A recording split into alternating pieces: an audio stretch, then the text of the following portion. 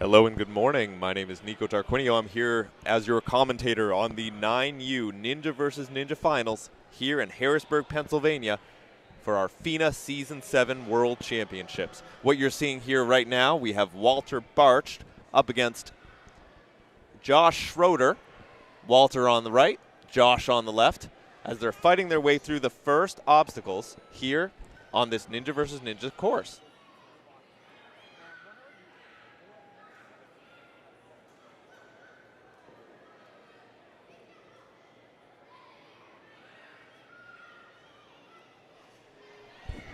Looks like both ninjas are both struggling their way through those trapezes, though I have not seen the 9Us tackle this level of the competition yet. Yesterday we saw 7Us, and they practically flew through them. However, the difficulty has been adjusted to reflect the older age of the competitors today.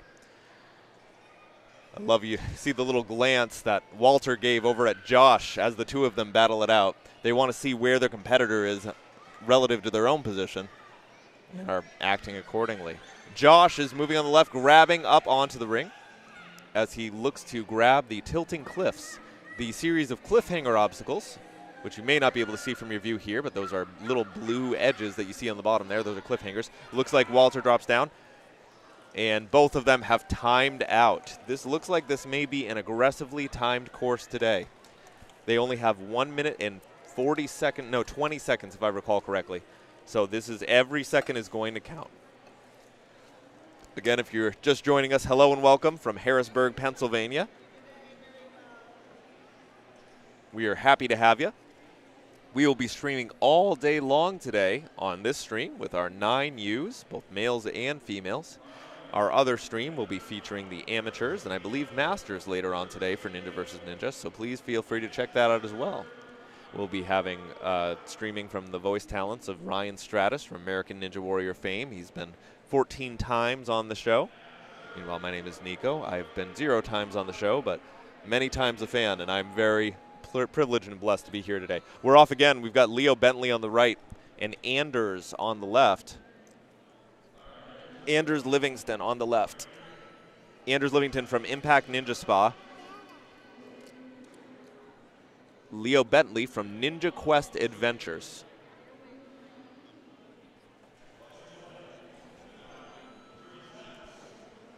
Anders is working his way through the ladders, having cleared the cargo net with relative ease, skipping rungs on the ladder as he's about to jump down. With Leo on the right, still working his way through the cargo net. Anders is about to take that big leap up to the cliffs. You can see Leo in the back there working his way toward that cargo net, which was a very difficult obstacle for the 7U ninjas, but probably is not as hard for the 9Us today, depending on their height, of course. Meanwhile, Anders is closing in on what could be our first finish today. He's only got 18 seconds left on the clock as he moves into the gotta-goes. That's what we're calling those squares.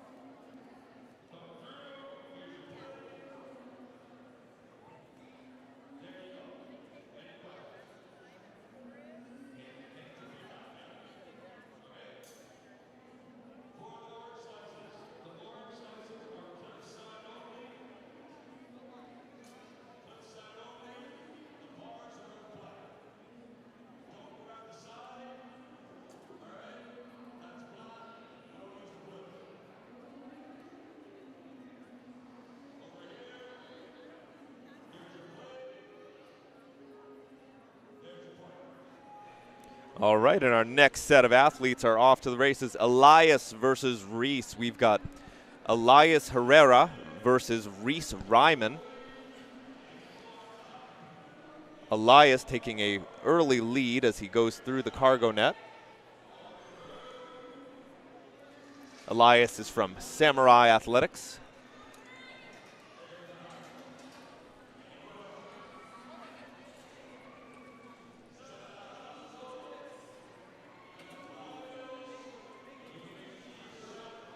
making some big moves, trying to span those cliffhangers with as little effort as possible. But this guy is using lots of touches on them, matching, kind of relying to keep himself steady as those things tilt. Meanwhile, Reese is coming on through the ladders, through the tilted ladders. Looks like Elias is about to touch down and grabs the buzzer with 27 seconds left on that clock. And 8 obstacles clear, full course clear for Elias. Meanwhile, we have 5 on Reese's side as Reese makes his way through those cliffhangers. With 12 seconds left on the clock, if he can speed it up, he might be able to get there, but it looks like he's probably going to time out as he gets onto the Gotta Go's obstacle.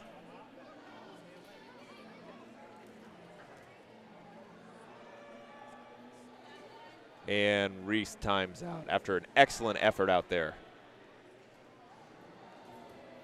Takes a bit of a fall there, so he's doing okay. These kids are particularly resilient, though. They're very strong at this age and at all ages. We have a lot of ninjas on a lot of legs of this competition. All of them are fantastic. Next up, we are looking at Ronnie Wright on one side, and I believe Greer Martin on the other. Hopefully I'm pronouncing that correctly.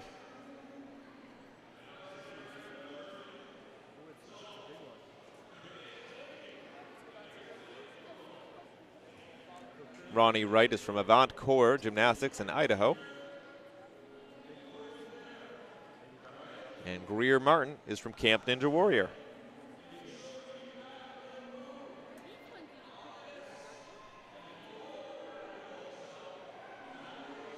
All right, 3, 2, 1, and go. Greer on the left, Ronnie on the right. Greer's got a big kick to get himself started, but Ronnie is already on the second trapeze. Nice giant swings from Ronnie are propelling him forward all the way to the next obstacle. He is on his way up to that cargo net, grabbing it with 2 hands into that trapeze. As Greer looks to go backwards in order to go forwards, as they say. I don't know if they say that, but you're seeing exactly what he's doing there, kicking as far backward as possible, give him a better forward swing. As Ronnie looks to clear the tilted ladder. 4 obstacles, Ronnie. 2 obstacles, Greer. Ronnie's got the ring, and he's about to head up to the cliffhangers. 5 obstacles in the bag. As Greer runs his way along the balance beams and about to jump up to the rings. Big jump for Ronnie. He's got to get a big kick, and that's an easy way to offload onto that next square. And then the third and the dismount and the buzzer with 8 seconds to spare. Ronnie Wright will take it. With Greer almost to the end, 2 seconds left, he is going to time out on the Gotta Go's. Excellent effort by both of these 2 young 9U ninjas. We are getting started off right with some excellent work.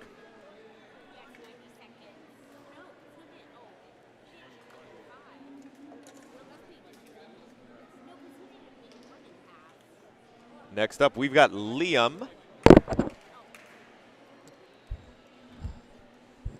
Liam Schrunksch versus Lucas Holzman, if I'm not incorrect. And I often am incorrect.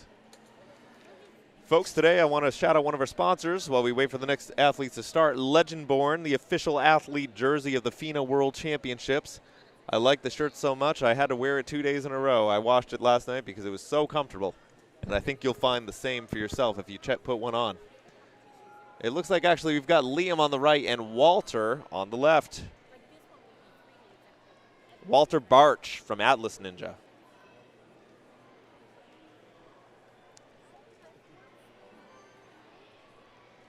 Liam is taking a commanding lead here.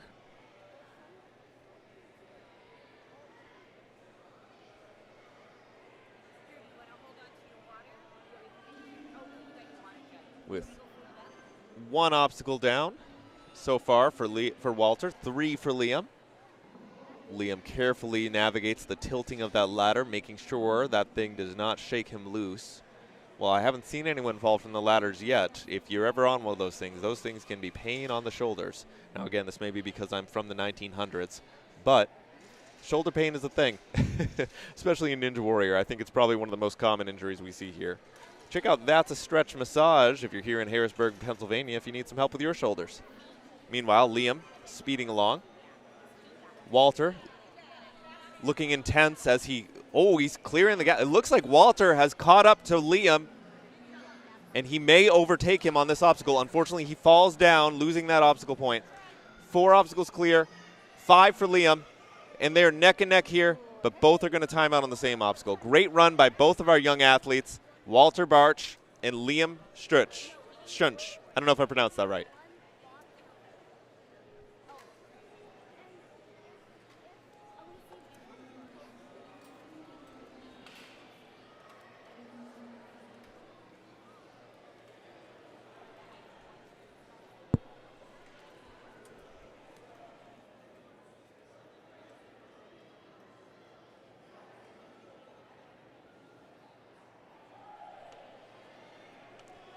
Okay, our next athletes are lining up here. We've got Josh Schroeder on the right, and on the left, Anders Livingston.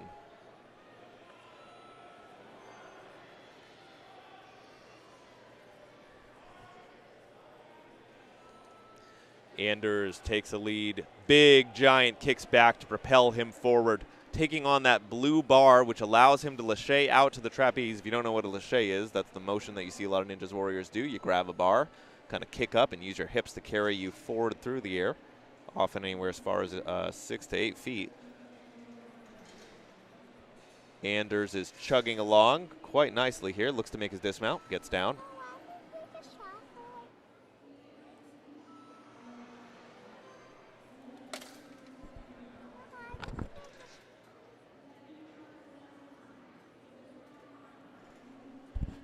Anders, I see chalk fly through the air as he makes his way through those cliffhangers. I hope that has helped him out on his grip strength here. He's got 21 seconds left to go. Plenty of time to hit that buzzer.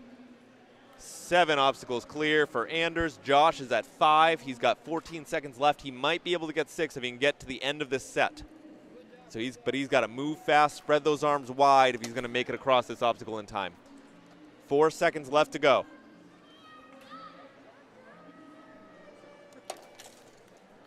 And he will time out on those cliffhangers, the tilting cliffs. Probably the most difficult obstacle we have today. For the 7Us, it was often the cargo net, but tilting cliffs I've seen being very challenging for pretty much anyone at any level. And it's not surprising given the level of grip strength that you need to get through that, coupled with the added difficulty of the movement on that obstacle. All right, next up, we've got Elias Herrera with Leo Bentley.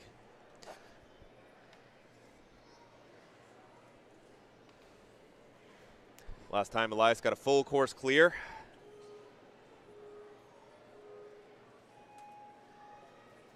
Leo on the left, Elias on the right. Elias is sailing forward. Nice quick movements. Doesn't need much of a build up on those laches. Leo taking a little extra time to push himself through those. Elias nearly spans the entire breadth of that ladder, one single arm movement from tip to tail.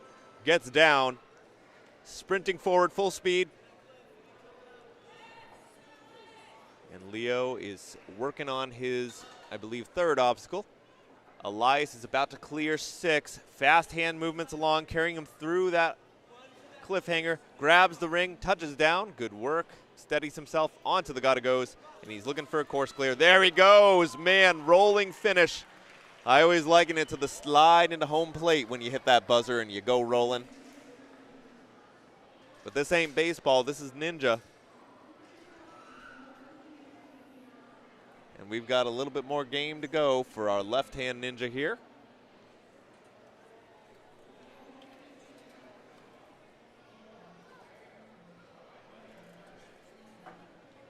And will time out on the cliffhangers as so many ninjas before him has. That is no shame. This is an incredibly difficult course for young Leo Bentley and the rest of our ninjas who are doing it here today.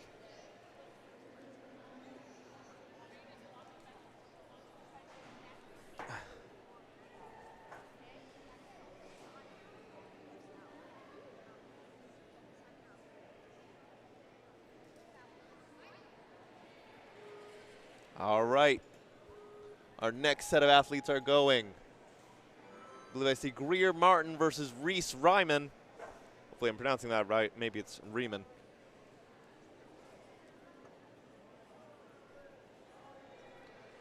Greer on the right, Reese on the left.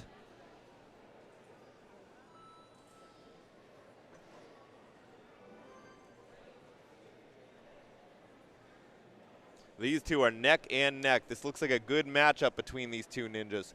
Now, in order to get their positions for the World Championships, our ninjas are ranked based on how they did in sectionals, points, time, that sort of thing. And then they're grouped into individual waves that we see grouped together throughout the day based on skill set.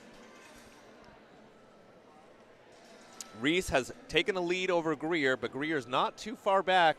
We've seen a lot this week of ninjas being able to run across those balance beams and give themselves a little extra momentum into the next obstacle. Don't know if that's going to work here, though. Reese is almost all the way through the cliffhangers. So he looks to grab that final ring and make his dismount. Now he can get either side of those. Looks like Greer fell down there, but they're both hitting that last obstacle at the same time in sync. Always fun to see, even if both of them have timed out. I believe the judges today have told them not to hit the buzzer if they have timed out at the end. That is I wouldn't say it's a new rule, it's just one that we're trying to enforce. Yesterday, a lot of the athletes were so darn excited, they just all wanted to run forward and hit the buzzer, but we don't quite have the time for that with the number of athletes in the field today.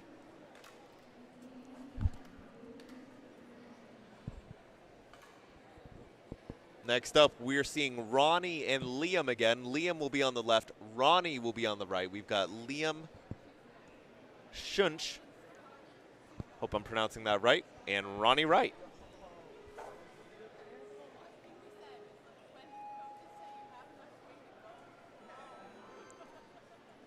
Right. Both of them moving roughly at about the same kind of speed as the other, though it looks like Liam is favoring kind of bigger moves and laches while Ronnie's building swings. But both are hitting the cargo net at about the same time. Actually, Liam has cleared earlier. He is already through the first ladder, but Ronnie is not far behind him, taking more careful movements on that ladder, making sure that the ladder drop does not knock him loose. You need a lot of grip strength to move through those things. Liam running forward, and he is quickly sprinting his way up to those cliffhangers. A little wild with his legs here, which has allowed Liam to catch up a little bit. Liam is within striking distance. He may be able to catch up. These two are neck and neck. They're going toward the final obstacle. Ronnie has gotten his sixth obstacle, though, and he's looking to make the clear. Heading up to the buzzer. Liam's close behind. 12 seconds left. And it looks like Liam will take the buzzer with Ronnie just shortly behind him. Wow, right at the buzzer. You saw Ronnie just take that at the last second. A lot of excited cheers in the crowd here near the box. Love to hear that level of effort from our young ninjas. It is no small accomplishment to hit that buzzer within the time limit. Excellent job to Ronnie and Liam. That was a good matchup.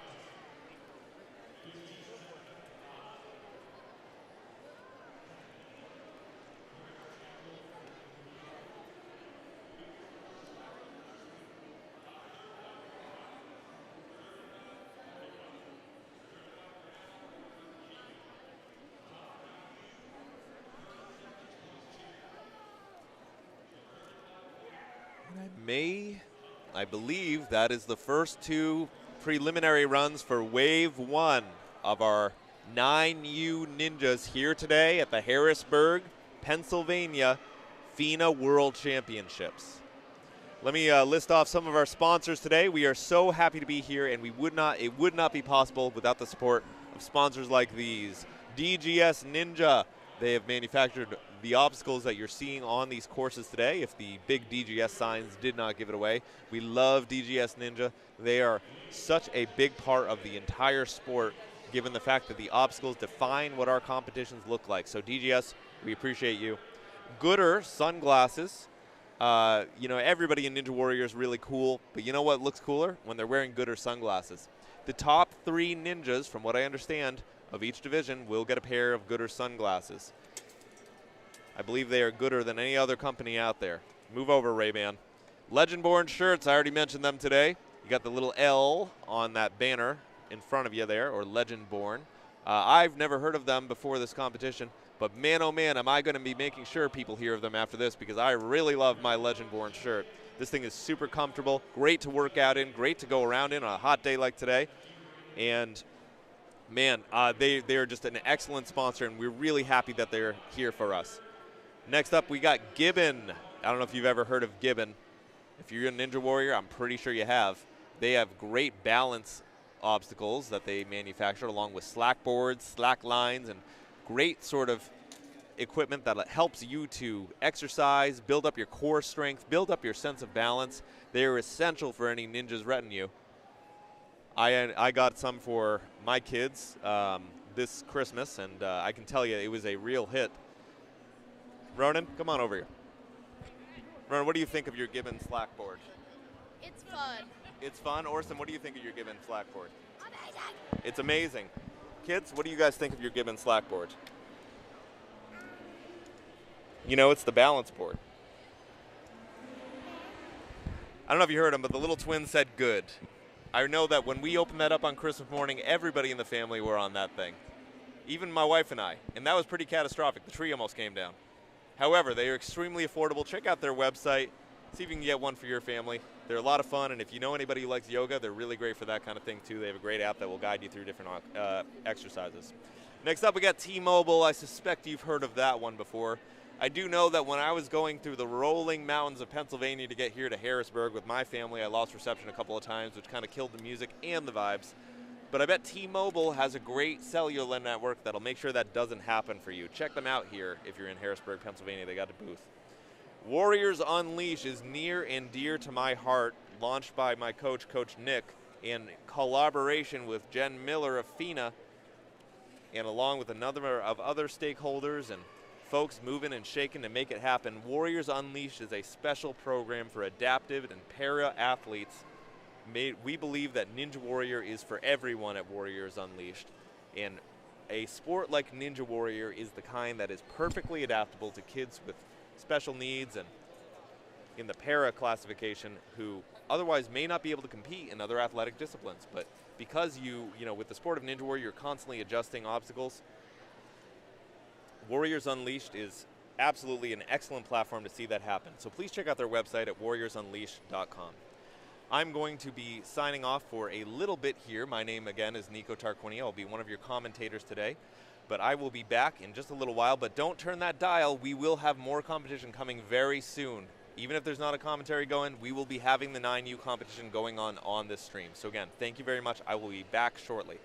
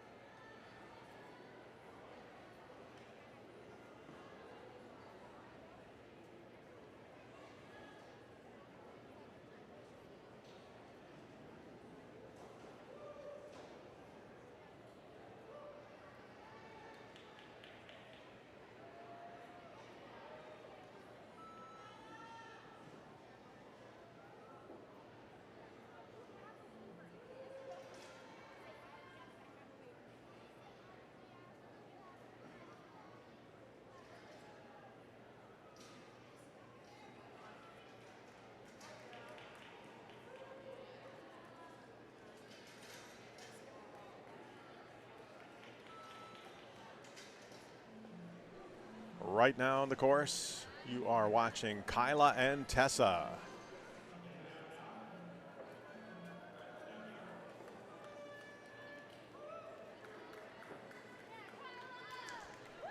Unfortunately, both girls were unable to make it through in the allotted time, but it is a difficult course for this age group, but I'm sure we'll see everyone do a little better on their second runs.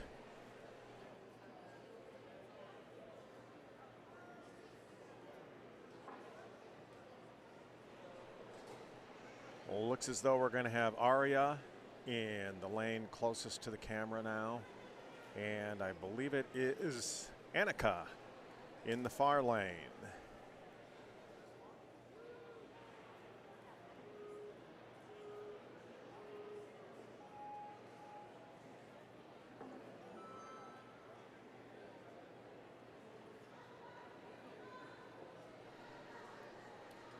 Both girls are decked out in some lovely colors as they attack the course.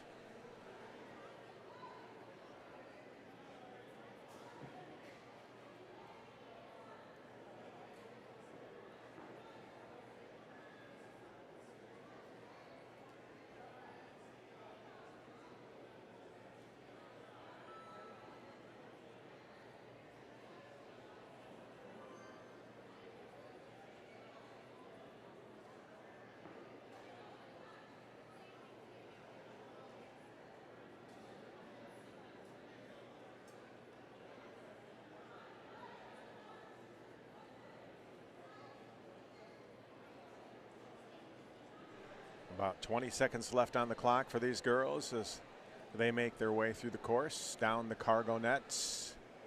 Pretty close. Oops. Lane 2 takes a tumble.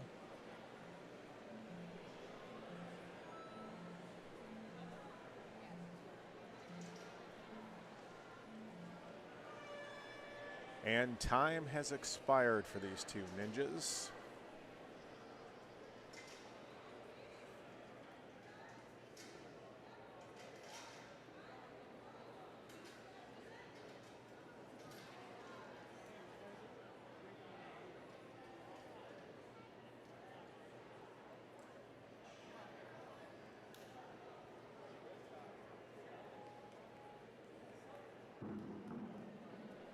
Alrighty, two more ninjas set to attack the course. Eden in the lane closest to the camera and Juliana in the far lane.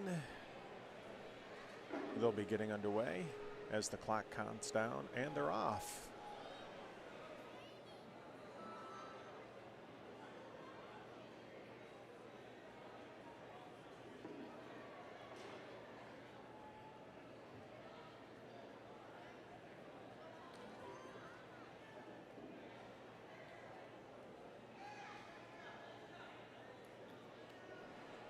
It is interesting to see how some of the ninjas are just more deliberate in their movements while other ones are more aggressive.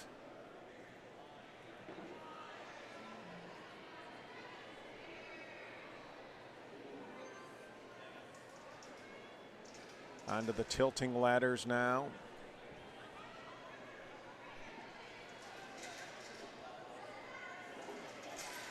Neck and neck, these two girls, touching down across the balance beam. Now going to attack the cliffhangers.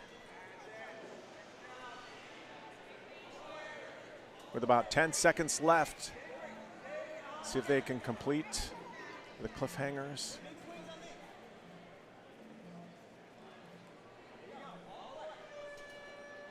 And we hear the horn. That means the run is complete. Girls did a great job for their first time down the course. I'm sure they'll do a little better next time.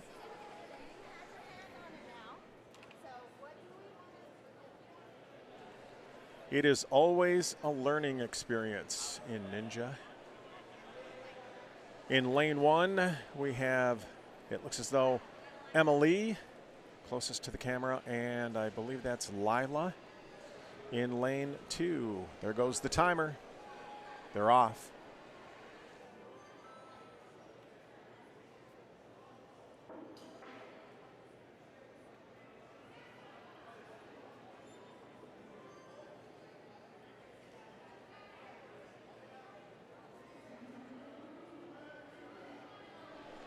Lane 2 has a little bit of a lead coming down the cargo net, touching down. Across the ladders she goes.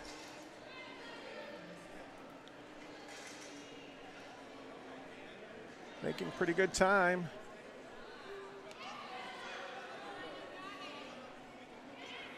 Lila, I believe it's Lila. Hopefully it is. We apologize if we mispronounce the names. Across the cliffhangers, making that transition to the second one. Still some time left to complete this obstacle, and maybe the gotta goes.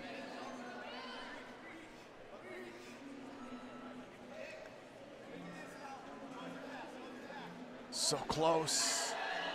Yeah, with about 5 seconds, a full run.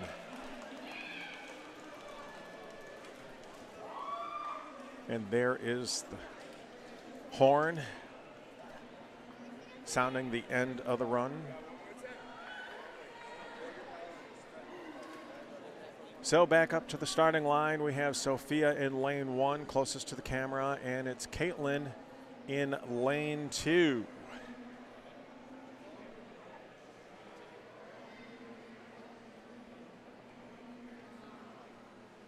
Certainly hope you're enjoying the live stream here at Harrisburg.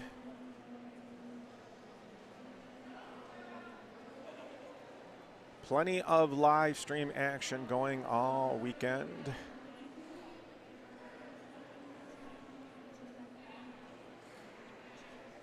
This is the 9U course, Ninja versus Ninja. They're off.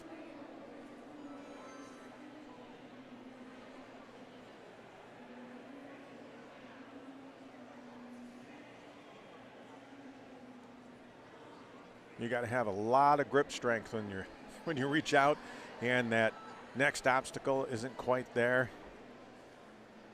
and you have to kind of rethink things.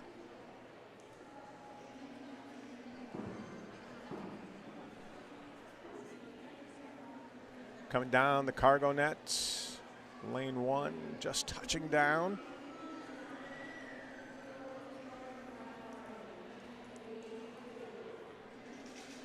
Sophia and Caitlin on the course right now.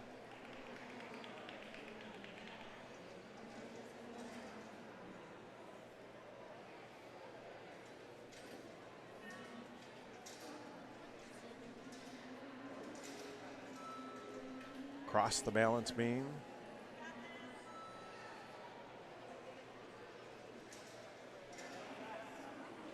Cliffhangers, a little ledge for them to grab on. Not much, got to have a lot of grip strength. We can hear the timer running down.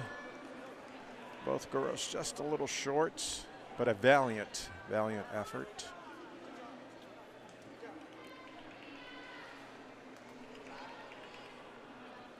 Of course, everybody would love to make it all the way through and click on that buzzer.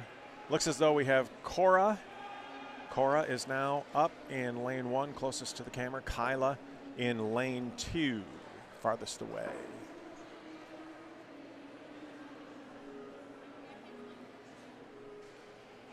And we're off.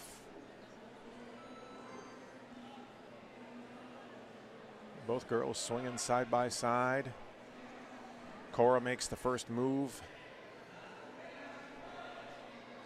She's on to the rings, up to the bar. Looking for the cargo net. Got to keep your feet up. Can't touch the floor.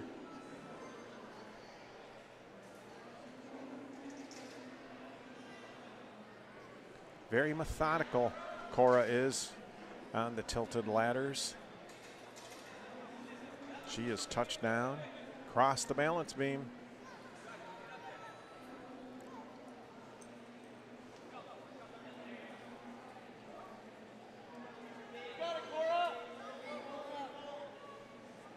Working her way across the ledges, makes the transition to the second set.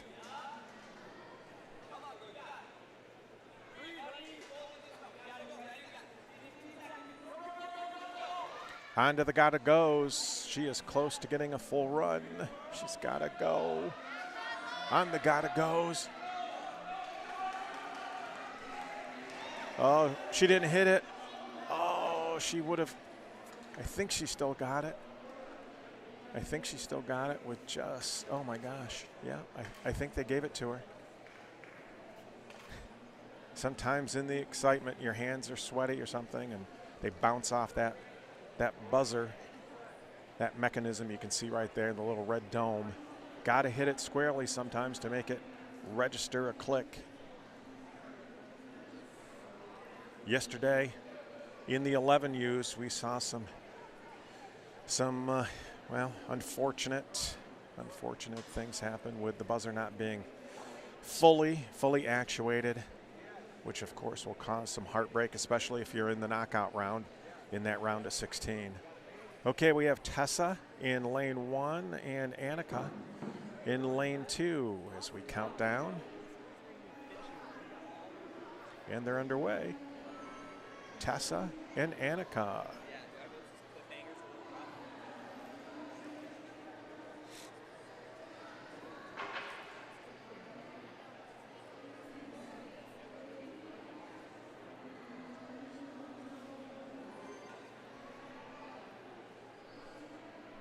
Annika out in front just a little bit, trying to get her body to swing so she can make the next obstacle. Looking at the cargo net.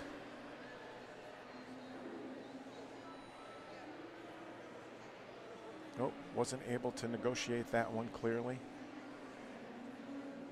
or cleanly. They get a point for every obstacle. The maximum points are 7. Both girls are on 2 right now. Annika could jump to 3 here with a successful touchdown. Across the balance beam. So Annika is on 4. And the timer goes off. A nice run for both girls. A smile from lane 1. She's happy to compete. And that's what it's about. Competing, having some fun, learning some things. Meeting some great friends. A lot of camaraderie in ninja sports. All right, Arya and Eden. Arya is in lane 1. Eden is in lane 2. As we get set for another run, there goes the counter. They are off.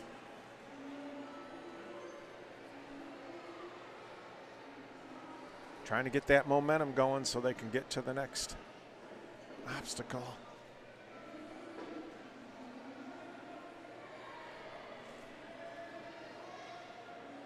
Got to get your hips going in the right direction for the best momentum. Got to time it just right, too. A lot goes into this. And someone hit the camera because they're not paying attention.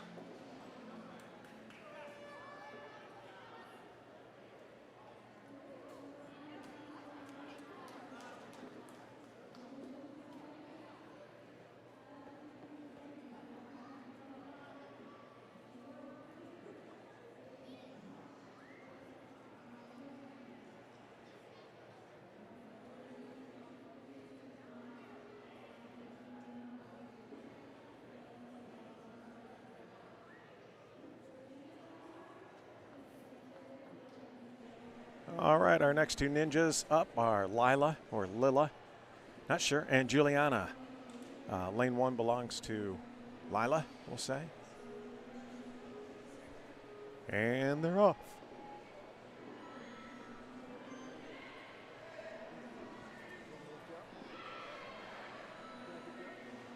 Lane 1 is really attacking the course. She is going in a hurry.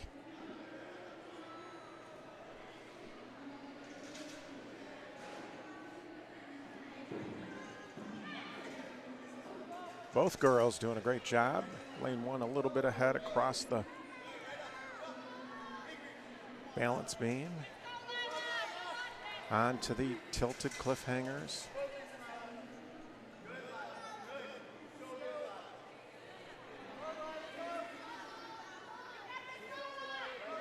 She's got some good, oh, I thought she was going to fall. Good hip motion there in lane 1 to get through the cliffhangers. Onto the gotta goes. Should be there with a complete run.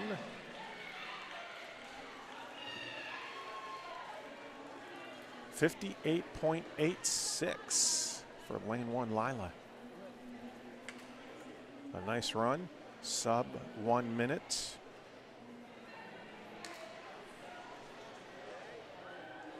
Anytime you can complete the course, it is a wonderful feeling.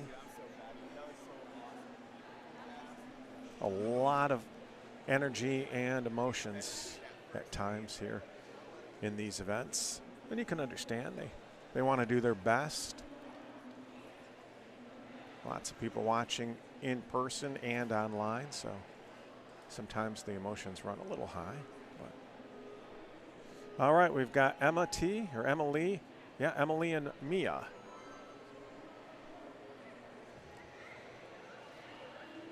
Getting that momentum up, getting the swings. They're almost identical in motion. Like a synchronized swim team.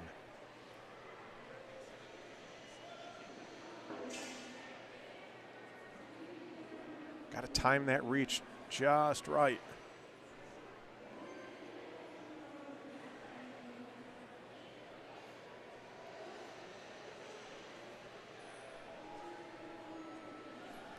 Mia just a little bit ahead.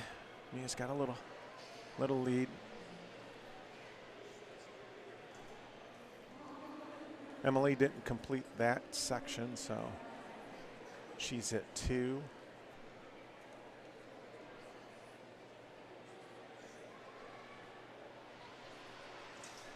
They're showing Mia at 2 also. Not sure if she failed to complete something. Timer running down, about 5 seconds left in this run for these girls. A great run. Great run. Some of these girls are so tiny. And they do it so well. I don't even think I can make it across the steps.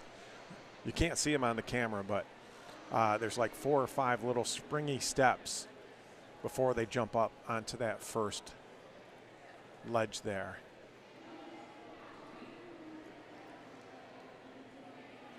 And the space for your feet is not very big. So we have Caitlin and Sophia. Caitlin is in the closest lane to the camera, lane 1, and Sophia is in lane 2.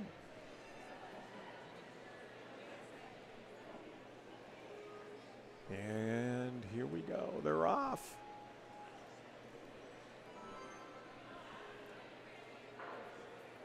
This is the 9U Ninja versus Ninja competition.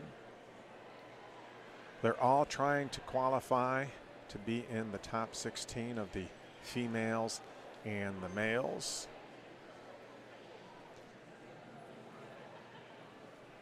So sometimes every completion of a section is important because they'll have to look at that maybe if they don't have a lot of full runs. So you never want to give up. If you kind of fall, get right back up, go to the next obstacle. Keep going until that timer runs out. Sophia is across the balance beam, going for the cliffhangers. She's up on it. Caitlin making her way through the ladders, doing a good job. About 10 seconds left for both of these ninjas. Trying to get as far as they can.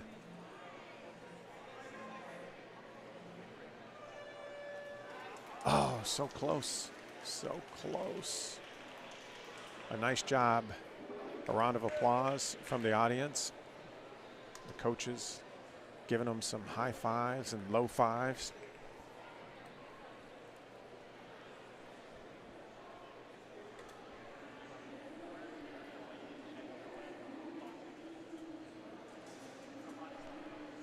All right, Cora in lane 2. It looks as that's the far lane.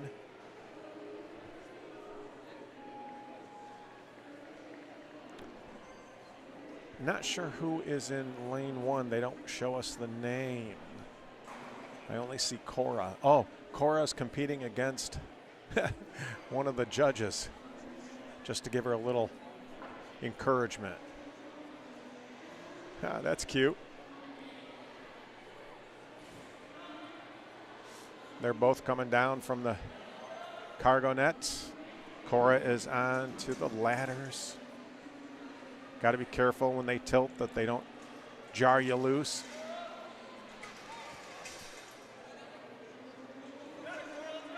She's across the balance beam, going for the cliffhangers.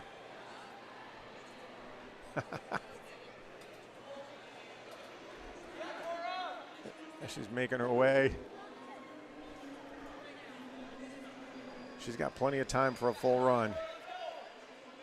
Onto the gotta goes. Setting up for the last one. Touching down. Touching that buzzer. Nice job.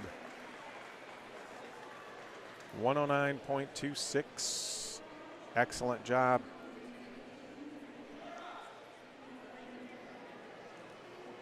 She's pretty proud of herself, pointing up at the gotta goes. She is a tiny thing, but she got a full run in. Great job.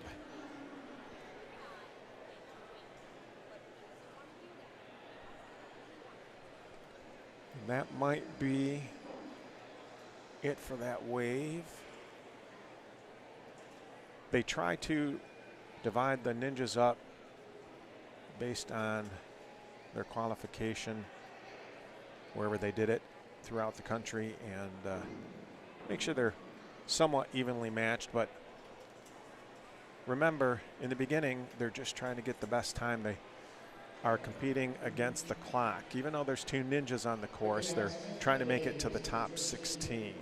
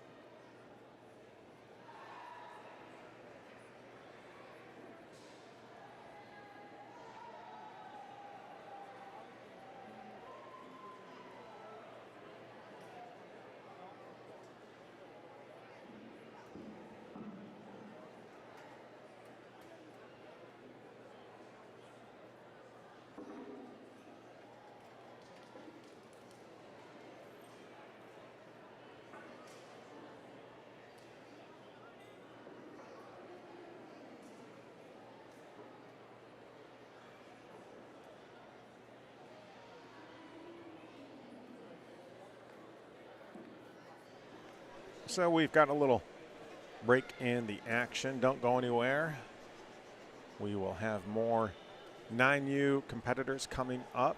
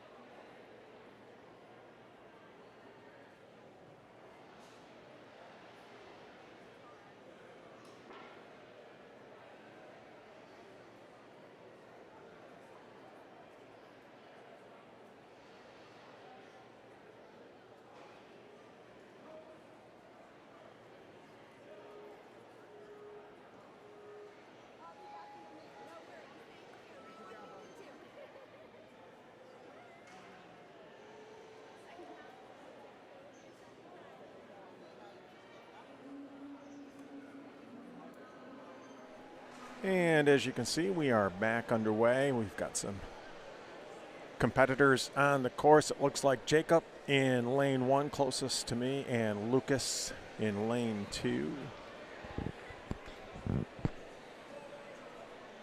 9U boys making their way across the tilted ladders, shaky ladders, whatever you want to call them. They are not easy to traverse across the balance beam up to the ledges, which also move kind of like the ladders. Takes a lot of grip strength. Your body just hanging there, gravity trying to pull you down. Coming down to the end. Timer running down. Good first attempt for each of these ninjas. I'm sure they'll figure out what they need to do a little different for their next run. They get 2 shots at it. Trying to get the best time, but also get the farthest in the quickest time.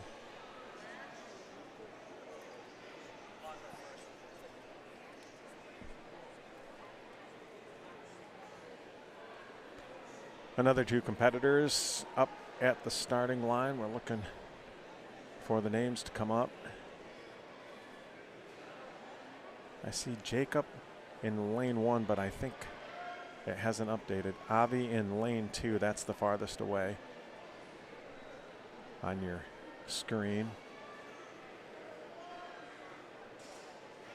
Yeah, I guess it is. Avi. Oh, Eli. E-L-I space D-E. Eli D. Timer running down, getting set for the start. And they're off.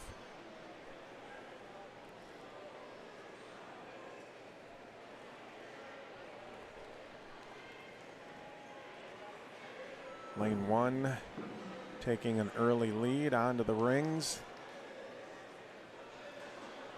Coming to the cargo net. Got to keep your feet up. Can't touch.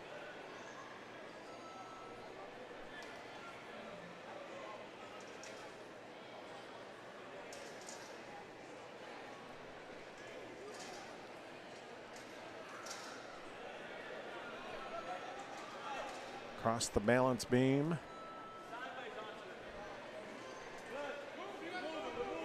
Eli is up on the cliffhangers with 25 seconds. Avi, I think, may have missed an obstacle. Onto the gotta goes for Eli. Into the second one. Into the third one. Oh. He lost a second or 2, but he did get a full run in. 1:18.36. Would have been a second or 2 lower, but he didn't quite hit the stop button. Talked about that a little earlier. Sometimes your hand slips off and it doesn't make a full click and stop the timer. Now we have Asher in the near lane, Grayson in the far lane, as they get set to tackle the course for the first time.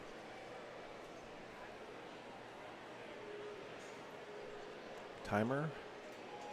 And they're off.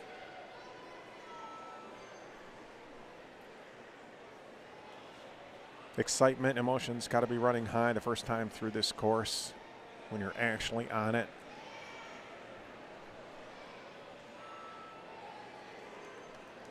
Using all your training and skill to get through this.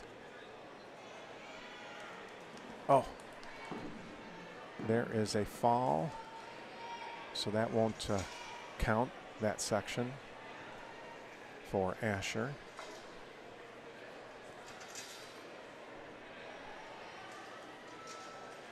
across the balance beam.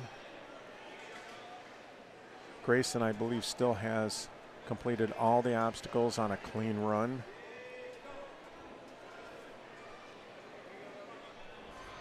Grayson's over in the far lane. You can see him in the background. Asher in the near lane, just about ready to finish the cliffhanger. Trying to get that dismount onto the gotta goes.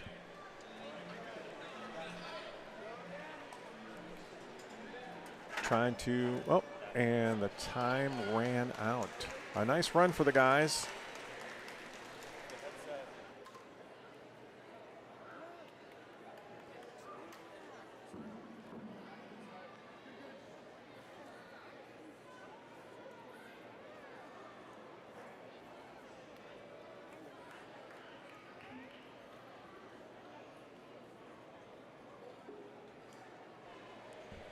Ladies and gentlemen, this is Nico Darquini. I'm back again to bring you commentary on this 9U competition. We are here watching some of the 9U males. We've got Braden Ladke versus Asher O'Rourke, I believe, or O'Ravalo. I'll get those exact names for you in just a minute. I was over there commentating on the amateur women with Ryan Stratus, American Ninja Warriors' own Ryan Stratus, and a lot of us know him throughout the various ninja leagues, and man, oh man, what a treat that was. Anyway, meanwhile, we got Braden rocking it here all the way on obstacle 3. Sorry, 3 obstacles down. He's on obstacle 5 now. He's got 4, 5, as Asher tries to keep up with him, grabbing that cargo net. Braden's looking powerful out there, nice and fast.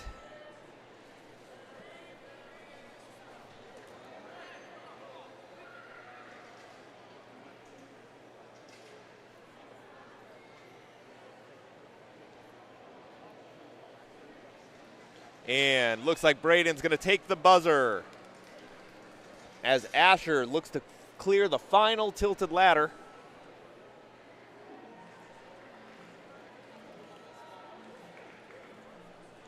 But he is going to time out on those tilting cliffs.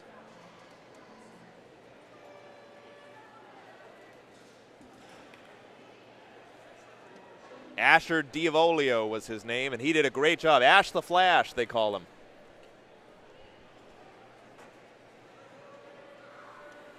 Again, we're in wave 3. We've got a Jackson coming up versus Nathan Dillahunty, I believe. Let's make sure I get those names correct, though, eh? 9U males. Jackson Stanford, known as the Jungle Man Jackson. I wonder if he spent a lot of time in the jungle. Versus Nathan Dillahunty. Yeah, got that one right. You in the Ultimate Ninja's North Shore.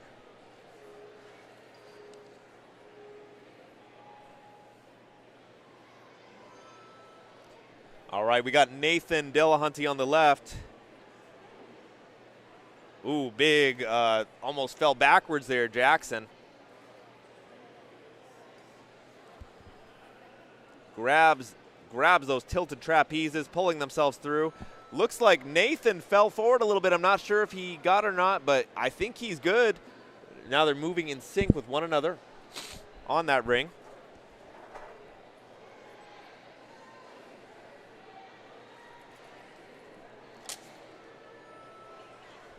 Nathan on the left, Jackson on the right. Jackson pulling himself up on that cargo net. Jumped right out to the second rung. Nathan on the left, pulling himself through. Nice monkey barring work. I always call those gibbon hands. Remind me of if you've ever seen a gibbon at a zoo. We're a bunch of animals out here at Ninja Warrior with the way that we go at these courses. Beast mode, as they say. Nathan, big swing forward as Jackson tumbles to the ground, runs forward to the final obstacle. 6 seconds left on the clock. Jackson might be able to get that buzzer if he moves fast. 3 seconds to go, but he drops and isn't going to be able to make it there. Unfortunately, also tumbling is Nathan. Excellent work there by both of these young 9U male ninjas. They did a fantastic job, but couldn't quite get that buzzer. Let's see who's next, though.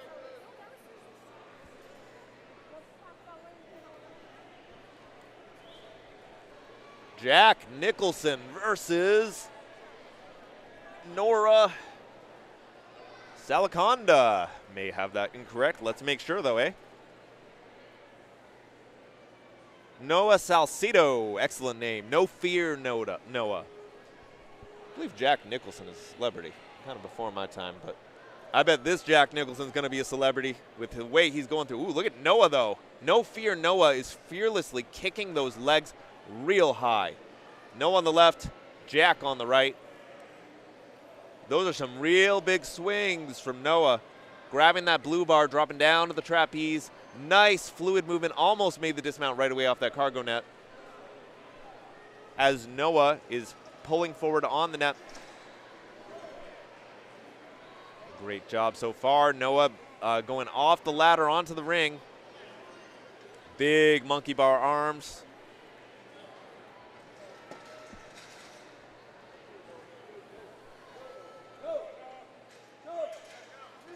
Huge jump by Noah. No fear, Noah jumped right up to those cliffhangers. Didn't even need that. Some impressive vertical leap capability. No less impressive, though, is Jack, who's moving out from that elite team in the Ultimate Ninjas, Naperville.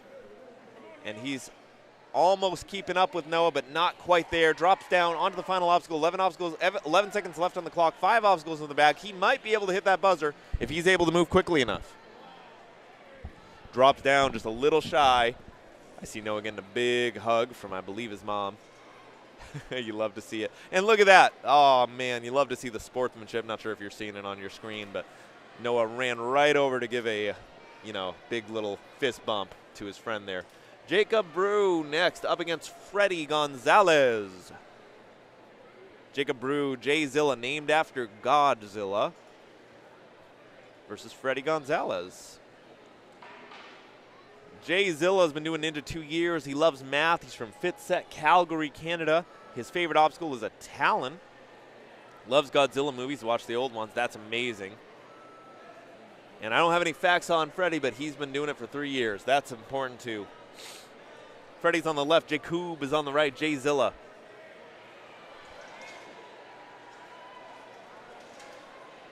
Oh, I'm sorry. It's pronounced Jacob. It's got a fun spelling, though. I wasn't quite sure. Freddie is rocking it. He is way far ahead. Jacob doing an excellent job, but Freddie is blazing fast here. He's got 43 seconds left on the clock as he works his way across those cliffhangers, grabs the ring with his right hand, dismounts a little bit shy of that block, quickly grabs those. Oh, falls back a little bit. He didn't want to mess it up. Now they're out of sync with one another, and he falls down and is not going to be able to hit that buzzer. Does it anyway. Jacob's moving along.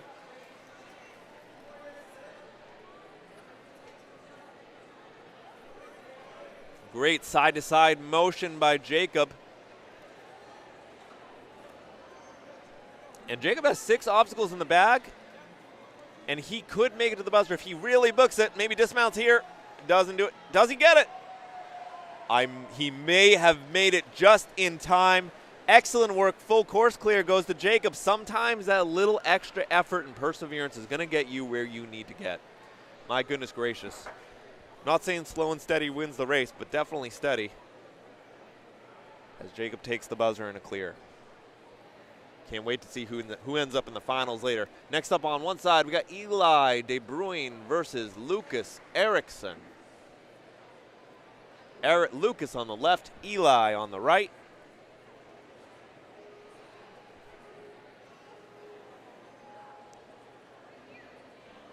Lucas, the gentleman with the long hair. I believe Eli is out from Australia, if I'm not incorrect. Again, we put that I in FINA, International Ninja Association. Athletics, sorry. Federation of International Ninja Athletics is what I should say, though we are an association.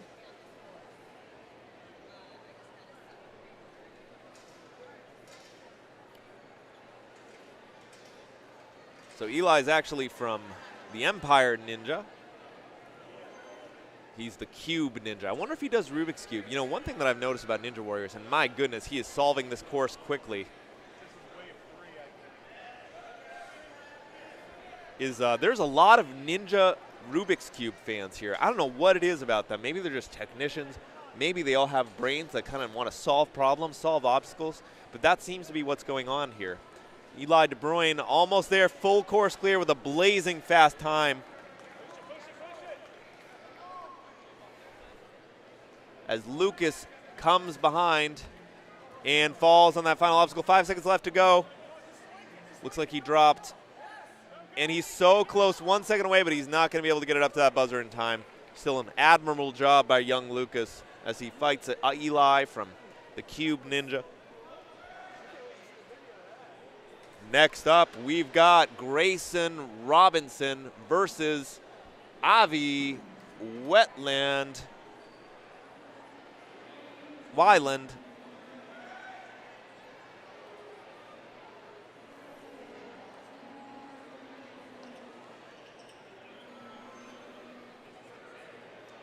Grayson Robinson is from the USA Ninja Challenge in Marlboro, not far from where I grew up. Avi is Suave Avi. I love that. I was growing up in high school. I used to be called Nico Suave. It started kind of as an insult at first, but it kind of became more of a thing. Suave. Let's go, Avi. Man after my own heart. His accomplishments is that he's speedy. His favorite color is black, and his dad makes video games. He likes ramen. That's pretty cool. You hear a lot of video game fans. You don't hear a lot of people making it too. But you know, at the same time, you hear a lot of people like American Ninja Warrior. You don't hear a lot of people doing it too. Then again, this sport is exploding, as I've said. So we got Suave Avi on the left here, fighting off against Grayson on the right with that really cool jersey he's got going on there. I wonder if they're made. No, I don't think they're made by Legendborn. But if you haven't gotten a Legendborn shirt for yourself, you should try them out. They're amazing. Suave Avi is almost caught up to Grayson. This is the place to make that move. Let's go Suave, let's go Grayson. They are neck and neck here. Suave's getting close.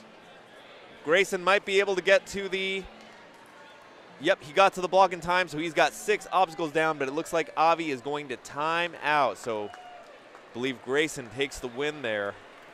Excellent work by both ninjas. Yep, Suave's got 4. Great job by both of these young ninjas in the 9U division. My goodness gracious.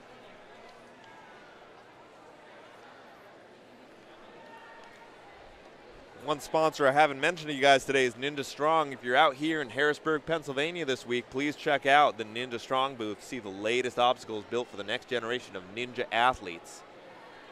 Next up, we got Braden Lutke versus Asher Robbins.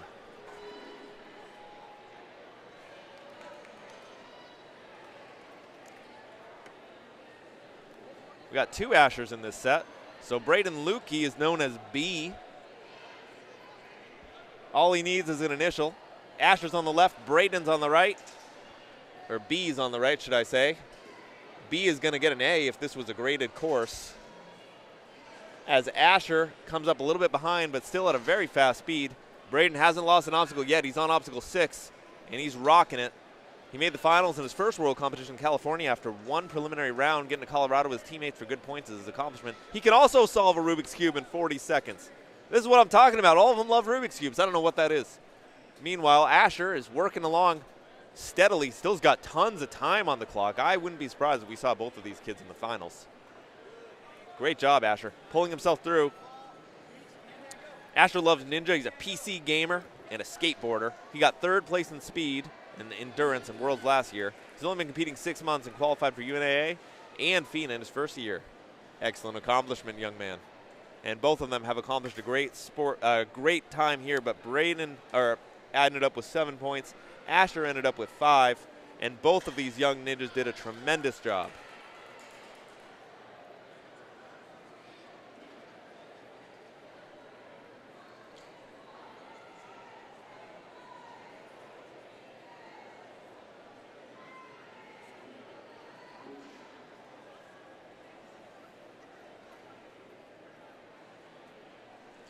All right, next up, we got Jackson Stanford versus Asher Diavolio.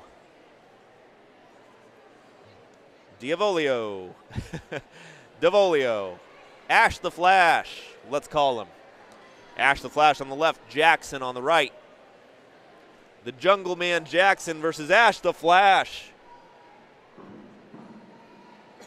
Huge kick on the left-hand side there for Asher, while Jackson monkeys his way underneath that big old cargo net. Ash the Flash has got to speed up a little bit to catch up with Jackson, who's got 3 obstacles down, 3 obstacles on the left side. Jackson's moving fast. Like a few of the 9Us before him, he chooses not to go for the ring and instead leaps right up to those cliffs. Meanwhile, Ash the Flash is coming in on the side left. He uses left hand on the ring, right hand on that. Meanwhile, Jackson is closing in on the buzzer. 5 obstacles clear. He's looking for a 6th.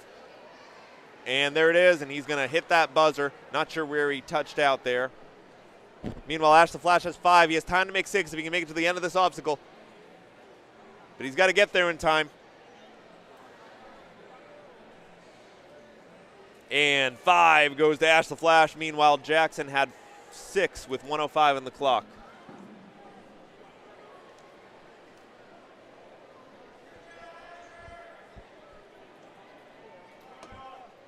Meanwhile, we got Noah Salcido on the right up against Nathan Delahunty. Let's see how they do in their second runs on this preliminary Ninja versus Ninja final.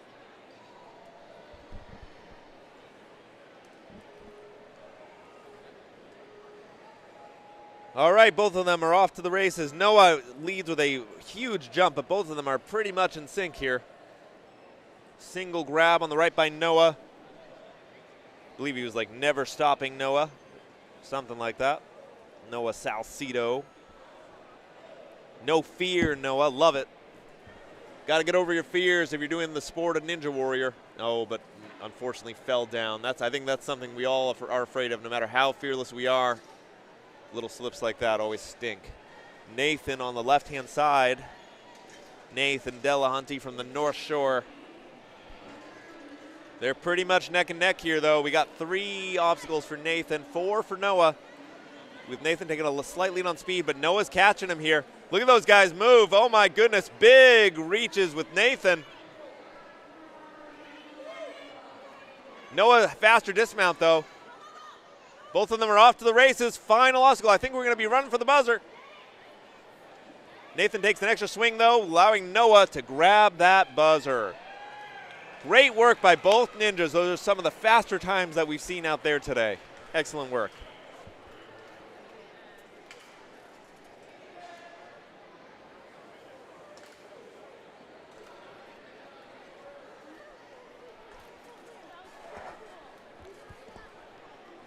Next up, we got Freddie Gonzalez on the right. I believe I've seen him at some gyms out there before versus Jack Nicholson. Freddie Gonzalez is out from Ninjas United. Yeah, I'm pretty sure that name is familiar to me. You guys, I don't know if I was speaking on the other stream or this one, but I'm out from Nebraska, and Nebraska Ninja is my home gym. But I've traveled to quite a few gyms out there in the Midwest. This sport has taken me far and wide, lately to Harrisburg. It has been an absolute blast. Look at them go. Freddie is taking a bit of a lead here. 3 obstacles in the bag as Jack Nicholson does a nice lache to that trapeze. Freddie is making quick work of these obstacles. He's got 50 seconds left on the clock as he moves on over to the cliffhangers. Meanwhile, Jack continues to work on those ladders. Nice swing, good form. Freddie offloads, 1, 2, down, hits that buzzer with plenty of time left on the clock. 7 obstacles, full course clear for him, 47 seconds. Meanwhile, we got Jack Nicholson rocking it out here on those tilting cliffs. Jack's got determination on his face, using his legs to his advantage, but drops down, heading on over to the final obstacle here, which is the gotta goes.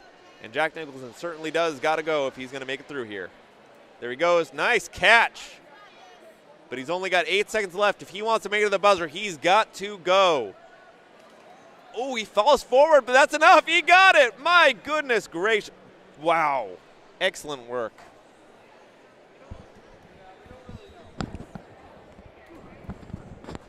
What's your name, by the way?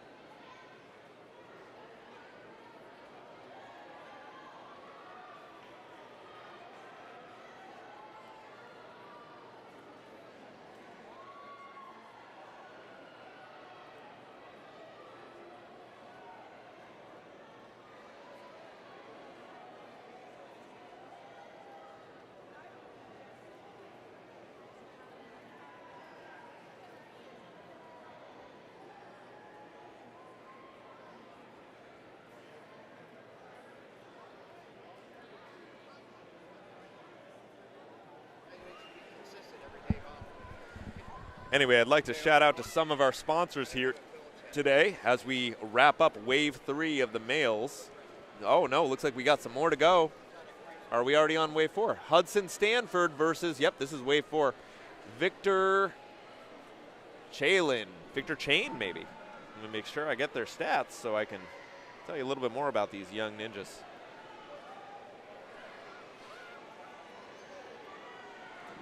All right, Victor Chain is the all-arounder ninja. You see him on the left-hand side. Meanwhile, Hudson is on the right. Hangman, Hudson, both of them have cool names, I'll tell you that. So here in Ninja vs. Ninja, for those of you who are unaware, and I need to do a better job repeating this throughout the day, they are primarily competing for obstacles, but they're also competing for time. So what we're looking for is full course clears first and foremost. That's all 7 obstacles completed, and then we tend to give give their placement in the ultimate finals based on who has the most obstacles. Number 1, each obstacle is a point, from 1 to 7, of course, and then who has the best time. So ideally, you want a full course clear in a competitive time. You don't always see that in 9Us. These little guys might not always be able to make it through the course. However, in this case, Hudson looks like he's going right there for a full course clear. He's got 13 seconds left, and he has plenty of time to make it. Meanwhile, Victor, the all-arounder ninja, is on his way there. Hudson threw it, though, and unfortunately wasn't able to get there. Sorry, commentator's curse. Still hits that buzzer, though, with 1:07 and 6 on the clock.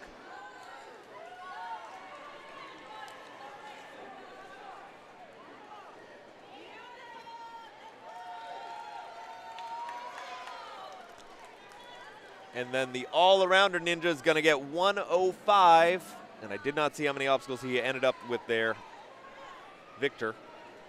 Meanwhile, next up, we've got Ethan Larson and Davis Gardella, the Rock Ninja.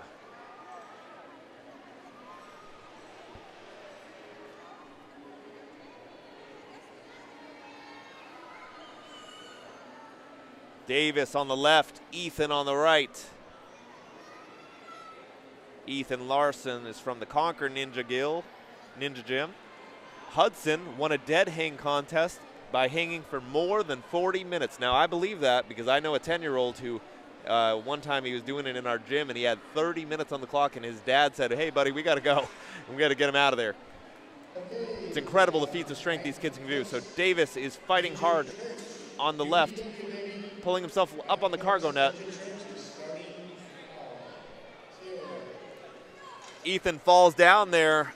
Don't know if he's going to get that point. He's got 5 on the clock, or 5 obstacles in the bag.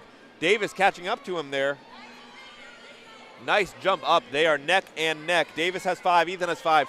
Both of them have 2 more to go. Looks like, oh, unfortunately, Ethan falls down and he's on that final obstacle, but he will make it. Oh boy, Davis stumbling as he scrambles to compete with his rival. 1:03.84.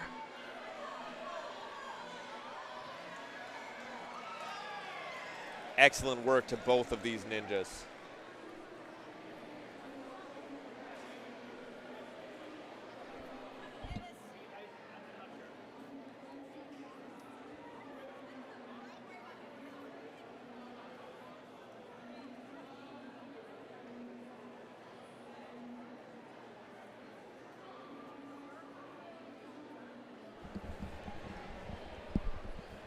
Yeah, so one of the things that my friend DJ here, who's from MVB Productions, who is bringing us this awesome video stream today, was pointing out to me is sometimes people don't know, well, okay, one of those ninjas there at a faster time. One of them didn't have as many obstacles. So who wins? Well, in that case, we weigh points first. So points is what we're competing for. However, time will come second. So in a chance where you have a tie between points, say two ninjas have 5 points, you're going to go with whoever has the fastest time. It's kind of intuitive, but when you're watching it live, it's not always easy to figure that out, especially if you're new to the sport. I mean, you're like, wow, that kid was blazing fast, but he did miss it. And you know why that's such an important deal is because sometimes you will see, now you can't always, in FINA we have a rule called Spirit of the Obstacle, which means, oh boy, we got a tumble there from Hunter. Hopefully he's doing okay. That looked like painful. Where Elijah on the left, by the way, I did not properly announce the names here. Elijah Poole is on the left. Hunter Suseng is on the right. Anyway, as I was saying there, you know, sometimes we have a rule here in FINA called Spirit of the Obstacle, which means you have to try to do every one of the obstacles because sometimes, you know, we've seen a thing developing in the sport where ninjas will, boom, Hunter hits that buzzer at 1:09, I believe, as young Mr. Sisung falls down. Maybe getting their names mixed up here. 1:09 with 6 obstacles clear. Hunter had 6 with 1:09. But we're moving on to the next leg. We've got Simon Hack up next. Up against Garrett Liebrandt. That's a name that I'm familiar with from my own time.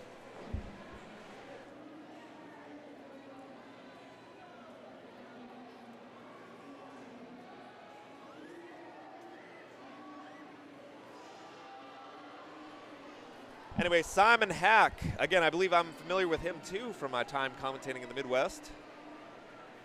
He's from 605 Ninja, not too far afield from me, versus Garrett Liebrandt from Nebraska Ninja in Lincoln, Nebraska. I may be a little bit familiar with that gym. I believe Garrett's fairly new to Ninja Warrior, but he has been doing a fantastic job. Simon Hack qualified for the 2025 NCNS Finals. He loves Pokemon, gaming, and reading. Man after my own heart. We'll have to have a Pokemon battle later, Simon. Garrett, his last name is pronounced Liebrandt. I'm glad his parents have put that there for me because I believe I've talked to them before about mispronouncing that. Sorry, guys.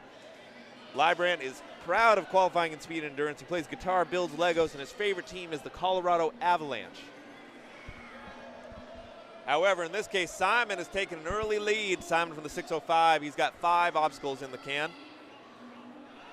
As Garrett monkey bars his way under the net. Simon, big swings are carrying him forward through the tilting cliffs. As Garrett is fighting through those ladders, trying to make big moves to get it through those ladders a little bit faster. Simon's closing in with 15 seconds left. As Coach Nick from Nebraska Ninja urges Garrett on. Garrett, intensity on his face. He's got 6 seconds left on the clock. He's got to move fast if he makes it through this obstacle.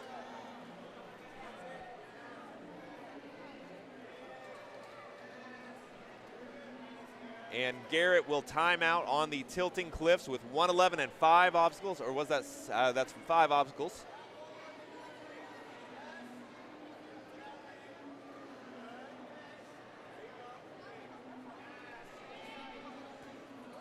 Nice work by Garrett Liebrandt, fighting hard to finish off this 6th obstacle. Great job, Garrett. And great job to Simon Hack as well. What a fantastic match.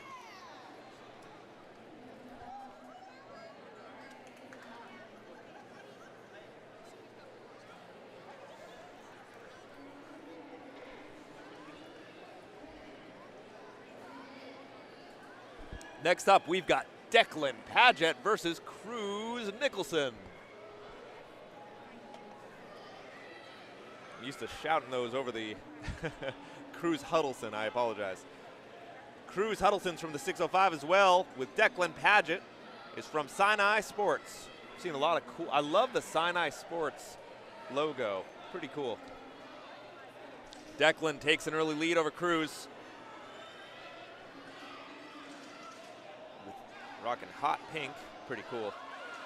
Declan takes a fall, but I don't know if that counted against him. Declan's at 5, up to those cliffs. He's moving quickly. Meanwhile, Cruz is coming in close behind him. Oh my goodness, they are neck and neck. Cruz is looking to close the distance between him and Declan. They are very close. If Cruz can make it, but it looks like Declan's gonna take the lead unless Cruz can catch up to him. Oh my goodness, Declan got it, but man, what a fight from both of them. I love to see it. 53-15 and a full course clear goes to Mr. Declan. Full course clears to both. Excellent times, those are real fast. I think Declan's 7 obstacles clear in 53 seconds is one of the fastest we've seen today. Owen Pomatowski is up against Luke Rabe. We've seen another Rabe or two today.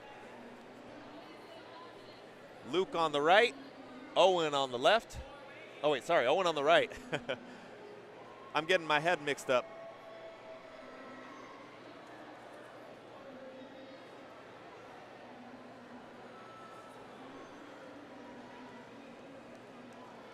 Owen Poniatowski. What a cool name. Luke Ray from the Ninja Lair. I believe they're in Las Vegas. What a cool gym. What a cool place to be. All right, they're neck and neck, Luke and Owen. Luke is on the left, Owen is on the right. Look at him rock. But Luke has a very slight edge with his hand motions here. He is moving fast along those cliffhangers. With Owen not far behind, with Owen a little bit more of a steady pace. Luke is heading on quickly on toward that buzzer. And that will be a full course clear for Luke. With Owen has 24 seconds left to do it. 52 seconds for Luke. Full course clear to both of them. Excellent work by both of our young ninjas. Next up we got John Patrick Ryan versus Connor Steelman.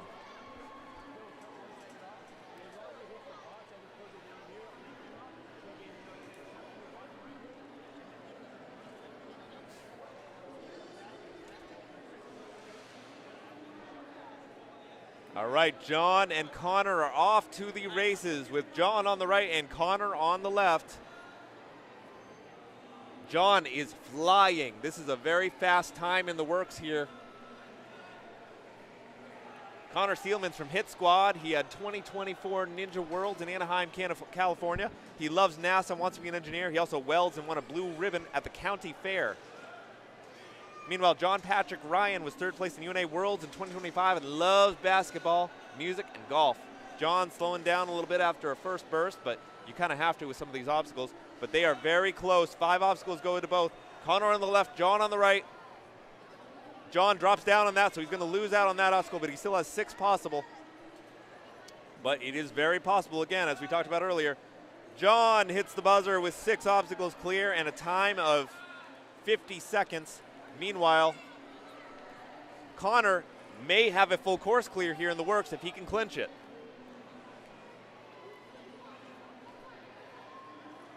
Connor's got a big kick in front of him. Nice catch. Down again with 9 seconds left on the clock. That is going to be a full course clear. So again, so 1:10 on the clock for him. However, again, as my conversation with DJ went before, we're going to look at to see who had the most points first when we decide who goes to final. And that Connor may have done it right there. Victor Chain is up again next on the right with Hudson on the left. I believe this will be their second runs.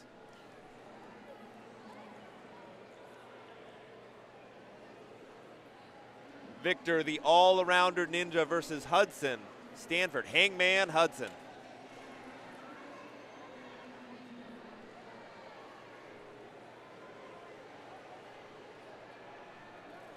Both off to a good start. We see Hudson taking some really big laches.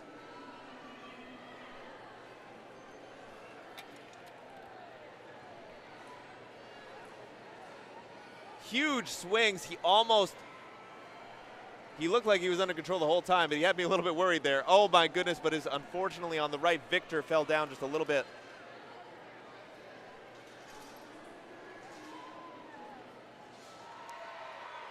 Hudson continues to speed along. Hudson, the Hangman Ninja. He loves ninja rock climbing and swimming. His twin brother and him have been doing ninja classes together since they were 4 years old. He's been doing ninja since he was 4. He enjoys baseball, soccer, and basketball. He also swims a competitive swim team. Meanwhile, Victor Chain's from Chicago. He's 8 years old and always on the move. Oh, I can see it, Victor. He loves to stay active. He gets better every day. He sings, he dances, he does math. He stands up for what's fair. That's cool. That's one of the first ones I've seen a moral element to. Love that. These are good kids, Hudson and Victor. Hudson hits the buzzer first at full obstacle, full course clear. 7 in 1:17, where Victor gets 5 in 1:09.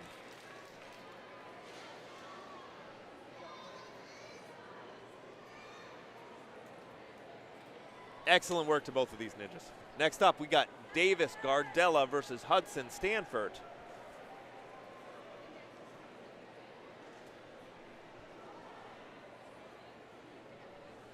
Wait, that was Hudson Stanford. My goodness, they just had an update of the screen yet. I was pulling a Ron Burgundy there. Sometimes I will just read what's in front of me. Davis Gardella, the Rock, is from the Rock Ninja.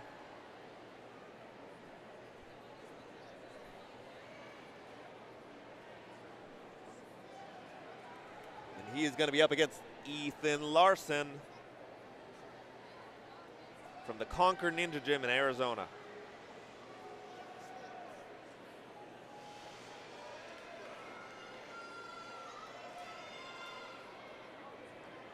All right, Davis on the right, Ethan on the left. Ethan is taking a bit of a lead already. He's got onto the trapeze.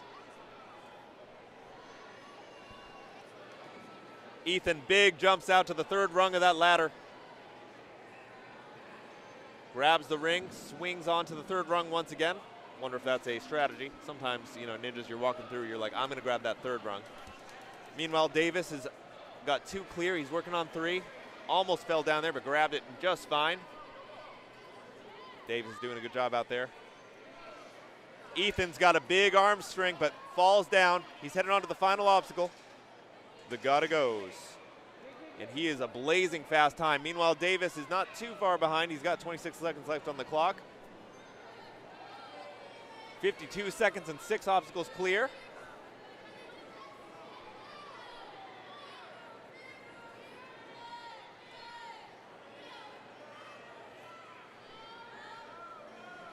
Davis is fighting strong out there. Nice touchdown. And he looks to make that final obstacle. And looks like he has a smile on his face as he gets a high five. Hopefully that's a smile. 1:14:48. You know, I talked so much on the other rig when I was over there about, you know, best thing I want to see out here in Ninja. Yeah, I want to see a good performance. But it brings it up to another level when you see they got a good attitude about it. They're having a good time out there. Sometimes it's hard. This can be a heartbreaking sport. Sometimes you travel across the country to compete for 2 minutes, and sometimes it doesn't go the way you want it to. But I hope these kids are all having a blast out here. They should all be proud of themselves. They're all fantastic ninjas. Elijah Poole is next up against Hunter Sisung.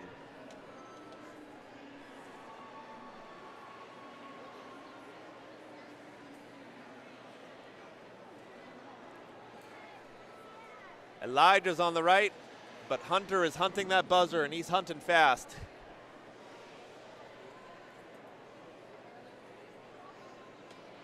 Hunter almost fell down a little bit early. But doing a great job of keeping himself nice and steady. Big moves, slow and simple, are going to get him there. Meanwhile, Elijah, 2 obstacles clear, working on his third. Works to pull himself out under that bar as Hunter is on the left, jumps up to those cliffs. You can see the sweat on his cheeks as he's working under those hot lights. Elijah's coming in though. And Hunter grabs it, pulls himself up, touches down, and he looks to make that final obstacle. The gotta goes. 6 obstacles clear, 6 seconds left. He's got to move. Oh, he fell down just a little bit early. That'll be 6 obstacles clear for Hunter Sisung.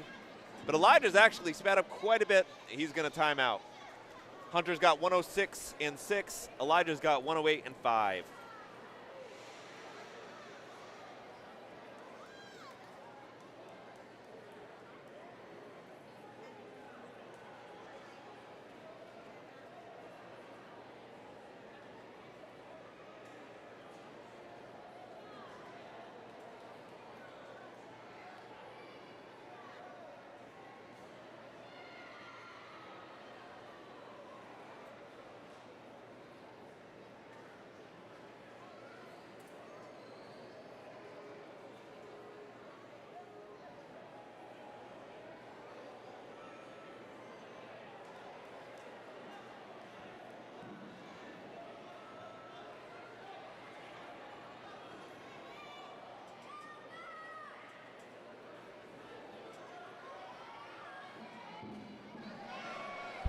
Just talking to one of the competitors out there. Had a great time over in the 7U rig. We've got Simon Hack versus Garrett Liebrand once again. Let's see if they improve. I think Garrett is going a little faster this time, if I'm not incorrect. Could be wrong. Simon's got 3 4 obstacles clear. Garrett's got 3. Garrett continues to move steadily through these. It looks like he is getting even more determined to make it through as fast as he can. 30 seconds left on the clock, though. He has got to move. Garrett is doing a great job, but as is Simon. Simon pulls himself forward, gets onto those final few obstacles. Simon Hack moving it on there. Oh, but he takes a tumble. A few of these 9Us have fallen on that last obstacle. They are easy if you get a good grip on them, but they are also easy to fall on.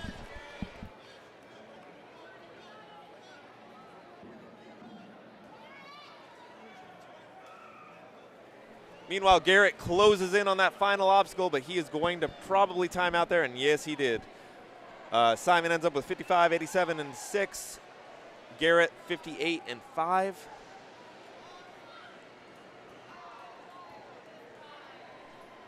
Excellent job to both of these 2 ninjas.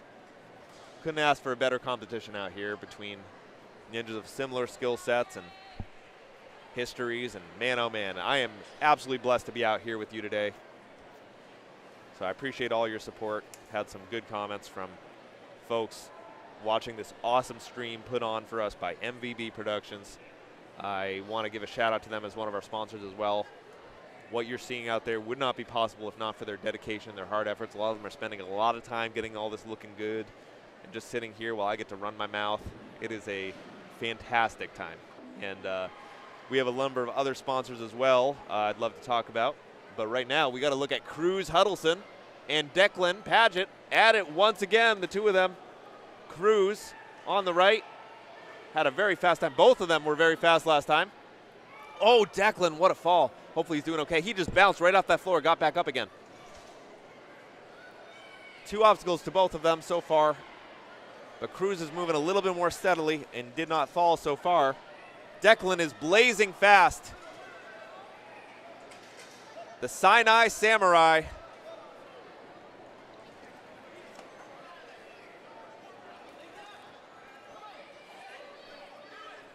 Cruz not far behind.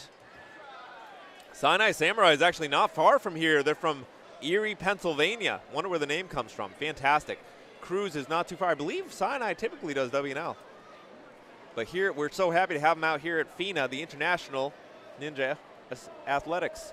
Cruz, full course clear, 58 seconds. Meanwhile, Declan also did a fantastic job out there.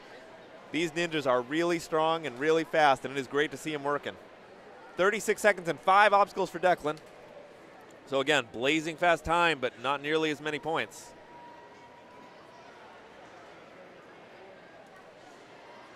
In fact, one of the fastest times I've seen on the course with or without those number of obstacles. But again, sometimes you get a few extra seconds if you drop early. Not allowed to do it intentionally, but it does happen. Next up, we got Luke versus Owen. Luke on the right, Owen on the left. Owen turns back to give himself a bigger move forward. It's not the most natural movement to do when you're out there and thinking about it, but if you can master that skill, it can take you far. And Owen is falling a little bit short of that difficult cargo net. Meanwhile, Luke is doing great and taking the lead here. He's got a rockin' red mohawk. That thing looks cool. But you know what else looks cool? Owen catching up to him. Owen's got a big arm span. Unfortunately, he got his hands twisted and falls down a little bit early. He's only got 5 obstacles down while Luke looks for his 7th. Luke blazing fast, full course clear. My goodness, I think we're going to see him in finals. 46 seconds and 7 obstacles clear.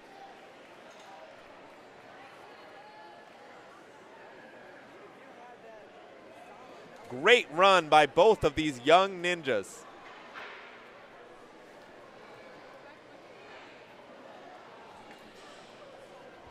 Next up, we got Connor Steelman and John Patrick Bryan.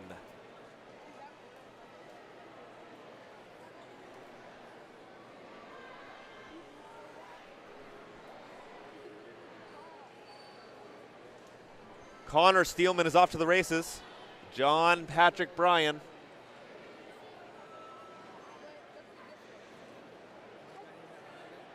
Is throwing himself forward again. Now remember from his last run, John had an initial really fast push, slowed down a little bit to do some of the technical work to make sure that he got all those obstacles. Let's see how it compares to this run right now. These two ninjas are neck and neck, unfortunately. Connor falls down a little bit early on that one, but doesn't lose a beat. John is from Ninja Nation in Murphy. I believe that's Murphy, Texas. We've seen them out in Nebraska a few times. John has got some big movements here. Nice and steady. Connor is right behind him. They are neck and neck.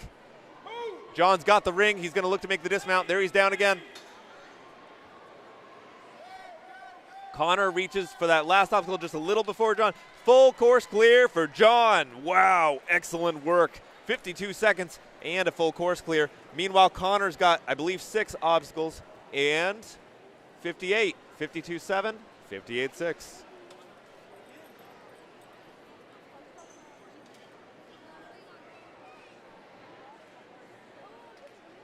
Excellent job for all these ninjas out here today. I believe we may be coming to the end, if we are not at the end, of this wave of 9U ninjas. Just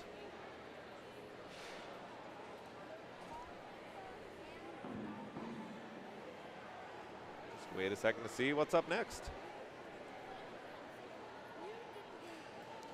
Anyway, I'm happy to be with you here today. My name is Nico Jarquini. I'm a commentator out from Nebraska, joining Ryan Stratus and Stuart Amory. It is so wonderful to be out here in Harrisburg, Pennsylvania for you, working on the World Championships of the Federation of International Ninja Athletics. I'm here on the 9U rig right now, and we are looking at a long day of competitions between this crowded field of young athletes, all working to bring home the gold, or in this case, the Gooder sunglasses. Gooder Sunglasses, one of our sponsors here today.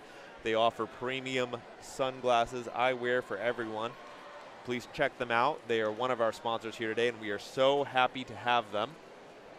We also got a number of other sponsors, and I might go through the list for you right here while we wait to see what's up next.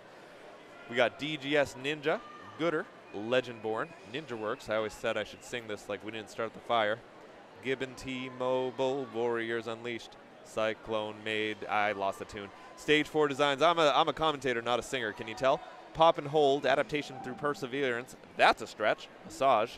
World Ninja Sport, Ninja Strong. Flop Ball, Who Gifts, MVB Productions, UNAA, Sproutin' Kids Gym, Series 1, OmniMed, Silent K Ninja, UIPM, USA Ninja, and Nerdy Ninja. These are our sponsors today, and we have other collaborators who have helped us and made it possible, but we really want to give a special thanks to all of those people who have made it possible. Now, if you haven't heard of some of them before, they are fantastic. Pop and Hold is one that I like, and they have a big, colorful situation going on here. If you walk into our Harrisburg arena right now, you can see them directly to your left.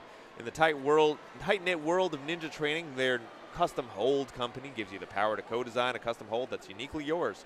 From a simple concept to your ultimate dream build, they use high-quality materials and precision craftsmanship so your shape, function, and style are exactly how you imagined. Swing by their booth to check out the newest, brightest, most fun custom hold and start building something legendary. Meanwhile, we've also got That's a Stretch, Massage. I'm looking over them right now, and boy, oh boy, would my muscles appreciate a trip over there. They are a mobile massage business owned by Carl Luke. He's a board-certified massage therapist and a certified personal trainer. He has worked events such as the Independence Dragon Boat Regatta, Broad Street Run, Love Run, and the RCCS Charity Hockey Tournament. Stop by for a sports massage before or after your event. We also got Flop Ball, the official hand sack of the FINA Ninja World Championships. Ryan Stratus, the 14-time American Ninja Warrior athlete and Ninja Sport Network commentator, and a good friend of mine, will be commentating with FINA and UNAA this week. Find him at the flop ball table by the entrance when he isn't on the mic, but right now he's on the mic, so check out the other rig right now to hear him talking. World Ninja Sport is the official warm-up rig of the FINA World Championship. You can, if you need some time to get warmed up, well, World Ninja Sport's got you covered. If you're here in Harrisburg, Pennsylvania, you can go on over there right now and kind of go sign a liability waiver, and you will be able to try out their obstacles for yourself. They also build custom rigs, and as the father of some young ninjas myself, I hope that I can avail myself to some of their products one of these days. I believe they are very affordable. They're great for setting up in the backyard. They're modular, and you can customize them.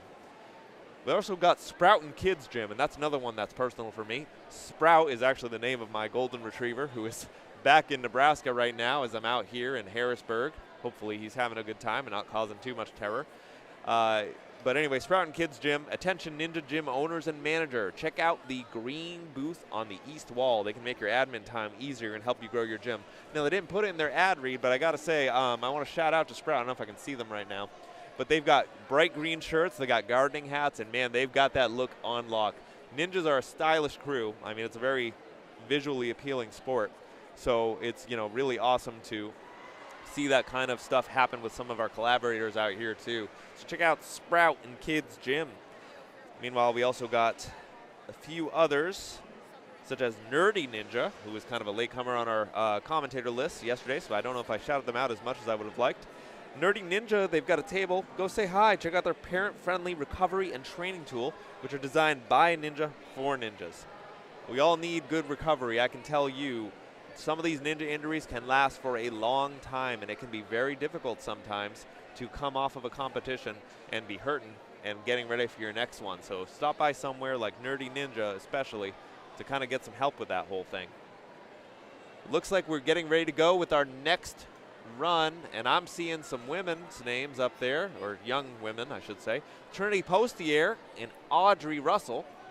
Trinity Postier, good friend of my family as well. I know them from back in Nebraska. But you know what? I extend that to all of you guys. You know what? You're all my best friends. I'm going to say that right now. Maybe you don't think so, but I want to be your friend. That's what being a commentator is all about. I really get involved in all of these kids, watching them run and seeing them compete. Trinity Postier is already off to the races. We're on wave 5 of the females. So Trinity Postier is on the right. Aubrey is on the left. Aubrey Russell versus Trinity Postier. Let's see how they go. Aubrey takes a bit of a lead. But Trinity is not that far behind. She drops down before the cargo net, coached on by Coach Shane, who we saw in the Masters division yesterday. As Aubrey moves steadily along on this course, being coached on by her Ninja Lair course. Looks like I was right. I see the name Las Vegas on there. Again, Trinity is out from Nebraska Ninja in Lincoln, Nebraska. Sister gym to Midwest, who we've seen a few ninjas from today too. Not on this rig anyway. Aubrey's looking to make a finish here, but she, I believe, has 6 obstacles. And 107. Great job to Aubrey. Meanwhile, Trinity is going to time out with 3 obstacles, but a valiant effort out there. Excellent work out there, Trinity. I'm sure your parents are absolutely proud of you. The same can be said of Aubrey. What a great group of young ninjas. Next up, one of our ninjas is going to be Bridget Plock versus Emma Polk, or Folk. Bridget Plosek versus Emma Polk. Bridget Plosek. Emma Polk, I've got some fun facts on. Emma's from the Tri-County Ninja. She won a first place medal at her comp, and she's proud of it. She loves God, ninja, and cats, don't we all? Rock climbing, Cheesettes and Nutella is her favorite snack, and she loves adventuring and exploring. Emma's on the left, Bridget is on the right. Emma doing that backward swing I've talked about. Sometimes you go backwards on the trapeze to go forward.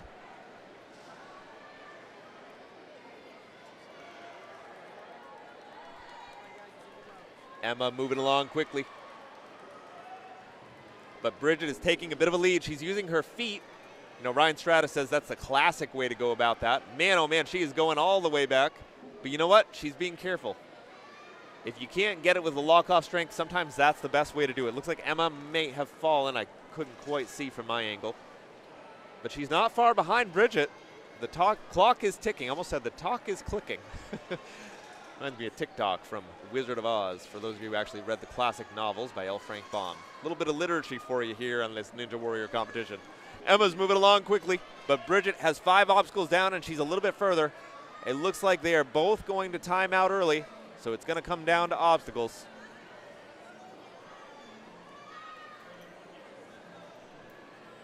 And that's going to be time with both of these young ninjas stuck up in the cliffs. 104.80 for Bridget. And 107.37 for Emma. Both great times to start, but they didn't quite get it there. Emma falls. Looks like both of them are still going. Some of them just kind of want to get out there. I mean, you travel all the way out here to Harrisburg, Pennsylvania. You do a great job out there on the course, and you just kind of want to go as far as you can go. Let's see who the next young ladies are in this set. Well, we've got Callie, I believe Kale McKay, and Haley Garrity. That's Callie. I heard someone shout it. I get by with a little help from my friends. Kaliana Kite versus Haley Garrity. Kaliana's from Ninja Lair. She qualified for Worlds for the first time this year as her favorite accomplishment. She does upper body workouts. She's met and coached by more than 10 American Ninja Warriors. She loves Ninja and would train all day if her parents would let her. Me too. Parents won't let me. Haley's biggest accomplishment was she was the Season 11 World Ninja League All-Balance team. She also completed the International Championships. And boy, oh boy, Haley's going fast. She is almost to the cargo net already. She's a talented young artist with an art piece recently selected in the West Seneca District Art Show. She brings so much joy to those around her and makes people laugh by playing with bugs. Huh. She loves Jesus and reading and almost finished reading through her second children's Bible. That's awesome. Good for you, Haley. Oh, and falling down on the right side, we got Callie, unfortunately taking a tumble. As so many of the 7Us do that yesterday on that. That net is treacherous. Haley, meanwhile, has every single obstacle in the bag. She has the possibility of a full course clear, but she's got 23 seconds left on the clock, and she's going to have to get herself facing forward if she's going to do it. She's getting some coaching from her coach to tell her get up there, but she looks a little bit scared of the heights, which definitely can happen at these ages. I know personally from my interaction from kids. Meanwhile, Callie is moving along. She is caught up in that time of hesitation that Haley took. Man, this is interesting. Callie is close, but I don't know. She only has 4 obstacles here, so Haley is going to take it with 5 obstacles, with Callie on 4 as both of them time out. 109 for Callie, and I can't quite see the time for Haley, but needless to say, Haley finished it out with 5 obstacles clear.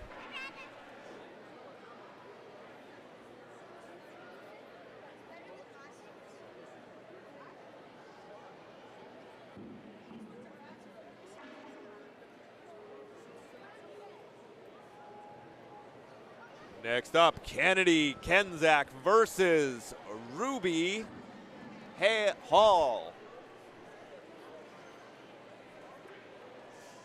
Konzak. Kennedy Konzak made it to Ninja World 3 times. She's the one on the left. Meanwhile, Ruby is on the left. Kennedy is the best speller in her grade, according to her. Maybe she has a classmate in here who would disagree. You never know. I want to be objective here. Kennedy on the right, Ruby on the left. She also loves bananas. Ruby placed 3rd in speed in WNL. She loves her dog Boo. And you may see a photo adoring her socks. Not sure what that means, but good for you. Kennedy has 5 obstacles, and she is blazing fast. Meanwhile, Ruby is moving her way along the ladders. Ruby plays softball and basketball with her Carmel Dad's Club in Carmel, Indiana, and her favorite sport is speed. This is her first time in Ninja vs. Ninja. She's doing great.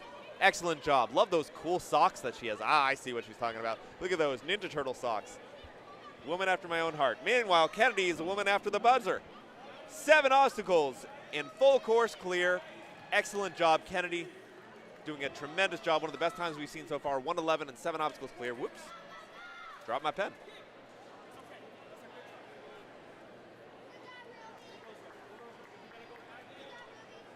Meanwhile, I believe Ruby will finish out there after a timeout. Next up, we got Vivian Petrova versus Giabella Sampaio. Battle of the cool names. Who am I kidding? They all got cool names.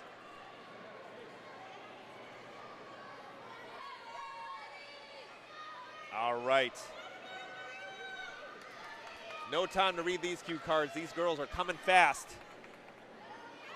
Vivian is the Devil Steps Ninja from the Ninja Lair in Las Vegas. And Giabella Gia, oh, they must be friends. Two ninja layer obstacles, head to head. We got some strong showings from Vegas here today. Giabella's taking the lead. She's got a big arm span, and she's putting that to her advantage. Meanwhile, Vivian's not far behind herself.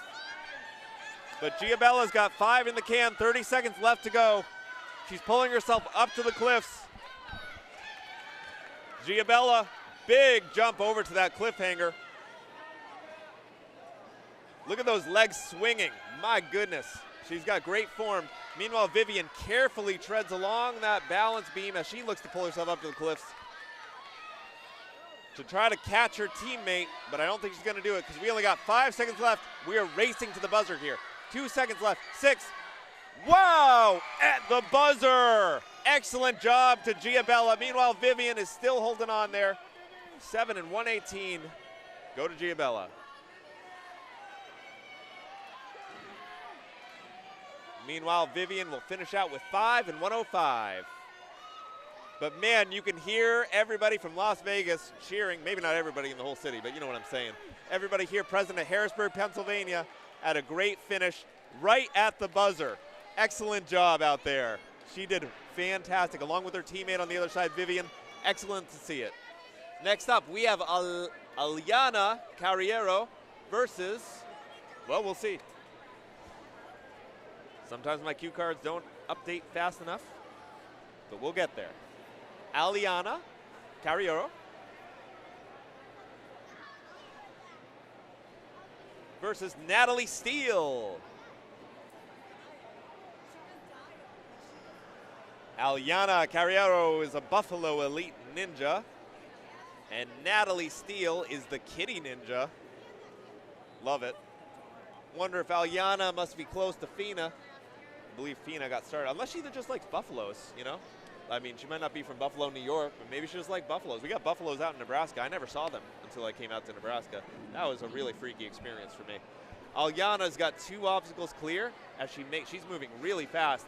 She's already on the cargo net. Meanwhile, Natalie Steele, the Kitty Ninja, is from Libertyville. She's the youngest girl ever to make her team's elite team at 7 years old. She has a lot of pets, 2 dogs, a bunny, a leopard gecko. I'm like, where's the cats? Well, she's got 8 cats. She loves them all, but especially her cats, which is why she calls herself the Kitty Ninja. She's doing a meowsing out there. I'm gonna get fired for that one, aren't I? Aliana is about to make her 5th obstacle. She's got 2 left to go, and she's got 30 seconds left on the clock. That's plenty of time to make it there. Meanwhile, Natalie's gotta hurry up if she's gonna get there.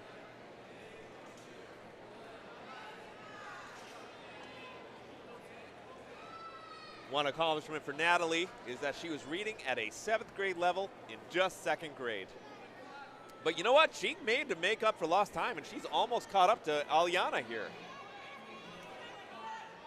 Aliana is probably going to time out at 6 obstacles clear here, with Natalie just behind, and drops down on that. Both ninjas will time out, with Aliana with 6 and 109, Natalie with 5 and 105.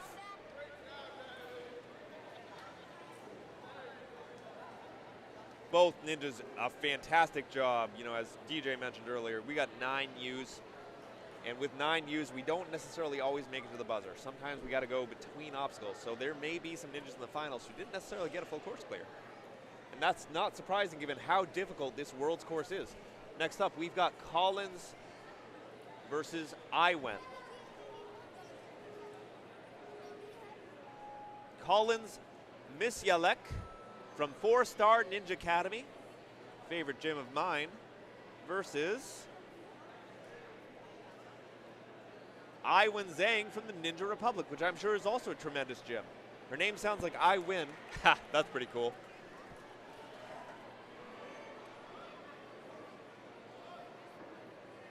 Iwen taking an initial lead, but actually just about matched now with Iwen.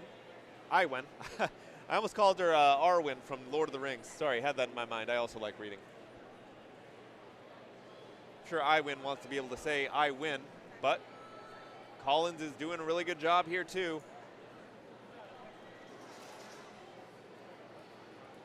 They are neck and neck, movement for movement, hand for hand. Everything you're seeing from these two young ninjas is pretty much evenly matched. Excellent job. Iwin takes a little bit of a lead, but she's only a few steps ahead of Collins from 4-star out there in North Dakota. One of my favorite Dakotas. There's only 2 of them, so, you know, they're both awesome. Iwin once won $5 from competing my first swing on a UFO thing. Oh, takes a tumble. Nice job, Collins. 4 obstacles clear for both of these young ninjas. 59 versus 101.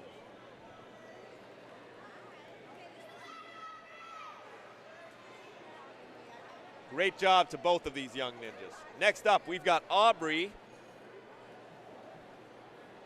up against Paisley.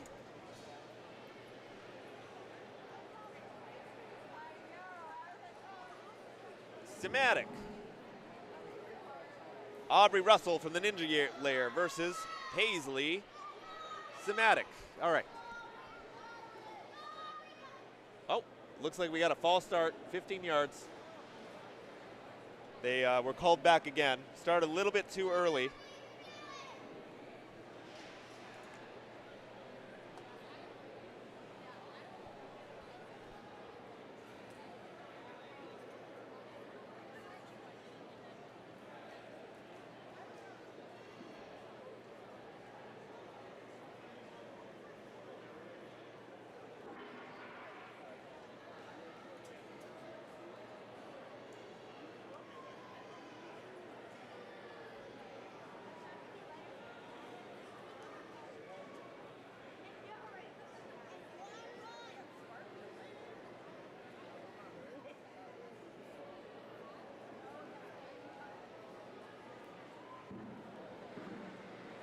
All right, folks, we're just waiting for Aubrey and Paisley to launch off once again.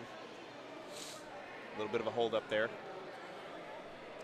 Again, if you're here in the gym, please check out some of our sponsors.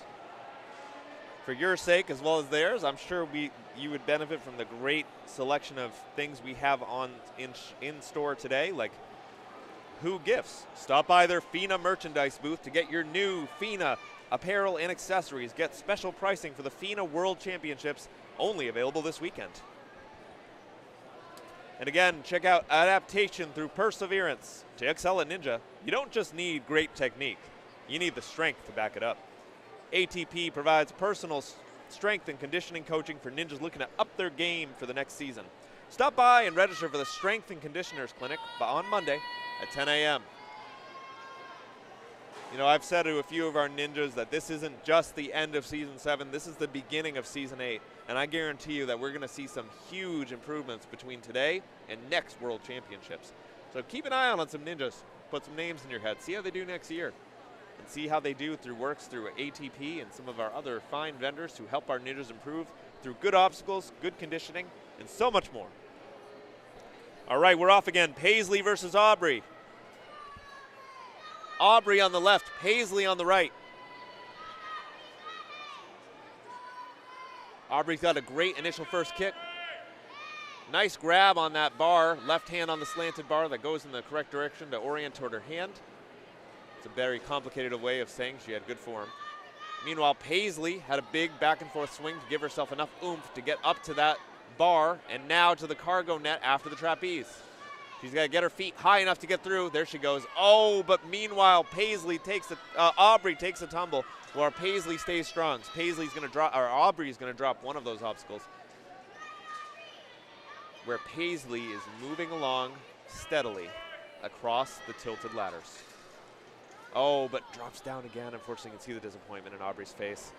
That is very hard, but she's got to keep going. Paisley has 5 obstacles clear. As Aubrey keeps moving along and takes another fall. Paisley's keeping working on through. Gonna pull herself through, touches down. Great job out there, Aubrey. Paisley's almost to the end. She's looking to make a full course clear, but I believe she may have timed out. I think I see 1:15:97 on the clock. Great job, Paisley.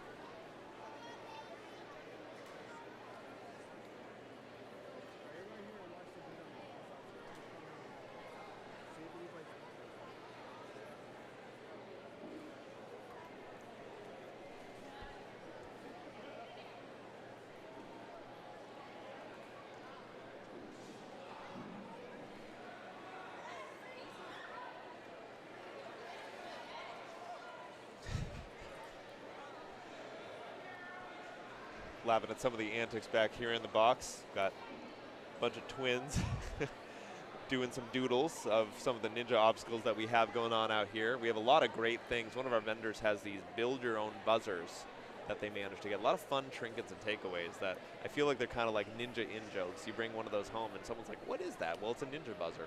You know, one of the things that I like to talk about, and I'm trying to work on some sort of manual for parents about Ninja Warrior, is you know, what is Ninja Warrior? How do you explain it to people? Where did it come from? What is it all about? You know, one thing that anybody who's into the Ninja Warrior sport has encountered when they have had to talk about it to people is you go up to someone, say your doctor or something like that, especially in my case, right? I tore my Achilles tendon on a warp wall once, so they was like, well, what did you do? Ninja Warrior, what's that? Have you ever seen the TV show? That's always the way, the frame of reference that we have. You know, but one of the funny things is, and as I was talking about with Ryan Stratus on the other screen, is that we actually did start on a different TV show, but it wasn't NBC's American Ninja Warrior. Originally, it was a show in Japan called Sasuke. And now here, we have a ton of Japanese ninjas coming out here for FINA. They are fantastic talents, and some of them have been on the Sasuke TV show. Ryan's familiar with a few of them. And I believe he knows a little Japanese himself, so I was having him translate some stuff for me earlier. Anyway, next up, we got Trinity Postier versus Bridget Plosek. Trinity and Bridget off again. Bridget taking a little bit of an early lead.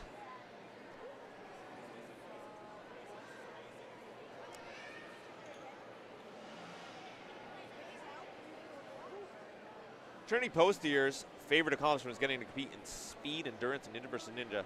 And I don't know if you knew this about Trinity, but she competes in 5 different sports and has 9 cousins. Got to meet some of her family, and they are wonderful people. Love the 4th of July.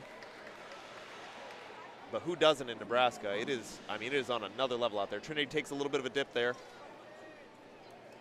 Meanwhile, Bridget staying strong as she moves on up to the next obstacle, the tilted ladders. She's at the end of the ladder with Trinity not too far behind her. Bridget carefully stepping along here. She's going to reach on up. Not too big of a jump there for her. Trinity, meanwhile, fights along on that ladder. Ladder drops down for Trinity. She looks to make her dismount onto point B of that obstacle. She's grabbed that last rung safely to touchdown. Looks like we're going to time out here with Bridget on the tilted cliffs. 3 obstacles clear for Bridget in 1 minute and 81 milliseconds. 1:18 for Trinity. See, that's one of those cases there, right, where you have both ninjas actually only completed the same amount of obstacles for both of them. Their times may have been different, with Bridget actually taking the lead there, but both only had 3 obstacles, so that may factor into the final scores. Great work by both of them out there. Goodness gracious, what a lot of fun.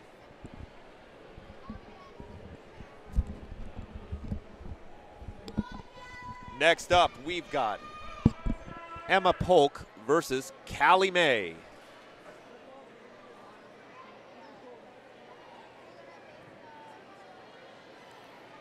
Last time, Emma only got 3 obstacles with Callie on 4. Both of them have room to improve on this run, and that's no slight against them. I know they're capable of getting every single one of these obstacles. Let's see what they can do. They are evenly matched here with Emma on the right, turning backwards to spring forward. Sometimes you got to go back to go forward. All right, Callie, nice catch on that trapeze. Callie from the Ninja Lair out in Las Vegas. Emma is from Tri-County Ninja. We've seen a lot of those ninjas out here today. Haven't been out to that gym yet, but would love to see it. Looks like Emma is taking the lead, with Callie not too far behind, both of them on the same obstacle at this point. But Emma has now taken ahead Oh, but she falls off of those balance beams. You know, they're simple, but sometimes it's easy to fall back on them. 10 seconds left on the clock. Callie's going to have to move fast, but that gives her the 4th obstacle, so that means they are roughly tied and finishing in about the same position as one another. 4 obstacles to both of the ninjas, with Emma at 101 and Callie at 114. Now those times, of course, are based on how long it took them to reach that obstacle, that 4th obstacle that both of them completed, with both of them doing roughly relatively close to each other in terms of performance, but you know, time-wise, there's a bit of a difference there. Next up, we've got Haley Garrity versus Kennedy Konzak.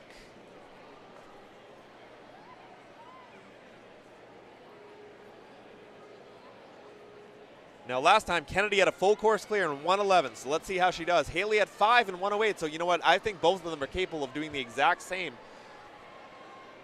These are possible finalists here today in the 9U female divisions. Kennedy on the left, Haley on the right. Kennedy is moving extremely quickly already. See her tongue stuck out for effort there. She's trying to make her way through. Sailing on to that 3rd rung in the ladder that we've seen on some of the more competitive runs so far. Kennedy is already on the balance beams with 49 seconds left on the clock. Meanwhile, Haley is moving slowly but surely. I wouldn't say slowly, quickly but surely. Just not quite at the same speed as Kennedy, but still doing an excellent job. I want to see Haley catch up here. I'd love to. Let's see if we can see a race for the buzzer. There she is, and she's almost there. She's just got to make it across those tilted cliffs. A closs. I'm getting tongue-tied here. Kennedy is swinging. She falls back. She almost missed it. Those things getting out of sync can cost you. 16 seconds left on the clock. She makes it full course clear. Haley's got 13 seconds left to go. I think she's going to do it too. 103 to Kennedy. Haley's so close. 5 seconds left. Wow, she got it. Full course clear to Haley with 118. My goodness gracious. I'm serious. These are some of the best female ninjas that we have worldwide. I can truly say that as part of FINA, we are the Federation for International Ninja Athletics. We ain't just the U.S. We got people from Guam, Australia, Japan, Canada, Nebraska, all those countries.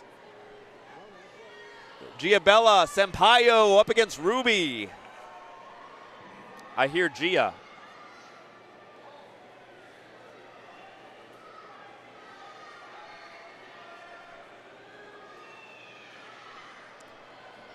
All right, Giabella on the right, Ruby on the left, both of whom had really good runs last time. Giabella had a full course clear in 118, so she's going for time here. Ruby manages to save herself from touching down on the floor there. As far as I could see, I'm not a judge, so grain of salt, people. If I ever make a false call, I'll say it's not. No, I say it is my fault, but the judges will get it right. Gia's moving on through the balance beams.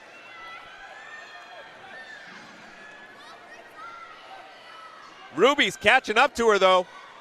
Ruby, oh my gosh, great jump by Ruby there. Gia's got a big swing, but Ruby is not far behind her. Ruby's gaining. She's almost there. Ruby almost in the lead. Oh no, she falls back, but she could make it up there. Gia took an extra swing, but Ruby might not. They're so close. Race to the buzzer. Woo! Wow, 114 for Ruby, 115 for Gia.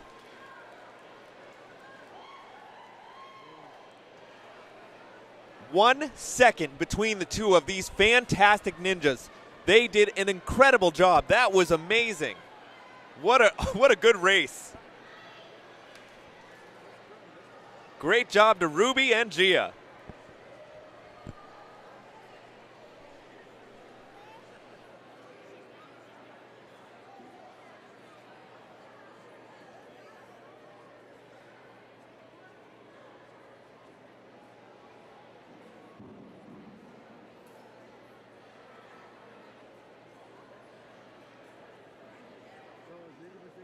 All right, next up, we've got Vivian Petrova and Natalie Steele, the kitty cat.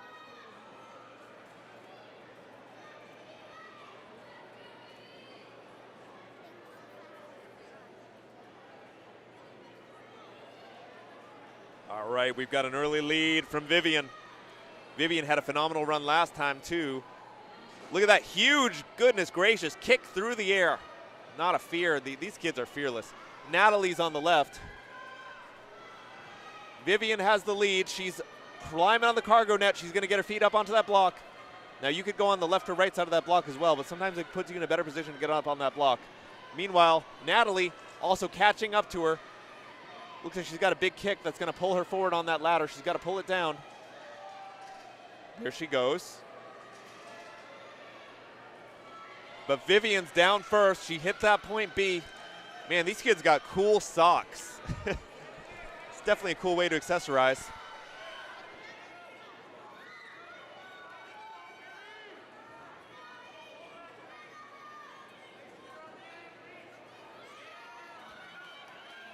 I'm just pointing out to the two twins near me, they love Lilo and Stitch, and we got some cool Lilo and Stitch stocks here. Natalie is on the final obstacle, 3 obstacles clear. Vivian's got 5, but Vivian falls there.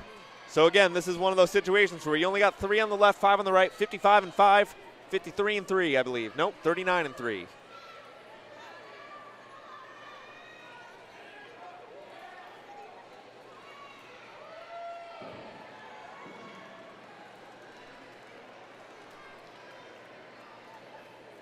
Next up, we got Aliano Carriero. Carriero, excellent name. Versus Collins Misiak. Mizialek. Cool name, too. And I apologize. You guys, feel free to correct me anytime. Leave a comment. Come talk to me. Whatever you like. I want to get it right for you guys. Your kids deserve it. Aliana on the right. Collins on the left. Again, Collins from the 4-Star Ninja Academy.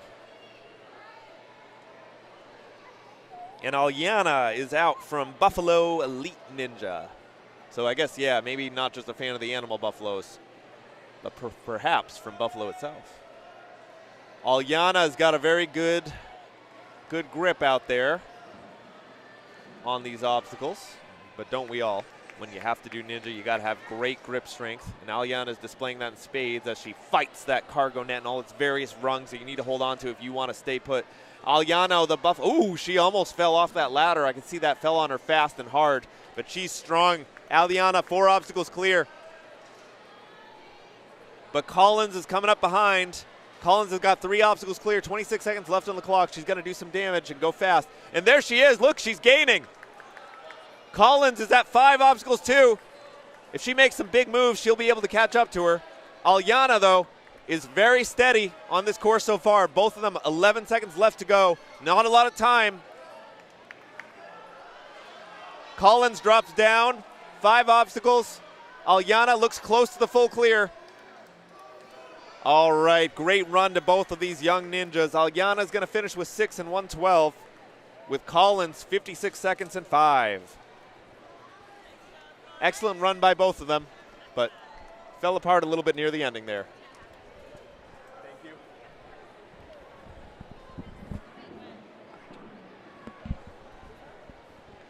Next up, we got Iwin Zhang versus Paisley.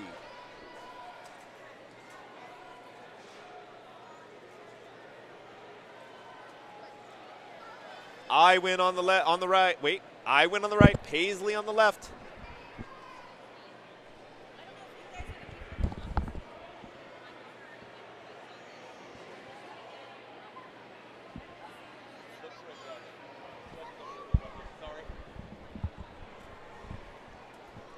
One of the competitors just conferring with us on some of the information there. So you got a little information in the back there.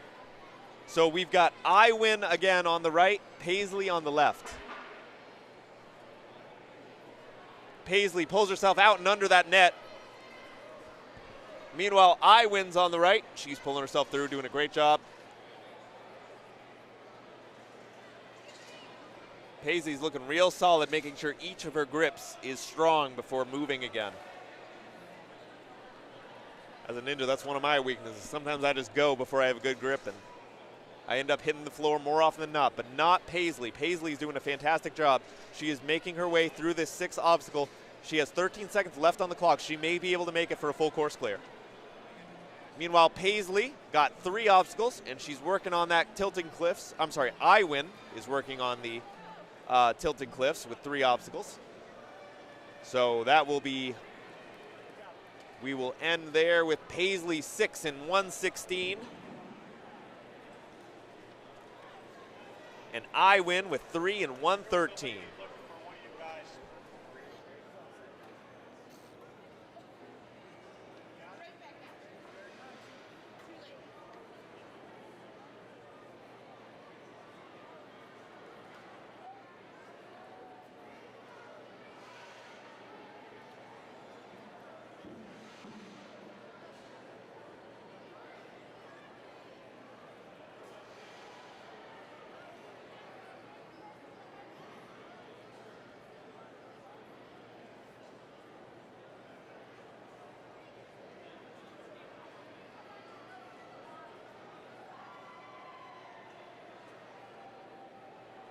All right, the judges are conferring about a few things before we get going again.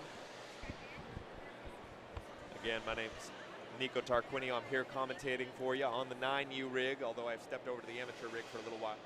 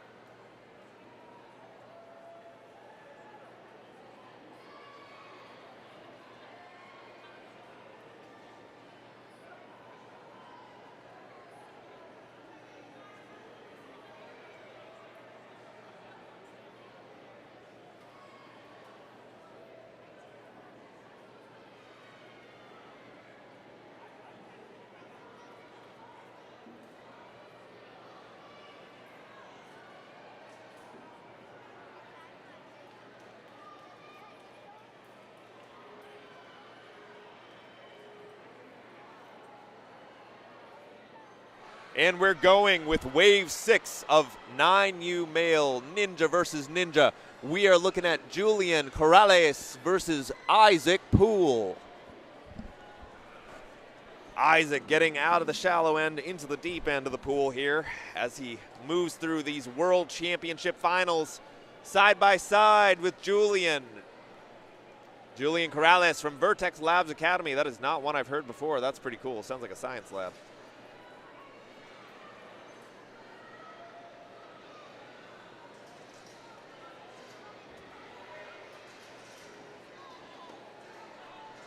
Here they go. Isaac taking a slight lead over Julian. 4 obstacles each so far, though.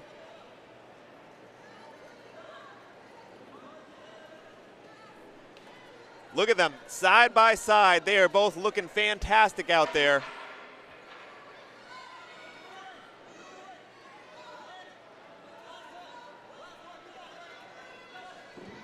But it looks like Isaac's pulling ahead, but Julian, they had a nice throw off of that ring. They are neck and neck. 6 seconds left on the clock. Will either make it to the buzzer. It looks like Isaac's going to get it right at the buzzer. Wow. And Julian, oh no, he ran just past the buzzer. He would have had it, but he was just 2 steps away from it. My goodness, 109 and 6, 116 and 7.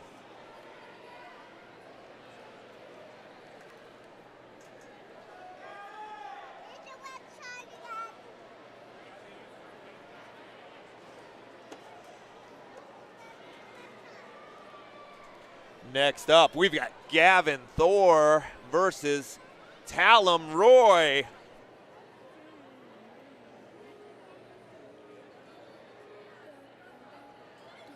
Tatum Roy, my apologies, I need an eye check.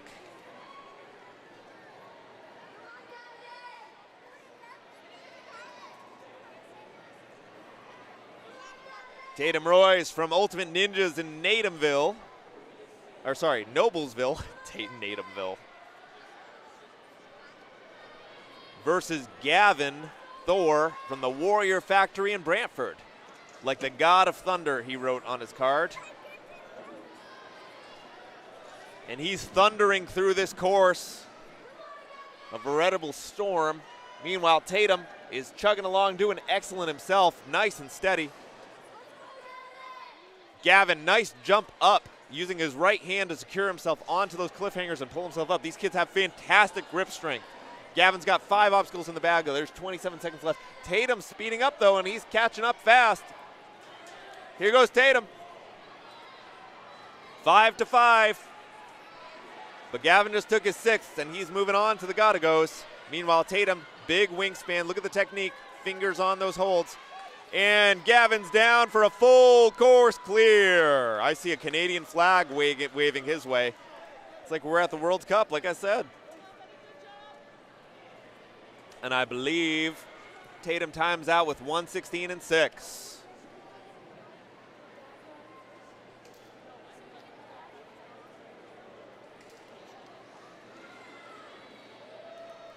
Next up in the order, Andre Shorts versus Connor Stanbeck.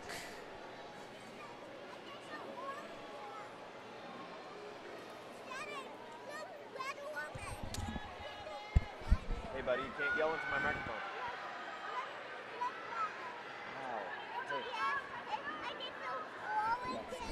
Yep, that's so good. Great job, buddy.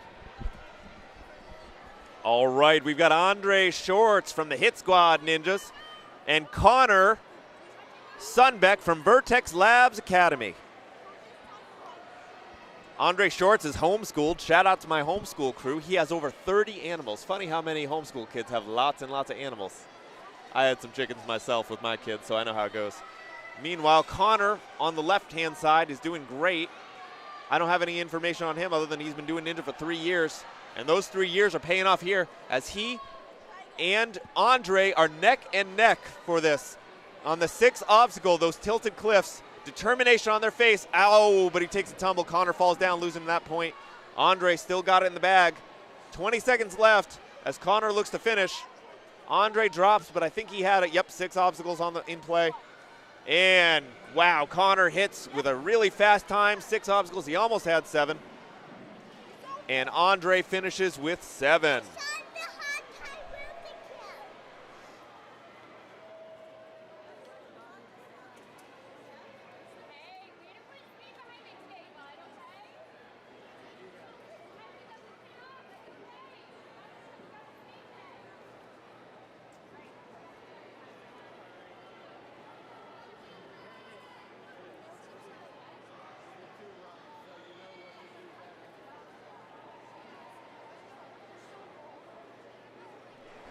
Next up, we've got Gray Stouffer from Nebraska Ninja versus Ethan Enders.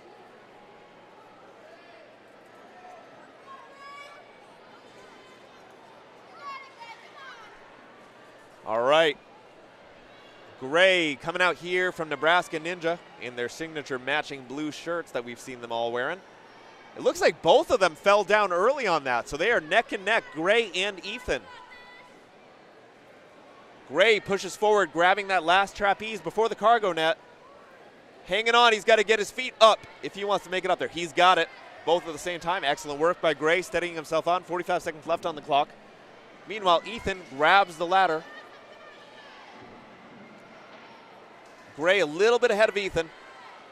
Big sailing forward, Gray using his height to his advantage. Though I think Ethan's probably about evenly matched in that department. I think they're both about evenly matched in the ninja department too. However, Gray is pulling ahead here and he's moving on to the tilted clips in advance. He's assessing it, shaking out those hands a little bit. On his left-hand side, you see he's got a black Achieve sleeve. That's one of the sleeve systems that Nebraska Ninja uses, similar to a kind of belt system in martial arts. The sleeves are kind of like you go up in sleeves as you get better.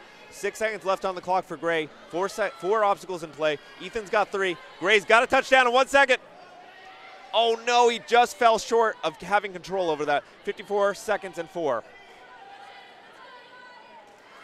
Meanwhile, I think Ethan finished out there with 3 and 57. Great work to both of these young ninjas.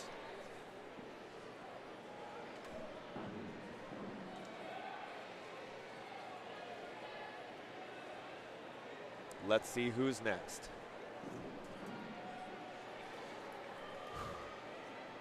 This has been a very heated competition. It's only getting better throughout the day. Like I said, we have ninjas competing based on their placement, both in terms of points and in sectionals. So we try to keep similarly skilled ninjas together. Talked to Jen, the awesome president from FINA, and she wants to make sure everybody has a fair competition today.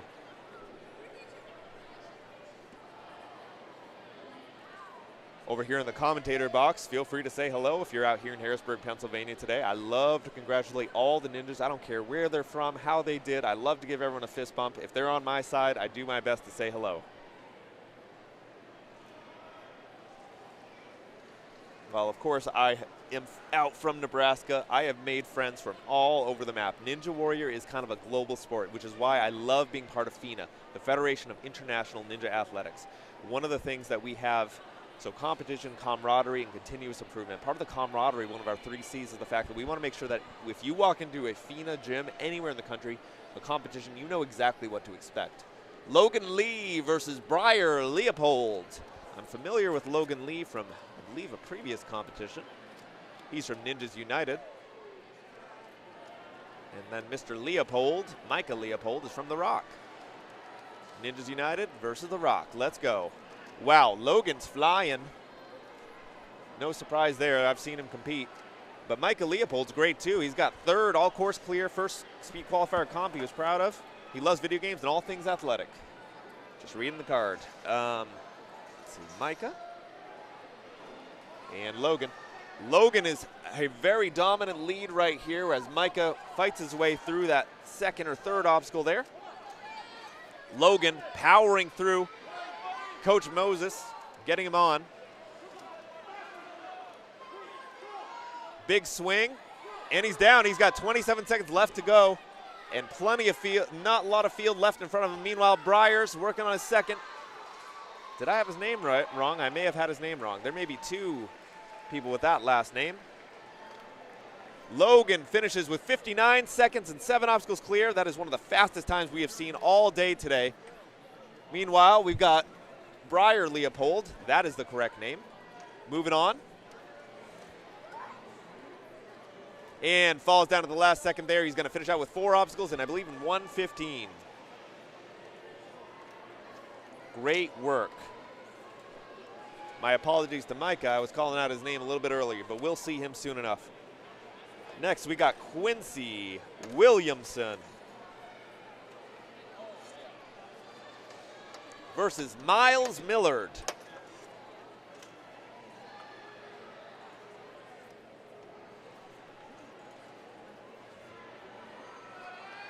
Quincy Williamson and Miles are both cannons. They have exploded through these first two obstacles. I think we've got some real contenders here in these two. Quincy on the left, Miles on the right. Quincy's going fast. Miles, though, is going a little faster, and he's all the way over the cliffs with almost a full minute left on the clock. These are some top contenders here, and I can tell. Quincy, though, he's pretty close, within striking distance. Some big movements, and he's going to be right up there with Miles. Miles is almost there. Big swing. Miles is almost to the end. And Miles hits the buzzer with 6 obstacles clear. He must have hit something on the way there. 43 seconds and 6. My goodness. 43-6 and 49-41-7.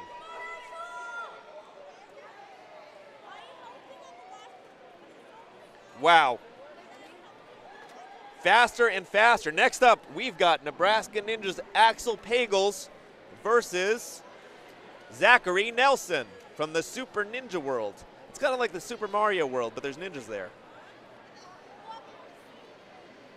All right.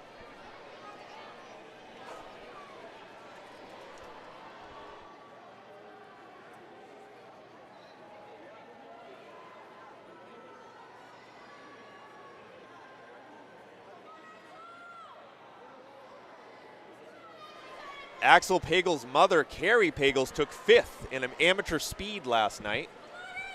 And I wonder if Zachary has some similar relatives or friends out there. A lot of these ninjas are connected. It really is a family sport. Axel's got a huge cheer section here. Love the messages and positivity coming from all the supporting ninjas on either side of the aisle here. Zachary doing a great job in the lead right now. 38 seconds left on the clock. Zachary Nelson, I think there's a few Nelsons on these scorecards. Axel, though, is powering through and he's keeping up. Axel hasn't been doing this terribly long, but he's doing terribly well. He's doing great. Terribly well.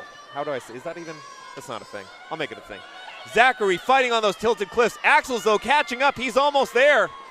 A few big motions and Axel's going to be able to catch him. It's getting close. They're almost about to time out, but if Zachary can touch down, he's going to get the extra point, and there he is, 6 points for Zachary. Axel falling just short. He's going to time out midair. He was just a second away.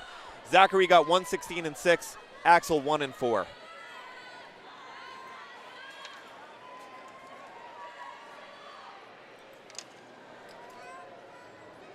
Great job, Axel. Great job, Zachary. Both tremendously great ninjas. Let's see who's next. Isaac Poole up again with Micah Leopold.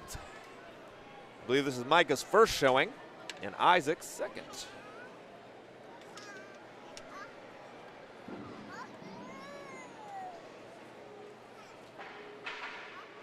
Okay, here we go. Isaac on the right, Micah on the left.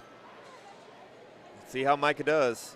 Big kick from Isaac. Isaac had a very good first run, 109 seconds with 6 obstacles clear. He's looking to get that 7th. He was very capable of it. But Micah is keeping close to him.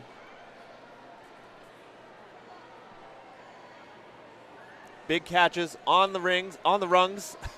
I'm so used to having obstacles with rungs that are rings that I say rungs. See, I'm doing it right now, I'm mixing them up. A lot of rings in the sport of Nebraska. Mixing up all my words here. A lot of rings in the sport of ninja. But here we're dealing with rungs of a cargo net.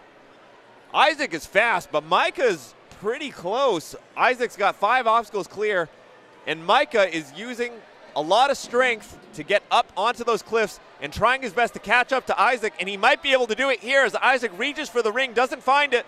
Micah's close. It's a race. Let's go. Race to the finish. Oh, Micah takes an extra swing, though, and that's going to cost him. Isaac finishes with 104, I believe, and 7 clear. A big improvement, and 107 and 7 for Micah.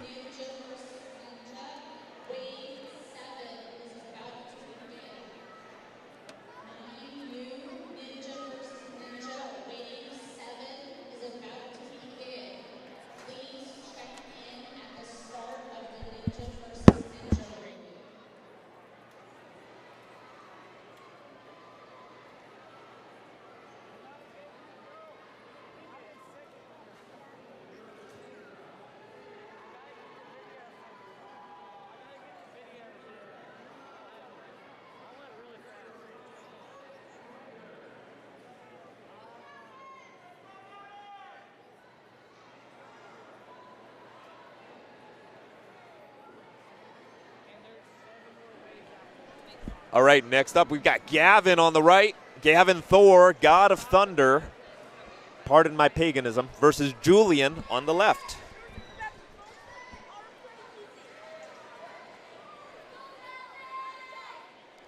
Julian is pulled ahead by a considerable amount with 4 obstacles, but Gavin's not too far off either. Julian, Vertex Labs Academy. The scientists of the ninja community, like I said, that's what it reminds me of. Unless maybe they got like black labs. I like dogs. 5 obstacles clear for Julian. Gavin's got 6 on the clock already. I'm not sure how that's, might be a little bit of a boom. Buzzer for Julian. Full course clear. 1, oh no, 6 obstacles. My apologies. And it's saying full course clear for Gavin too. Not sure where we're at on the accuracy there, so I apologize, but always check our official official scorecards on that kind of stuff.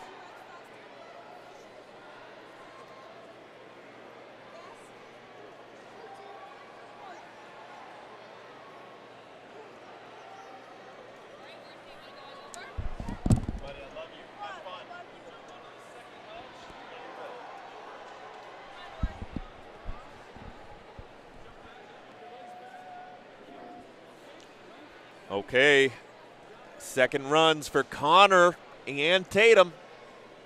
Connor Standback and Tatum Roy.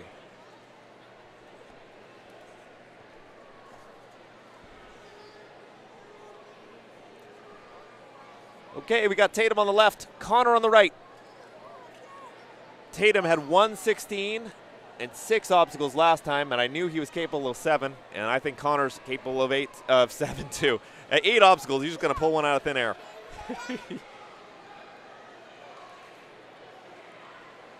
Big swings there by Tatum. Feet in the air as he had matched hands on that ring. Grabbing onto the rungs, scrambling to pull his feet up. Almost fell back, got it just fine though. Meanwhile, Connor similarly doing the limbo with him on those bars. Tatum's fighting hard, touches down.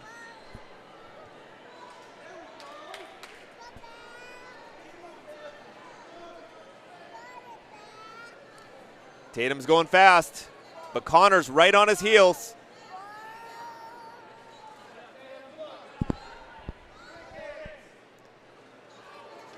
Ooh, Connor fell forward. Unfortunately, you can't overshoot the obstacles, though, so that is going to cost him an obstacle point. Meanwhile, Connor has 5. Swings forward and hits the buzzer for 6. And 112.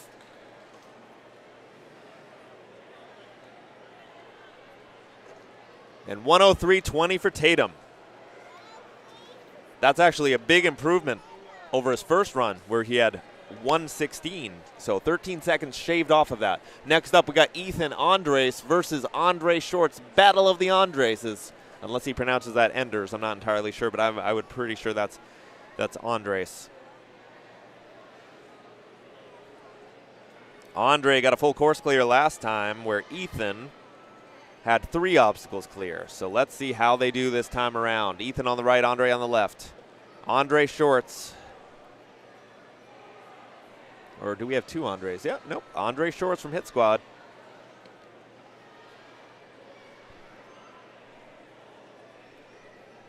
Ethan's doing a good job keeping up with him. Both of them working fast.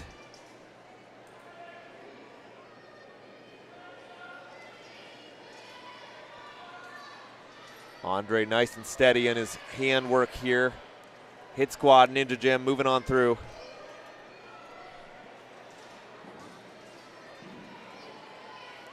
Nice job, good movements through those cliffhangers. 30 seconds left on the clock. Ethan has been steady, hasn't dropped an obstacle yet.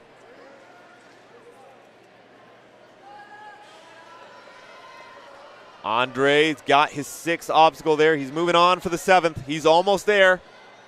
Meanwhile, Ethan is working hard on those tilting cliffs. And a full course clear goes to Andre Shorts of the Hit Squad Ninja Gym, 109 and 7. Second full course clear. Meanwhile, Ethan falls just short of that. He's got 5 obstacles, must have bumped somewhere there. Great job to both of those young ninjas. And big improvement for Ethan there too, though. He got 5 obstacles over his previous 3. Logan Lee is next. Logan Lee, also a very fast ninja. He got a full course clear in 59 seconds, one of the fastest times we've seen yet today. I believe with the fastest being Gray Stouffer, but he only had 4 obstacles clear. So in the division of actual completions, I believe Quincy actually was our fastest, 49 seconds and 7. Might be at the top of the leaderboard right now. Anyway, and this time, Gray Stouffer is up again. He is an extremely fast ninja out of Nebraska Ninja. Logan Lee as well, though, and is pulling ahead. He is also blazing fast.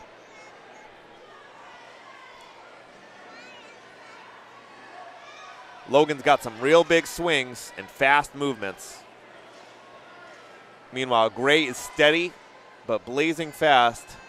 I believe he was one of the fastest ninjas to get up the 14-foot wall in Nebraska Ninja, if I'm not incorrect. And I am often incorrect, so I apologize if that's not true. Gray is speeding up. He's catching up to Logan. He's not far. 6 obstacles on obstacle 6. Logan's got Logan and Gray have all obstacles in the works here. Logan hits that buzzer, but Gray is working hard. He's got 25 seconds left on the clock. Possibility to go to finals. 20 seconds left. He's got 6. He's got 16 seconds left to go for a full course clear. Logan Lee blazing fast, 51, not as fast as last time, but really great. And a full course clear goes to Gray Stouffer in a marked improvement for his previous time. 1:12 and 7. Excellent job. Meanwhile, Logan Lee at 51 seconds. Actually 6 seconds faster than his previous run. I thought I might have been wrong about that. Yeah, he did better. Gray did better. Look at them get better and better with each iteration of this competition.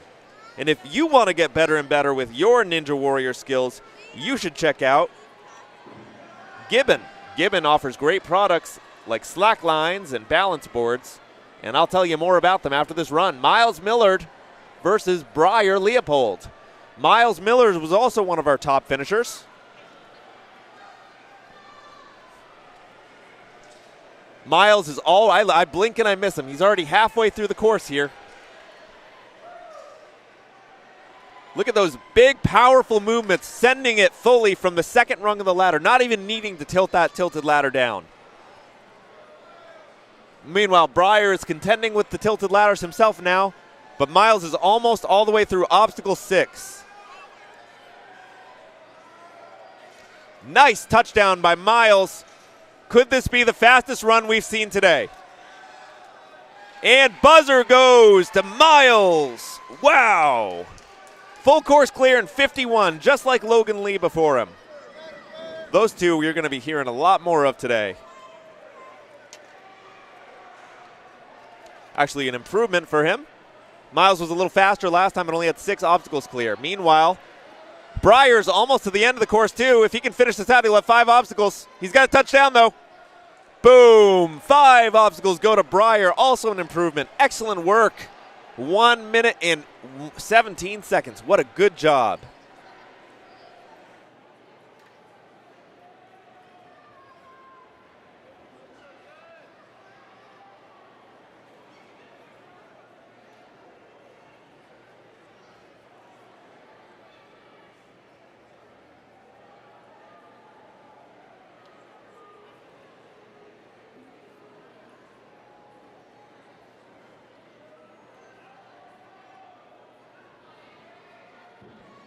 All right, we're live and hot with Quincy versus Zachary.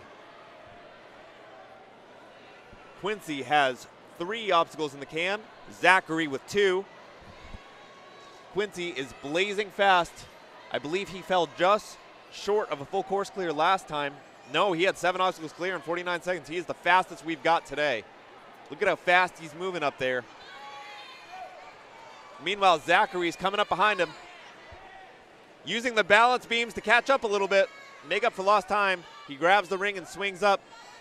Quincy's near the goal. Big jumps, single swings, riding them to the finish.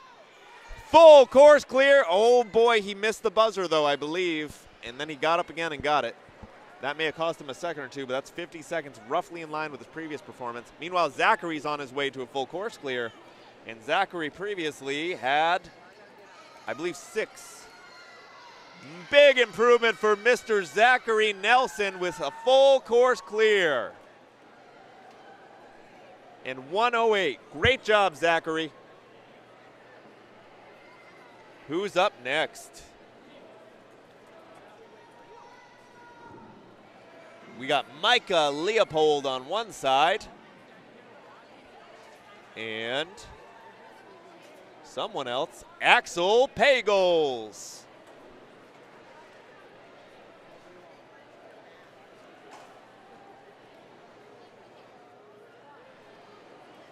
All right, Micah Leopold is on the left. Axel Pagels is on the left. Micah Leopold is on the right. Both did a great job the first time. Axel can speed up. He reached for that trapeze there and missed. Meanwhile, Micah has a very strong swing on that ring. Micah's got his way past the cargo net as Axel looks to gain ground and falls short. Again, as so many ninjas have, those cargo nets are really hard to hold on to. Axel's mom, Carrie, is filming him right now. She's one of our competitors from Amateur Speed. Meanwhile, Micah is cheered on by one of the Rock coaches over there. Well, I'm not familiar with his name. I'm sure he's fantastic. Axel is catching up now. Axel and Micah, neck and neck. Oh, and falls down again, unfortunately. Little slip there. Micah moves on almost to a full course clear. Axel, though, has the buzzer in his sights. You got to hit that, Axel. It feels good, man. Oh, man, he fell down on the 6th obstacle. Not going to be able to do it. Hits it anyway. Again, that thing feels good. And I believe that is going to clear out. We may have one more run, but I'm not entirely sure. Let's see.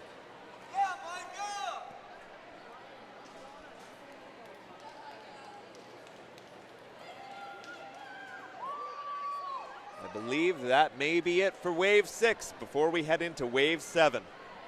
Great job to Axel and Michael. Excellent runs to everyone.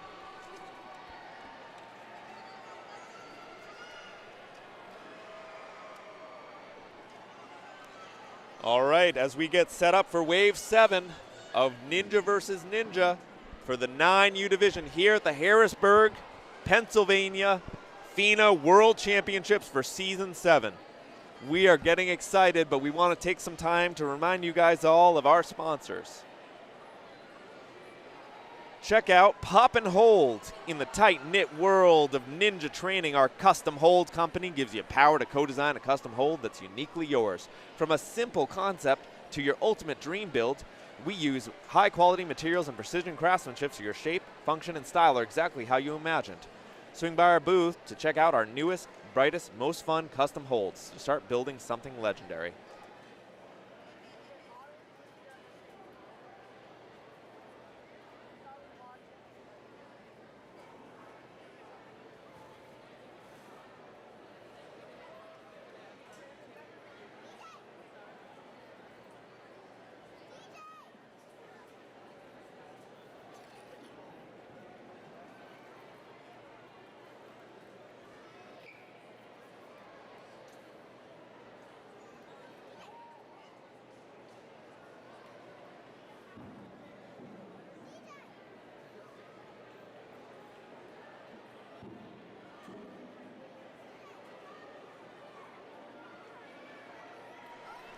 Next up, we are heading right into Wave 7. We've got Orson Tarquinio from Nebraska Ninja versus Levi Huey. I believe Levi Huey. Orson's off to a good start, onto those trapezes, but he's building up his swing. Meanwhile, Levi Huey from Anaheim Hills is here too. Levi takes a bit of a lead. As Orson, filmed by his mom and flanked by his coach, Coach Nick, is pushing on through. On the ring, through the trapezes. Levi takes a bit of a lead. Onto the tilted ladders. And touches down. That will be his 4th obstacle. While Orson chugs along, working through those cargo nets. Tricky, holds on tight though. Uses his legs to pull himself up. Levi working on obstacle 6. Orson on 3. fighting his way through those ladders. He's got to move fast.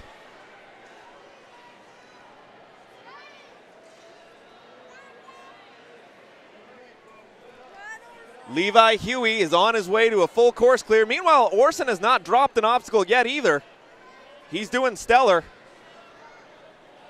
This is his second time at World Championships after he qualified his first year of competition. And he is just so happy to be here. The one advice his coach always tells him is to smile, and he always does better when he does that. 110 and a full course clear go to Levi, while Orson takes 4 and 102.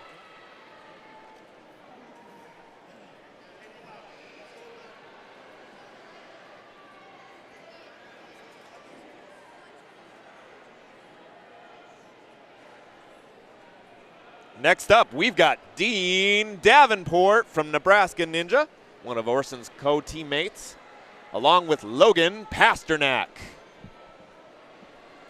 And I believe I'm familiar with Logan as well. He's from Libertyville.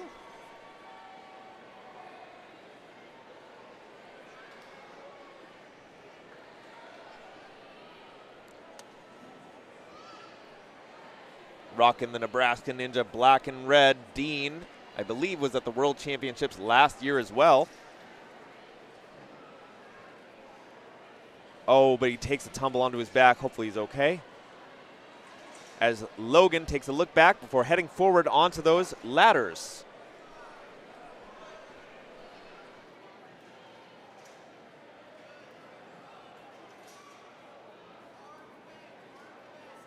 Logan Pasternak is working hard on the 6th obstacle with 28 seconds left on the clock. Meanwhile, Dean is working on he's got 4 points. He's working on his 5th. Looks like Logan may be looking at a full course clear. 18 seconds left on the clock as Dean chugs ahead.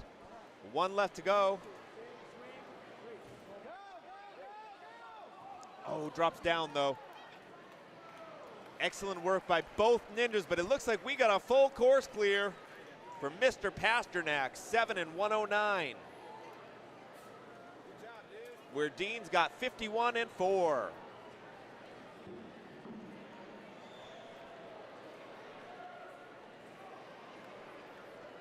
Next up, we've got Porter Birkin versus Evan McDonald.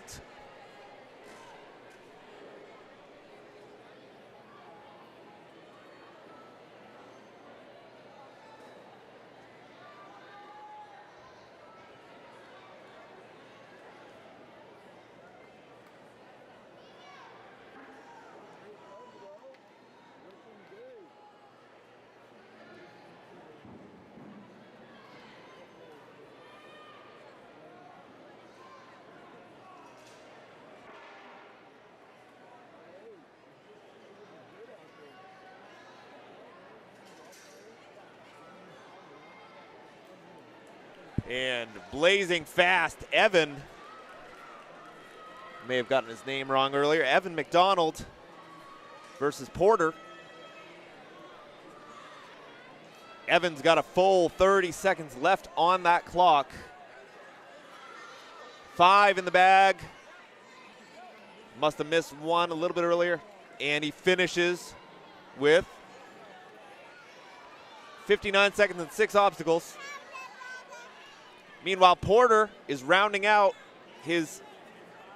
what will be his 6th obstacle. He finishes, but he drops down. It looks like he's going to finish up with 5 and 50 seconds. Great job by Mr. Porter. Next up, we got Lucas Trillis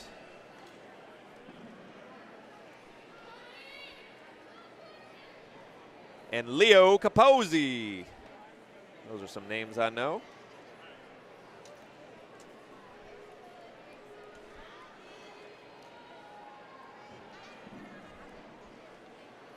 Leo Capozzi's from Wojo Ninja Warrior, and Lucas Trillis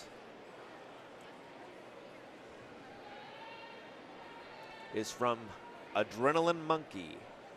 An imposing name if I ever did hear one. Leo's just starting to train for Ninja Warrior. He likes to hang out with his friends and making new friends in ninja competitions. Meanwhile, Luca is Luca Bazooka. He got 8th at 2025 UNAA Worlds 2026 WNL Tier 1 Stage 3 Finals. That's quite the accomplishment. Good job for Mr. Luca Bazooka. He has a 3D printing business at this age called Luca Bazooka Creations. He also enjoys playing baseball, soccer, snowboarding, riding his dirt bike, and hoverboard. Geez, all the kids have a hoverboard. He loves drones, robots, and wants to be an engineer. He has amazing balance, and he's been riding a hoverboard since age 4. And I would love to talk about Mr. Leo Capozzi, but I just don't have as much info. But he is, again, starting to train as Ninja Warrior, hangs out with his friends, making new friends. I'm sure he's a spectacular kid himself. Amazing. Love to see it.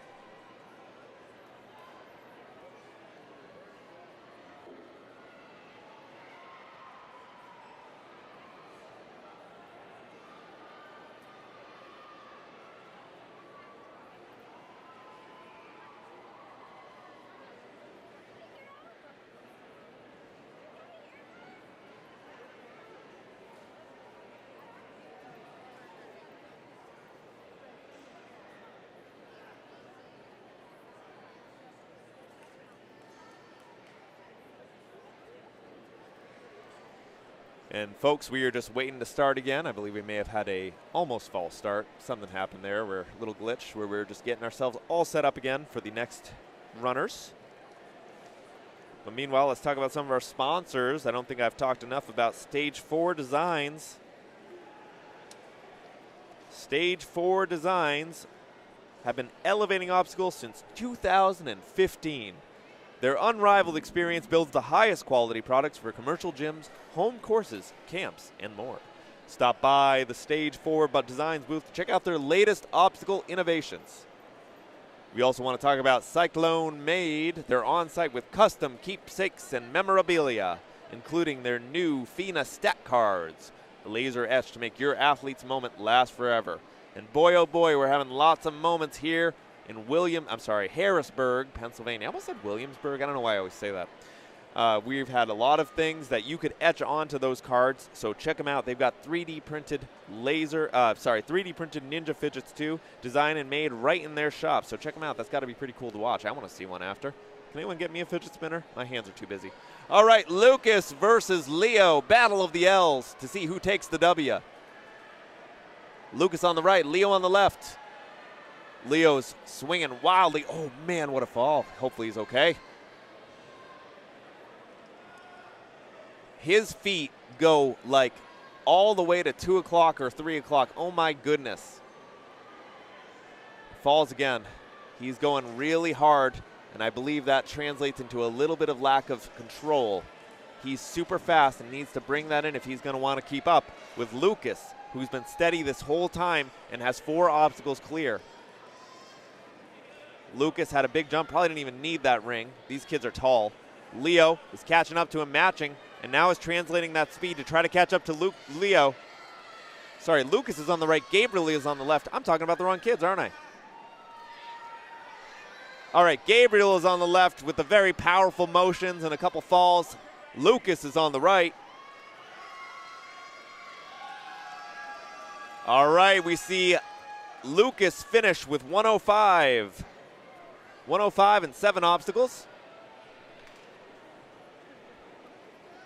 And Gabriel a few less.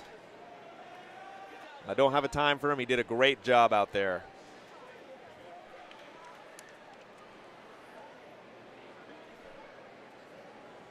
Next up, we see Gabriel Leduc. Wait, that was Gabriel Leduc. Oh, now I got his name right. He was from Motion Park Evolutif, is what it says on the card here. But let's see who's up next.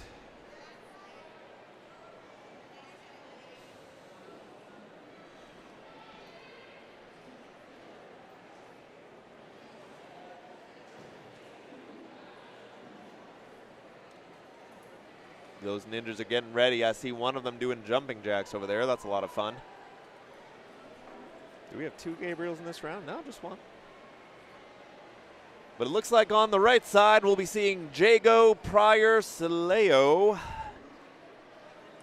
Jago Pryor Shao from Marlboro, the USA Ninja Challenge. And on the right side, I'm not sure yet. Hasn't updated. Oh, I see Gabriel the Duke. Maybe the card was wrong the last time. All right, this is Gabriel. This one is Gabriel.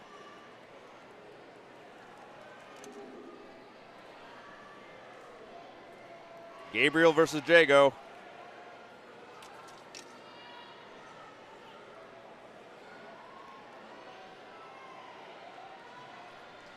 That's Jago you're seeing on the right. He's roughly neck and neck with Gabriel the Duke from Motion Park Evolutif.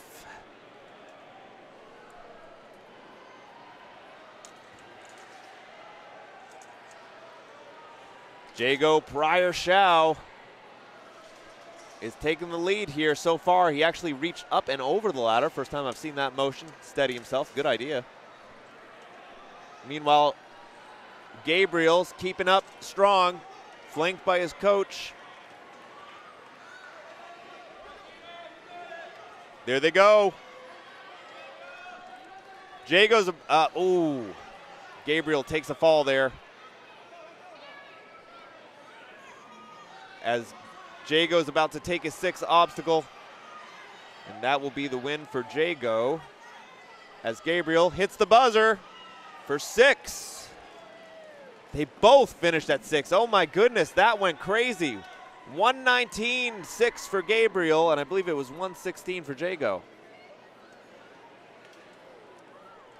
That's why it's all about, not just what points you get, but where you get them and how fast you get them too. You saw Gabriel and Jago. That was a really close match between the two of them. Excellent work by both ninjas. Now let's see who's up next. Silas Shepard on the right side.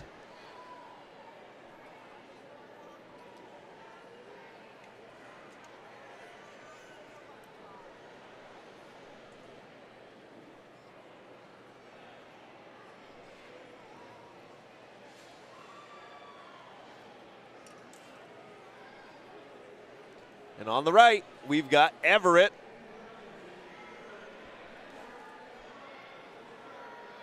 Niederhaus.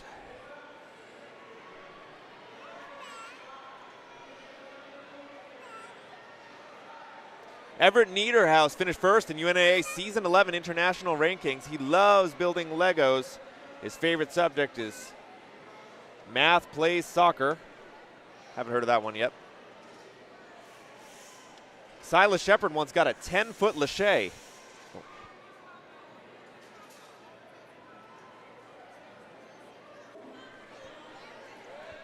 Silas is on the right, Everett is on the left. Both have 5 points so far. Both are blazing fast.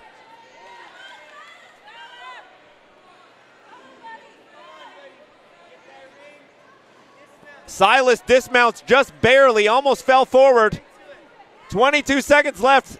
Everett's catching up, but Silas hits the buzzer first. 2 full course clears. Go on out. Excellent job. 59 seconds on the right, 101 on the left.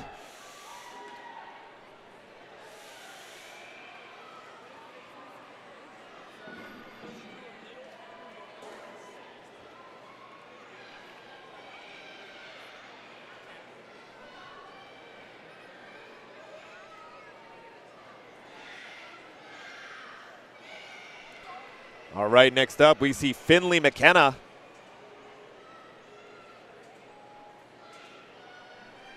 versus Kyle on the I'm losing my directions here. Kyle's on the left, Finley's on the right. This is Kyle Rowe, I believe. Crazy Kai, they call him. Making a crazy move there and nearly falling for it.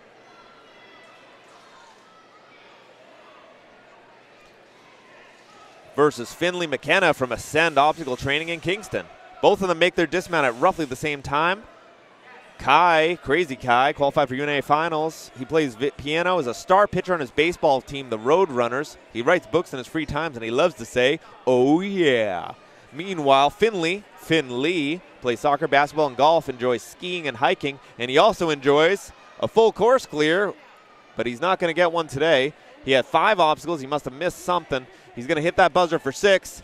And 7 go to Mr. Kyle. 6 go to Finley. 58 seconds, 59 seconds, respectively. 59 for that full course clear, 58 for Finley.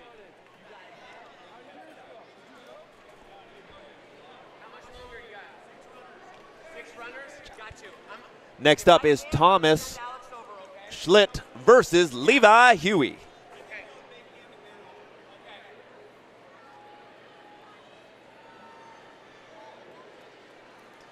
Both of them are strong out the gate, powering their way through those trapezes. Huge jumps from Thomas Schlitt.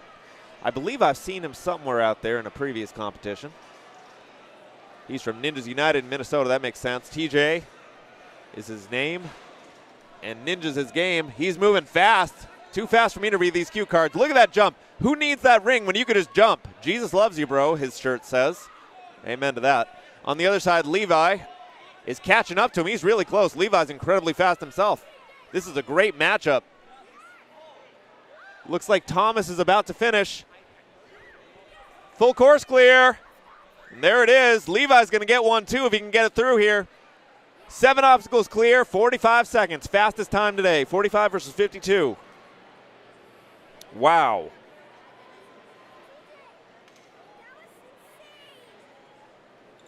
Yeah, 45 seconds is blazing fast and the fastest we've seen from any of these young ninjas today. What an amazing clear. Next up, we got Logan Pasternak and Orson Tarquinio coming at it once again. Orson needs to get more than 4 obstacles to complete to do better than his previous. And Logan had a full course clear at 109 last time. As we say, we got to run our own race. Everybody in the 3 C's of FINA, we always say the C of competition is always competing. Each ninja has to run their competition versus the obstacles. Logan, though, is doing a fantastic job. I believe he beat his competitor last time. But Orson, nice little lâché there onto the trapeze bar there. As he got to get a nice firm grip on that net to pull himself through. Meanwhile, Logan Pasternak is on to the 6th obstacle. I believe he has missed 1 obstacle so far, possibly 2. As Orson fights his way through those bars, or through the ladders. He's still got 23 seconds left on the clock and easily can improve from his previous time if he keeps going.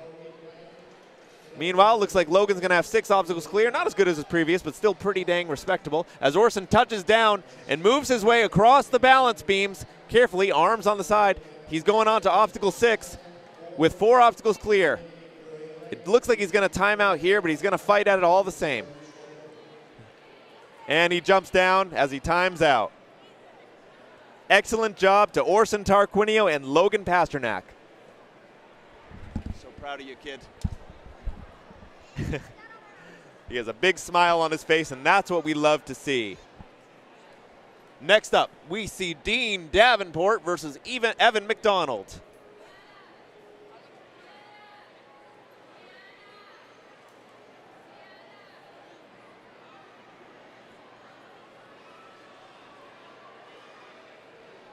Dean is fighting against Evan. Dean on the right, Evan on the left.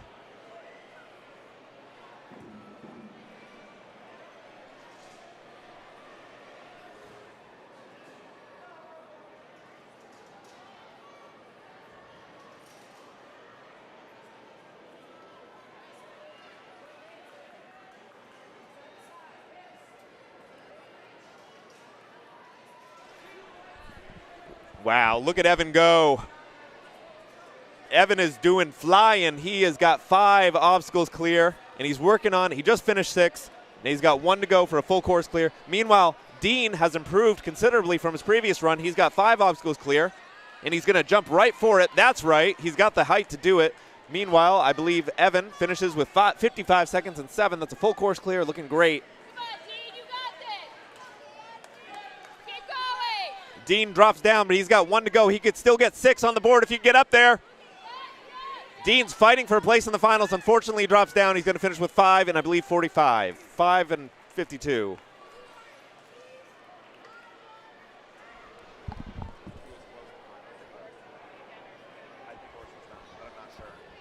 They all get 2. They'll get 2, but I'm just like, he doesn't go again.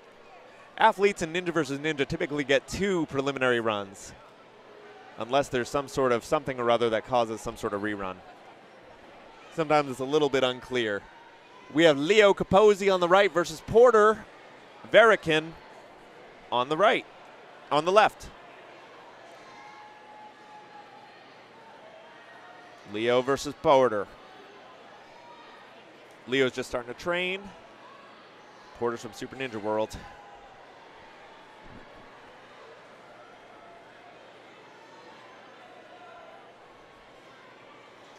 Porter's got 2 obstacles. Leo takes a fall. They both have the same potential for obstacles here. I believe they can both get 5 or 6. Yep, they can both get 6 if they finish. Leo's working on his 5th right now, while Porter is heading on over to do the same.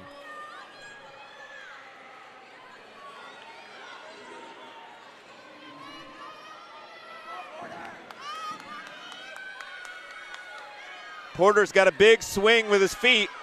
That's going to carry him along to that next set of cliffhangers where Leo throws himself forward. 7 seconds left on the clock.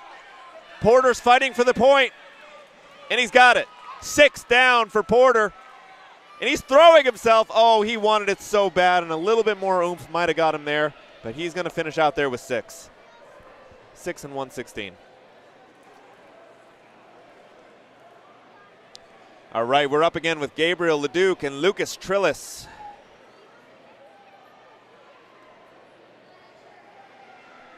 See how they do.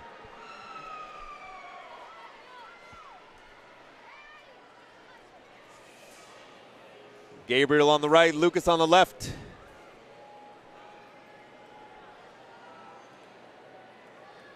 Lucas takes a look to the right at Gabriel, spins back, grabs the next trapeze, jumps to the next, up to the ring. Big kick from Gabriel. I remember him from last time, my goodness. Sorry, that's Lucas with the big kick. Gabriel, though, has some big moves, too. Unfortunately, Lucas takes a fall, a little wild, allowing Gabriel an extra point there. Big arm strength there from Mr. Gabriel as he looks to catch up with Lucas. Lucas running along the balance beams. He's going to jump up to the cliffs. Yep, one hand on the ring, one hand on the cliffs. He's got the height to let him do it, but Gabriel is hot on his heels. Gabriel skips the ring entirely. They're neck and neck. 4 versus 5 here. Lucas got 4, Gabriel's got 5. Gabriel falls down. They may tie, almost tie here. Final obstacle, the gotta goes. These kids are about evenly matched. They're almost there to the buzzer.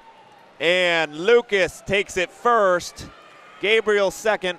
Lucas 105.6. Gabriel 108. I couldn't see it fast enough.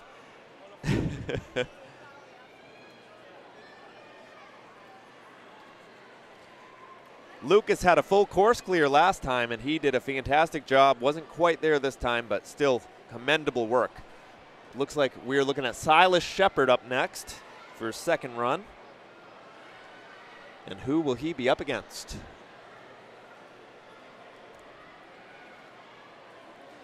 Silas Shepard on the right versus Jago Pryor-Shao. You know, I think some of these names I remember, it's probably from the FINA leaderboards. If you're ever interested about overall points and how Ninjas did during the season, or want to read up on our rules or everything about when our competitions are going to be happening, check out FINA.Ninja. That's not .com. FINA.Ninja is our website. Check it out. Jago on the left, Silas on the right. Silas using quick jumps, hops through each of those trapezes. Pretty advanced ninja skill there. Silas gets his feet up, carrying him forward over that cargo net, skipping a rung on each of his hand motions, grabs that ring, skips 3 on that one. Ladder falls down on him, but he doesn't get shaken off of it. Meanwhile, Jago's close behind. He may have fallen a little bit there. Yeah, he's only got 2 obstacles, so he must have hit. Meanwhile, Silas is moving along on his 6th obstacle. He's about to get 6 points. Oh, Silas reaches, almost falls. Jago, though, is not too far behind. Jago moves along the balance beams. Got a few more obstacles in play. He's got 4 in the can. And Silas finishes out with a very strong run. 7, full course clear, 50 seconds, one of the fastest we've seen today. And about 10 seconds improved from his previous run. Meanwhile, Jago touches down to get his 5th point. He's going on up to this final set. 10 on the clock. He could get 6 if he makes it through. Heck, he could get 7 if he goes real fast. He got to send it. There's 6. Oh my goodness, but he overshot. And on this year's rules, you cannot overshoot the obstacle. So 6 obstacles in 119 will go to young Jago. Just a little slower than his previous run. All right, next up we got Finley on the right, Everett on the left.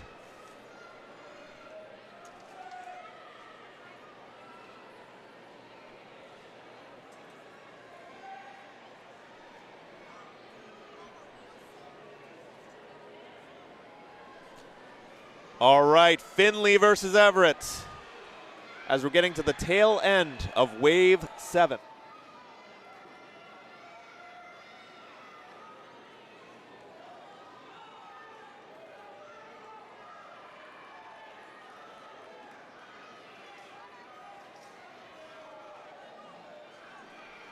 Everett takes a little bit of a fall there. Sometimes speed comes at the cost of accuracy, but he has a big jump forward. This kid is powerful. Look at him go. See the determination on these kids' faces. Finley's got 5 points, though. And I believe in terms of points, Finley's got this. Everett, oh no, big fall for Finley. 6 points on the clock, though. And there he goes. Everett's going to finish with 5 and 47. 6 and 42 goes to Finley. That's a big improvement for Mr. Finley. But next up, we're going to see Thomas Schlicht, who had one of the fastest runs we've seen all day long. In fact, I believe he's number 1 right now, versus Kyle.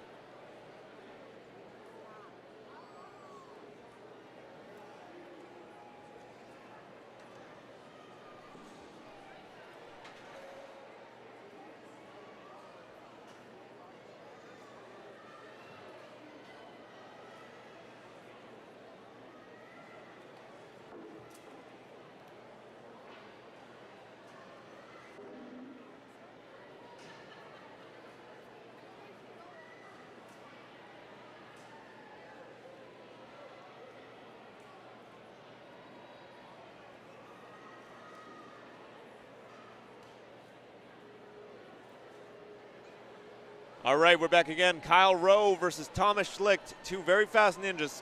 Kyle had 7 obstacles in 59 seconds. Thomas had 7 and 45. And unsurprisingly, Thomas has already made his way all the way halfway past. Nice touchdown. It's like he doesn't even notice the obstacles are there. But meanwhile, Kyle is not that far behind him. What a run. Big jump, jumps right to the second. Good gravy, Thomas is going fast. 5 obstacles clear so far. Meanwhile, Kyle not far behind him. All obstacles in play for both ninjas. Kyle jumps up. Thomas hits the buzzer first. 37 seconds and 7. Wow. That is the fastest time we've seen all day long from Thomas Schlicht. Meanwhile, Kyle, tongue out in the air. He's still got 24 seconds to go. He has still got a full course clear in the can. There goes Kyle, big swing, throwing himself forward. There he goes, he's down, he gets it. Full course clear goes to Kyle.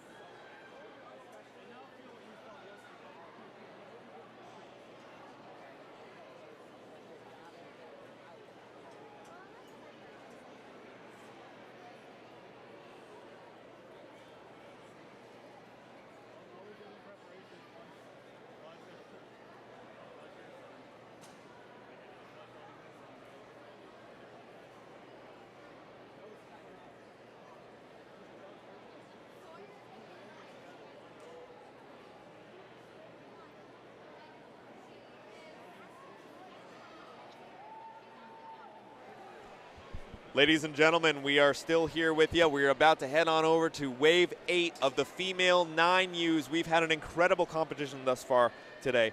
We just saw an incredible run to end out the day by Thomas Schlitt. 37 seconds with a full course clear on this course. That is enough to rival some of the adults. That kid is going to go far in this sport. Anyway, I just want to read off our sponsors one more time. We're going to go for a very short break before we get on the females.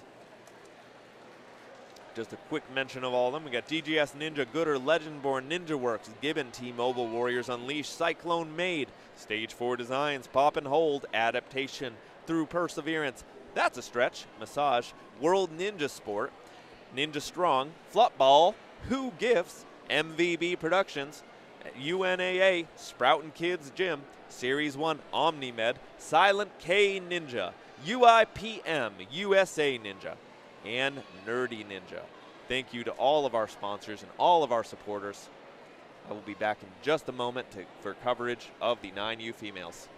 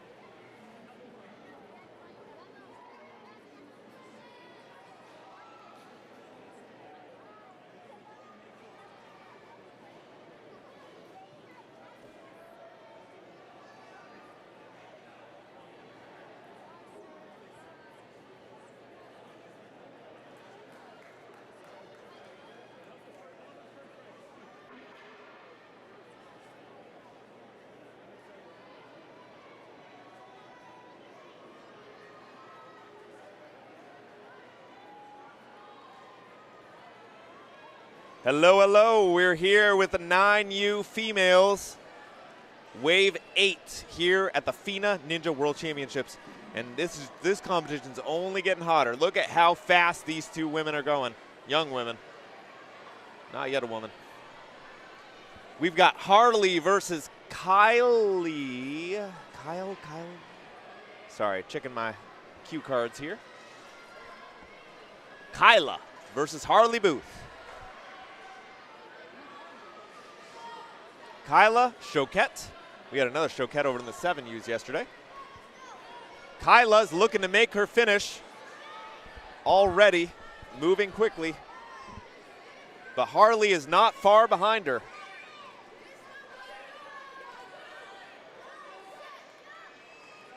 Where Kyla is on obstacle 7.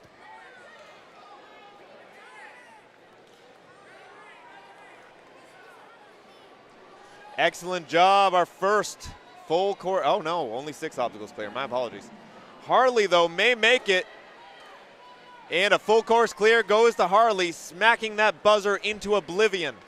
113.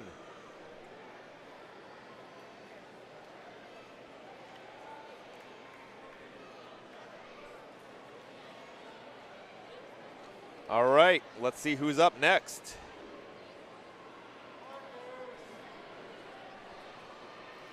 Next up, we've got Aurora Johnson and Sawyer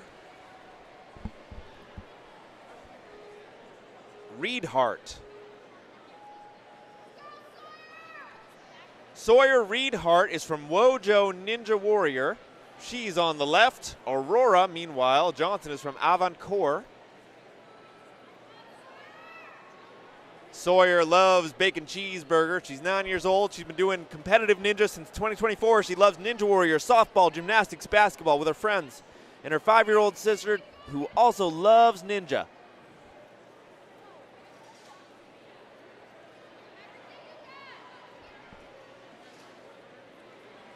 Meanwhile, we got Aurora Johnson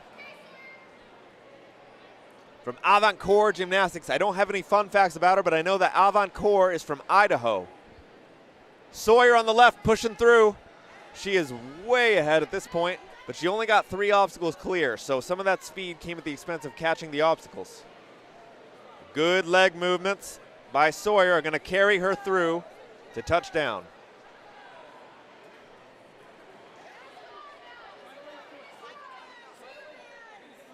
Meanwhile, Aurora carefully navigates that ladder, setting up a little bit of a leg swing to make sure she gets there. Sawyer will finish with 4. And Aurora times out with 2.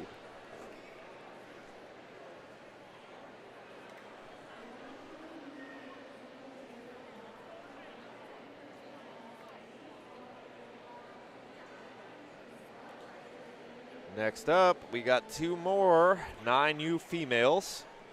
We got Maya Zarakova and Lila Corbett.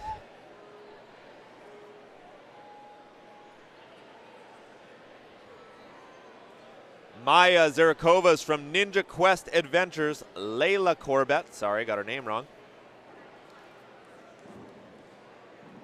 Layla is on the left. She's from Kid Wonder. She got 2nd place at recent comps. She's proud of it. Lila's got 1 younger sister, lives in Ocean Beach. She's 7, going into 3rd grade. She loves science, swim, and ninja. Yeah, 9U, you can be young and qualify for 9U. I know I got an 8-year-old who just barely made it. She's got to be 8 now, I would imagine. Ninja Quest Adventures.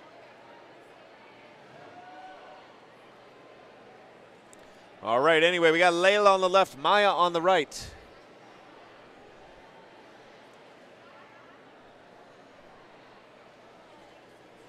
Maya swinging on that net for dear life, but luckily she's got 2 hands on it. That should keep her afloat, but she's got to get her feet up and pull her whole body up, grabs onto the net to help her do it.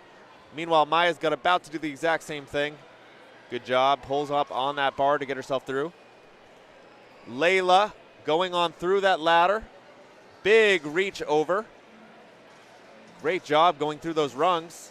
They are about to time out, though, on those tilted ladders, but it looks like Layla was able to get a final point for 4 points. 4 and 116.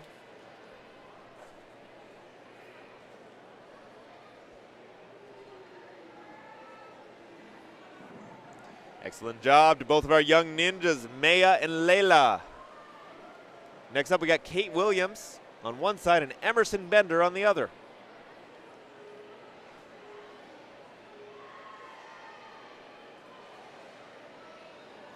Kate is known as Kit Kat Kate.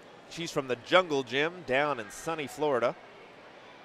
Emerson finally linked the fly bar after being terrified of it recently, and she's proud to say it. She can do a clover with her tongue. She's got 3 cats, 2 rabbits, and 5 chickens, and lots of freckles. She's from Illinois, 8 years old. A lot of energy in that, even in that bio that she gave us. Meanwhile, Kate Williams is ambidextrous. She's an XL Gold Gymnastics, and she loves snow crab.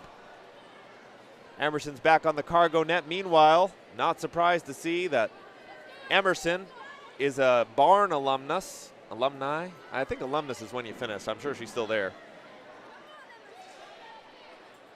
So Emerson is doing really strong. Now, those of you who are not in the sport probably don't know that the Barn is one of the most storied ninja gyms in the country.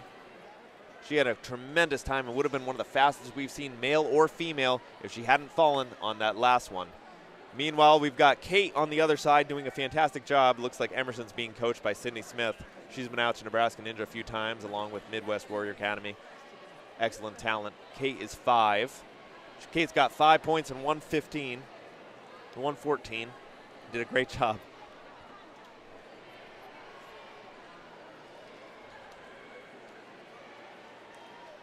Sydney Smith there, her coach, is actually an extremely accomplished ninja herself, along with her brother Tyler, who's here today. Naomi Harvey Durst is next, along with Jolie Bourgeois. Pardon my French if I don't pronounce it correctly. Bourgeois, I got it, yes. She's from 4-Star Ninja Academy. Whereas the other ninja there, Naomi, says her home gym is Spartan Dance and Ninja. That's cool, dance and ninja. I guess ninja's kind of like a dance. Meanwhile, Naomi sails along. 4-Star Ninja Academy, love that bright orange, my personal favorite color. I feel like I do it because I'm a contrarian. Not a lot of people like orange. I'm a big fan. Mom never liked it. Jolie Bourgeois, though, is on the other side, and she's keeping up capably. 3 obstacles in the bag for both of these young ninjas.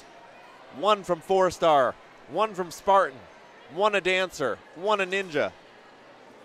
Jolie wants to be a teacher. She loves the Disney character Stitch. She's not at the ninja gym. She's at the pool with her swim club. Swimming is a good alternative sport. Jolie is doing a great job. She is just behind Naomi. She could clear the gap if she spreads her arms just a little wider. Naomi looks to finish, though. She's almost there. That buzzer is in sights. 9 seconds left. They got to go. And full course clear goes to Naomi. 113.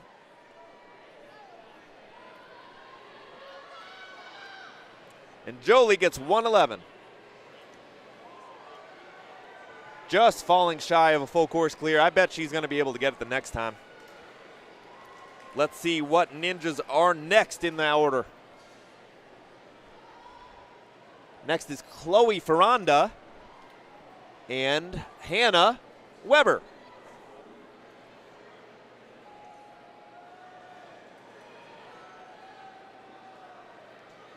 I love Hannah's ninja name. She's Hazardous Hannah. Meanwhile, Chloe's from Authentic Ninja Training.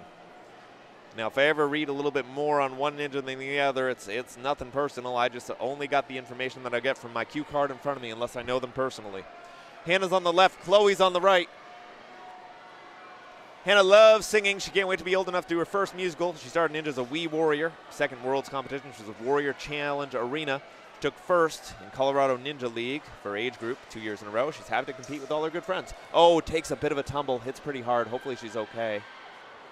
Ouch. Hearts go out to Hannah. That looked hard. Chloe continues along. She's moving on to her, she drops. I don't know if her, okay, she's moving on to her final obstacle. Chloe looks like she's gonna get 5. Hopefully Hannah's okay. Chloe goes and hits the buzzer for 5, and 106. While Hannah, we're going to give her 3, and hopefully we will see her for her next run. Sometimes it's hard to tell. We got nice padding out here, but these falls can be pretty hard. But these ninjas are super tough, and I am sure that Hannah is going to recover, and we're going to see her do some amazing things in this sport of Ninja Warrior. Next up, we got another Hannah Brabson versus Lorelei.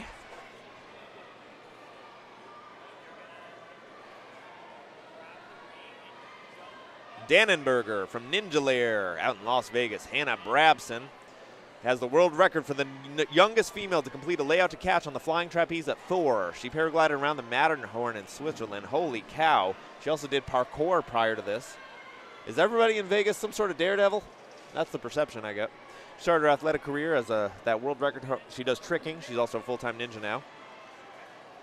Dannenberger's top 10 UNAA world. She loves to be loud when she falls. I don't want her to fall, but I kind of want to hear that. Lorelei's been doing ninja for 3 years. Loves it in the ninja gym, outside and inside.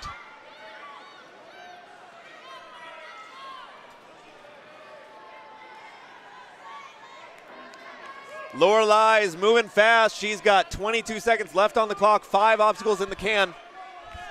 She's almost there. Hannah tiptoes along, though. She's catching up pretty quickly, but she falls on that obstacle, so she's not going to have that one. 8 seconds left. Lorelei's got to go fast if she's going to make it to that buzzer. Anything's possible. She's going. Full course clear. Wow.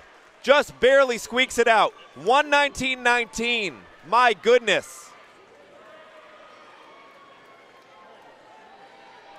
Meanwhile, Hannah Brabson is going to time out 107 with 5. An absolutely wonderful time as well. But Lorelei, that was a real nail biter. Hits that buzzer at the very last second. Still counts.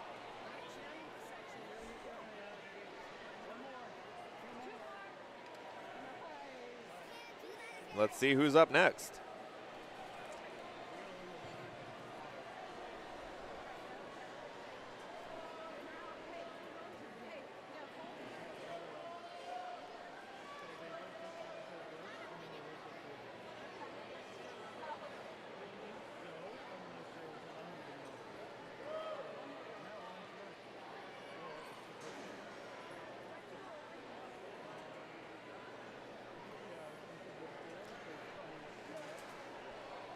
Waiting for our next ninjas. I believe I see someone from 4-star on the left. On the right, I see a green shirt. Sometimes it's helpful to be able to identify who's from what gym, doing what. Get my bearings for a second here as we look to see who's next.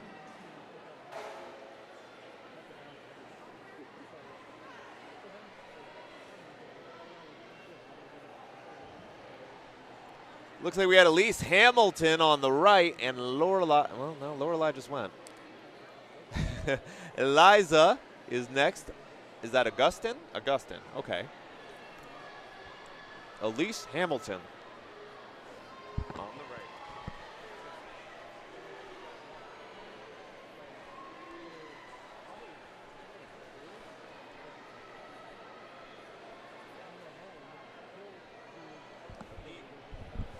Elise rhymes with fleece.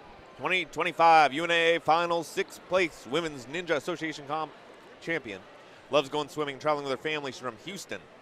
Attends Carrillo Academy Elementary. Apex Ninja Warriors is where Elise comes from. Wait, no, wrong person. Eliza's from Carolina Ninja Academy. Wonder what Carolina, I'm going too fast here. She lives on a farm. She's the Little Yeti Ninja. That's cool. I used to be the Bigfoot Ninja. We're big fans of Sasquatches in these ninja parts. I'm not a big man, but I'm a big fan of Bigfoot. Fun fact for you, the plural of Bigfoot is not big feet, it's Bigfoots. Ask the scientists on that one. Eliza's ahead, but not by much, as these two girls tiptoe over the balance beams together. 4 obstacles for Elise, 5 obstacles for Elise. 5 for Eliza. It's anyone's game. 8 seconds left. And she drops. Not sure if that was intentional. Elise dropped, and now she's on the final obstacle, but she's not going to make it. 5 obstacles clear. 104 versus 103.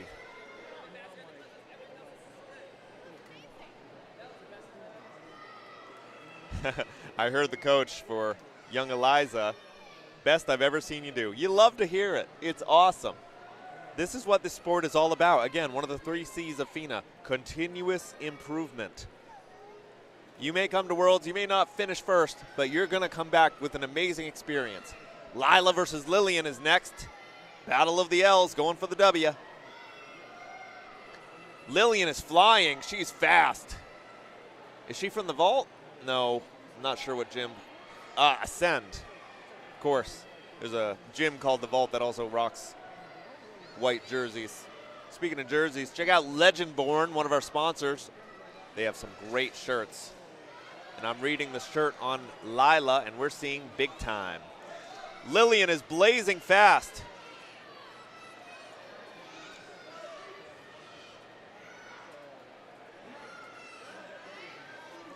Lily is from Ascend in Kingston, Massachusetts, not too far from where I grew up. Meanwhile, Lila, I'm getting confused with all these Lilies and Lilas. Lily's pull-up record is 30 without dropping. She loves burnouts. I believe she got under a minute there with a full course clear. But Lila's closing in. Yeah, 59, 7 seconds. What an amazing run. But Lila's pretty close, too, to doing the same. Full course clear for her, too. Great job by Lillian. Great job by Lila. Both of them did an incredible job. But that was under a minute. Next up is Elise Hamilton and Harley Booth.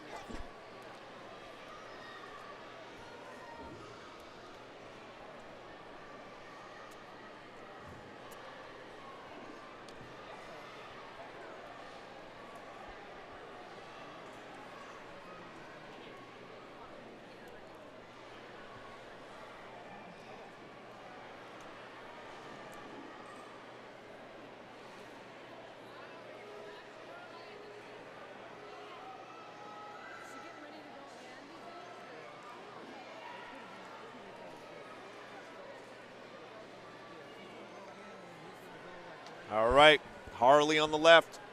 Kyla Choquette on the right. Harley almost fell there, if I could tell, if that's what I was seeing there, but she caught herself. What a nice save by Harley. Kyla moving along quickly, though. She's got 5 obstacles after this balance beam. Harley, though, is 4, and she's chasing 5 right now. Harley's about to leap up to catch up to Kyla. She's almost there. This is anyone's game. Harley spreading those hands wide, but Kyla's closing in on a buzzer. And she's down and hits for a full course clear.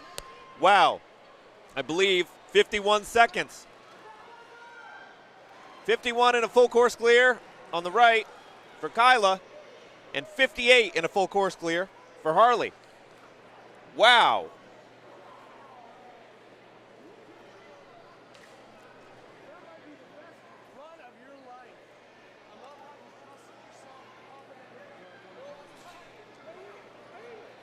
Amazing job to both ninjas. Who's up next? Sawyer Reedhart versus Aurora Johnson.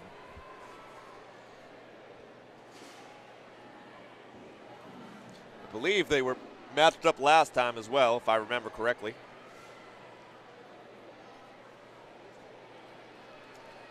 With Sawyer taking an early lead last time, she had 4 obstacles clear in 1:15. Aurora, I believe, had 2. So both of them have some room for improvement here, and I know they're capable of it. Sawyer's about to hit that 4 again, as Aurora fights to catch up. 1 down. Sawyer's already cleared her previous record, so she's moving on to 6 here as she guns for a full course clear. 30 seconds left on the clock. It is absolutely doable for Sawyer. Touching down for 6. Sawyer's got 1 to go, 20 seconds left. Aurora's working on number 6 now. Aurora's got a big, she grabs that ring. She's got to pull up high to get up to those cliffs. She's got it. Excellent work by Aurora. Meanwhile, Sawyer gets her first full course clear, 109. And Aurora fights strong, drops down. She looks powerful. She should be proud of herself. Great job out there, Aurora. And next, we're going to see more from Emerson and Layla Corbett. My goodness, we got Laylas, we got Lilas, we got Lillians. Hard to keep track of. All right, Lila and Emerson back again. Layla and Emerson here.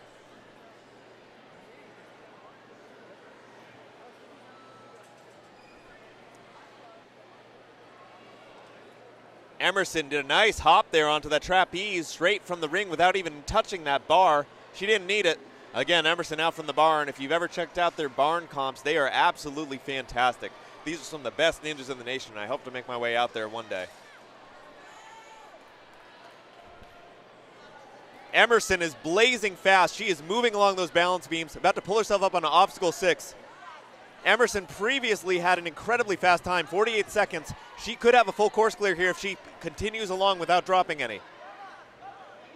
Emerson takes the ring, touches down for 6. She's almost there. Meanwhile, Layla's got 2, and she is pushing on. 3 now. Up those ladders, tilted ladders. Emerson's got a huge kick. She probably doesn't even need that last out and go. And a full course clear goes to Emerson. She's got to feel good about that one. 107. She was a little more cautious, but that got her the extra obstacle. Meanwhile, Layla also did phenomenal. 4 obstacles clear for her. Next up, we got Kate Williams on one side, and we will see who is up against Kate.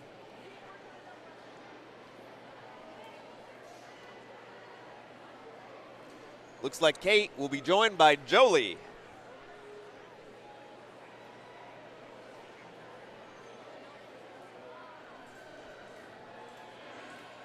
Jolie's got a big swing, one arm over the other. Offloads onto that trapeze. Again, Jolie from 4-star, and Kate is from somewhere. Jungle Gym. 2 great gyms. I haven't made my way up to Jungle Gym, but I've met quite a few of their ninjas, and they're fantastic. Jolie doing a great job out there. Previously, she got 6 obstacles clear in 111, and she is looking for that full course clear this time. Moving quickly, heading on up to obstacle 6, 33 seconds left on the clock. Meanwhile, on the other side, Kate fights through those tilted ladders. Meanwhile, Jolie on the tilted cliffs. Good job, Jolie. Good job, Kate. Kate is catching up to Jolie, though. She's on obstacle 6 now. Kate's got 5, Jolie's got 6, but she drops. Unfortunately, she's going to have to stop with 6. Still got the buzzer. Still looking great. Excellent work out there, Jolie. I believe that was an improved time. 103, she shaved, I believe, 10 seconds off. And meanwhile, on the other side, Kate ended with 5. Excellent job by both ninjas. But that was much improved for Jolie. 10 seconds better. Good job. Like I said, any ninja wants to swing by I don't care how they did. They are always going to get a good job from me. I saw this like meme like a week or 2 ago. It's like somebody fell over, and the caption was something like, "Oh, you didn't do as well as you wanted to? Well, guess what? Most people don't even try." This is a really hard sport, and these kids are incredible. Naomi on the right, Lorelei on the left. Wow, I think I just saw some linking. Quick links is what I would call those. You can link an obstacle, you can link trapezes. Whew, Lorelei's on fire. What happened? Did she have some coffee? She was doing great last time too, don't get me wrong, but I see some improved performance already. I think she's just going to give it her all this time is what it is. She's going for that full course clear this time. Lorelei is killing it. Naomi, though, right on her heels. Naomi's catching up. This is a good match. Lorelei's got a big swing. Those tilted cliffs tilted on her, but she did not let up. Meanwhile, Naomi's moving on right in step with her. Look at Naomi go. Excellent job. Oh my gosh, the 2 of them are in sync. Who's going to get it first?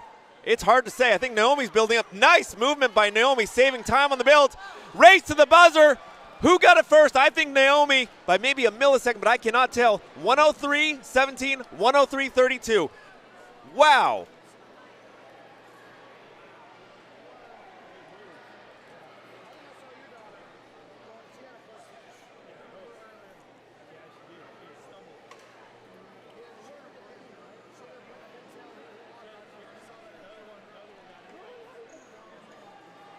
Those were some of the best runs I've seen from the 9U females, and man, we got them at the same time.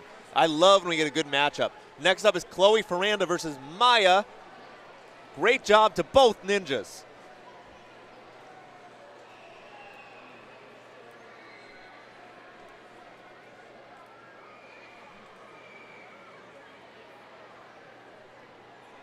All right, Maya on the left, Chloe on the right.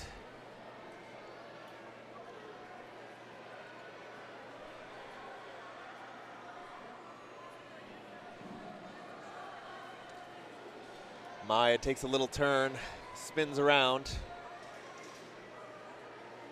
Chloe takes a glance over at Maya saying, where is she? I know our coach always tells us, don't even pay attention to where that other person is, but how can you not when you're head-to-head with another ninja like that?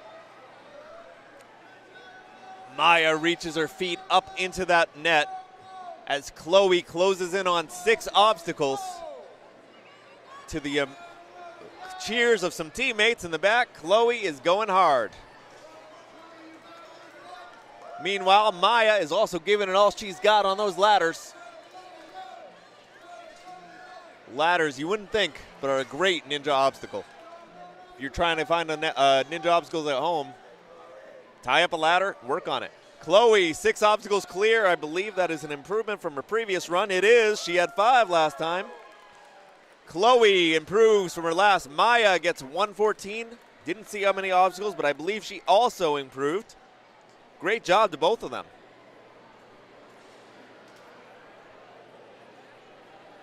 We are just heating up here. 9U Ninja Warrior here at Harrisburg, Pennsylvania. What a good time we're all having out here.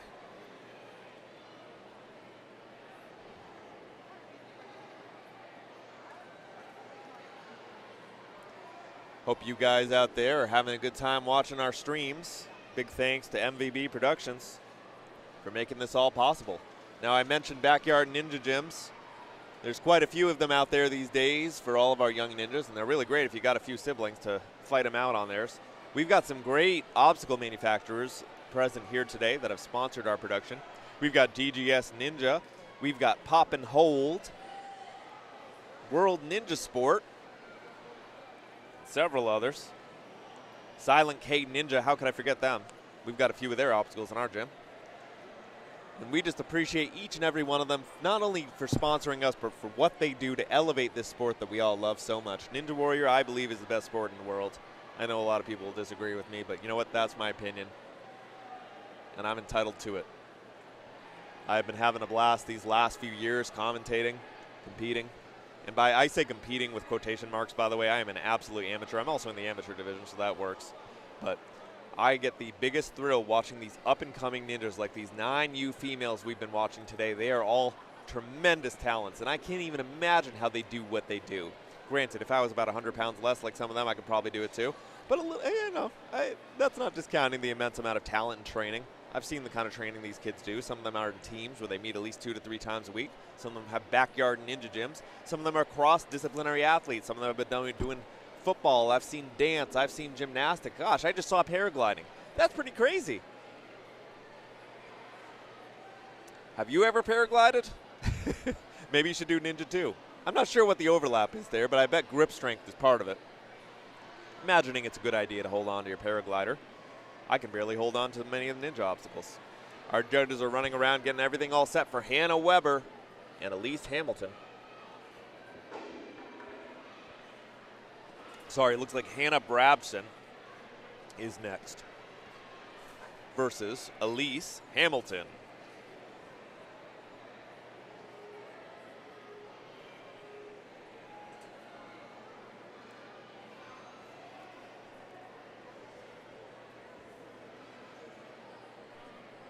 Hannah's on the right, Elise is on the left. Two great ninjas take a peek over at each other as they swing across the trapezes. Yeah, I mean, what kind of sport combines things like trapezes, rings, ladders? You got to think about that, man. It's crazy. We got skateboards. We got running up walls. Ninja Warrior is one of the most full-body sports there is out there. You've got to be good at balance. You've got to be fast. you've got to be good at grabbing things. You got grip strength for days. You want to get tough? Do Ninja. Elise and Hannah. Elise has got 3 obstacles in the can. Hannah's got 4. Both 4 now. Up to 5. This is a race. We got 22 seconds left on the clock. Elise is pulling in front. I think she's going to overtake Hannah with the next few movements. Oh, she drops, though. Hannah's still up there. She might be able to get the extra point. She's got some cool-looking purple hair there. I've always wanted to try purple hair. I bet it looked good on me. 3 seconds left for Elise. Touching down, and then she goes. 5. She's going to time out with 5. Meanwhile, I think Hannah is also going to have 5. My goodness, they are very close. 55 versus 52. Great job.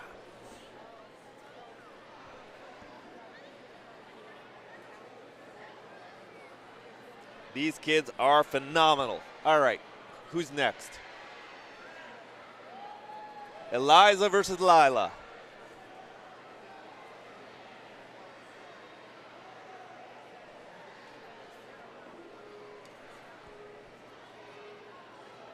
Okie dokie. Lila on the left, Eliza on the right. Let's see how they do. Big swings by Lila. Throwing her weight forward, has a slight lead over Eliza. Grabs up onto the blue bar. Drops to the trapeze. Nice form on that net. From the big time. Swatkowski, I believe is the name. I believe that's her dad and also appears to be a coach. I see elite on on the back of his shirt. These kids are all elite in my book. All right, Lila's getting on up there. She's pulling herself along those holds. Cliffhangers, I should say. Technically got to hold them, so they're holds, right? Meanwhile, Liza's got 4 obstacles. She's running up to the balance beam, off the balance beam. Lila's going for 7. One more build. She's got 14 seconds. She might as well be careful about it. Gets down. Boom. Full course clear goes to Lila. And a faster time this time around, shaving 5 seconds off. Meanwhile, Eliza drops down with 54 and 5.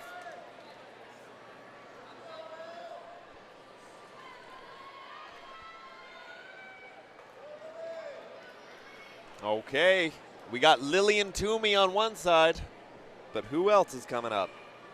Lillian Toomey had one of the fastest course clears we've seen today. 7 obstacles clear in under a minute.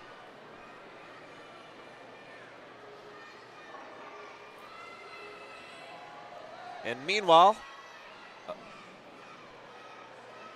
I believe a judge is on the other side. I think what ended up happening here is Hannah Weber, after her injury, did not do her second run. So I believe in order to pace with her, one of the judges is running alongside Lillian Toomey, which is pretty fun. I don't know if I've seen that before. I'm not sure the name of this judge, but I'll have to ask afterwards.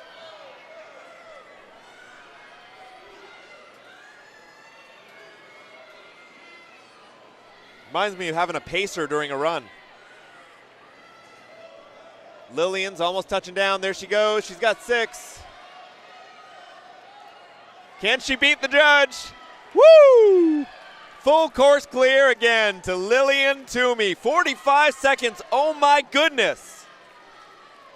Wow. I wonder if having the judge there helped.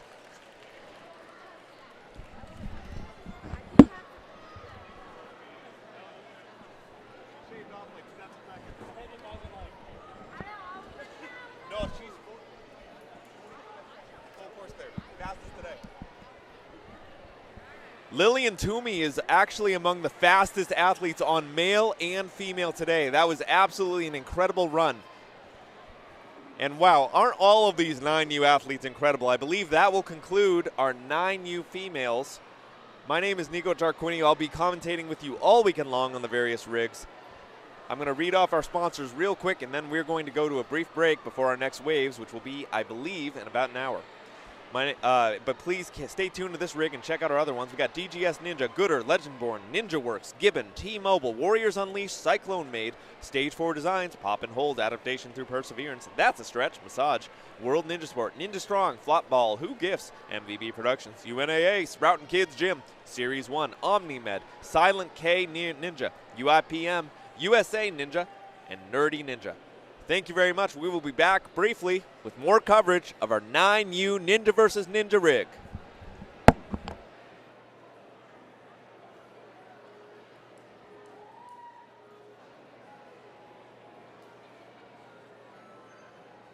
I am completely wrong, ladies and gentlemen. Once again, we are still going. Our schedule was a little bit different from what we're seeing here, but that's okay. I'm happy to continue. I'd rather keep going. This is awesome. Let's go. Did I fake you guys out? Maybe I did.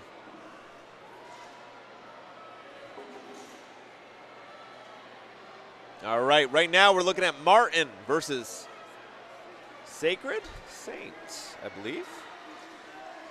Sacred Saintville, Wave 9 male.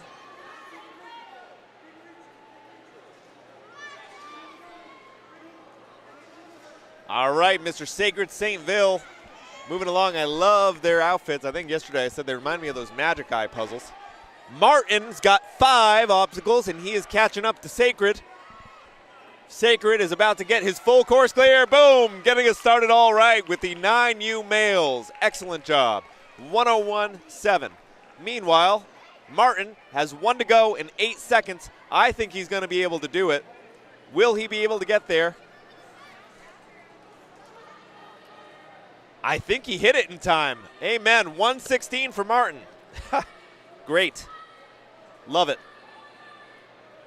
All right, we're going. My apologies, guys, for that early sign-off. Things are fast and furious out here with Kellen Slade and Jagger Gandhi. I believe Jagger's out from 4-Star Ninja Academy, but I'll have to double check. I've seen him there, I know it, up in North Dakota. Meanwhile, Slade, not sure if I recognize his jersey. Let me make sure. Got a lot of red, white, and blues these days. All right. Yeah, I've seen Jagger take some first places before, so I expect he's going to do some pretty good things today. Jagger and then Slade. Kellen Slade. Got the name mixed up there, huh? All right, Kellen is in the lead right now, but Jagger is close behind him. Jagger's got a lot of determination on his face. He's ready to rock. These ninjas are really close. Oh, big jump, big fall, but he's got it. He's okay. He's up again, going for that 7th obstacle. Jagger moving on obstacle 7. Nice leaps. Oh, what a technique. All right, Kellen. Course clear, 103. Both of them, 103.74, 103.97.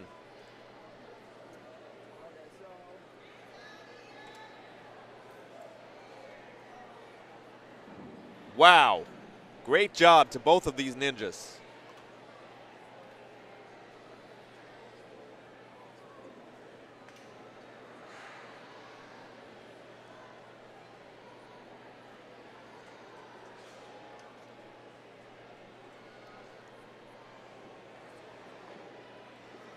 All right, let's see who's up next.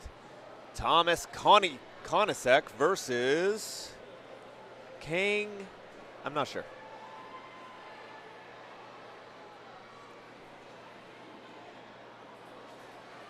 Thomas Konisek. Yep, I got that right.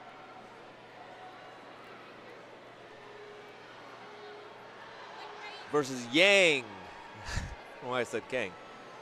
Jordy Yang, that is, from the Wolf's Den. Wonder if they have anything to do with Wolfpack ninjas. Thomas loves running, Pokemon cards, and pizza. His favorite ninja obstacle is the warped wall. Jordy Yang once had a very strong rival. After years of dedicated training, I was able to surpass him. Oh, that sounds so cool. He had a dog by his side when he grew up, and she had 3 puppies. He's from Beijing, China. Awesome. Again, we got an international competition going on here today as Jordy faces off against Thomas. Thomas on the right. Jordy on the left. These ninjas are neck and neck with 37 seconds left on that clock. Jordy spreading those arms wide to go on those cliffhangers.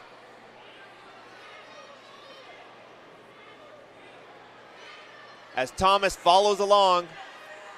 Jordy being coached on by Coach X. That's a cool name. Thomas touches down. Both of them still have 6 obstacles, though. Wasn't sure if Thomas touched out or not. Both of them matching their hands, building an extra string. Both of them got a touchdown, and they go for the buzzer. I don't even know. I think the right side had it, though. Wait, no, left. 113.61 for Jordy. And 114 for his rival. What a great run by both ninjas. That was incredible. Great job to both of them. Martin is next on the right with Jude on the left. Hey Jude, let's go. Probably sick of that. I feel like anybody named Jude probably gets that at least a million times in their life, huh? You know, we had a Jude in 7Us with long hair too. That's pretty funny. Do all Judes just have long hair? How does that work? Big kicks by both ninjas. I saw the soles of their feet coming at me from this angle. Pretty crazy. Martin takes a slight lead before being overtaken by Jude. Jude is huge for a 9U. But that height can be a disadvantage when you're fighting up against a cargo net like he is right now. Martin, takes a tumble on the fall, but on that ladder, but he's fine.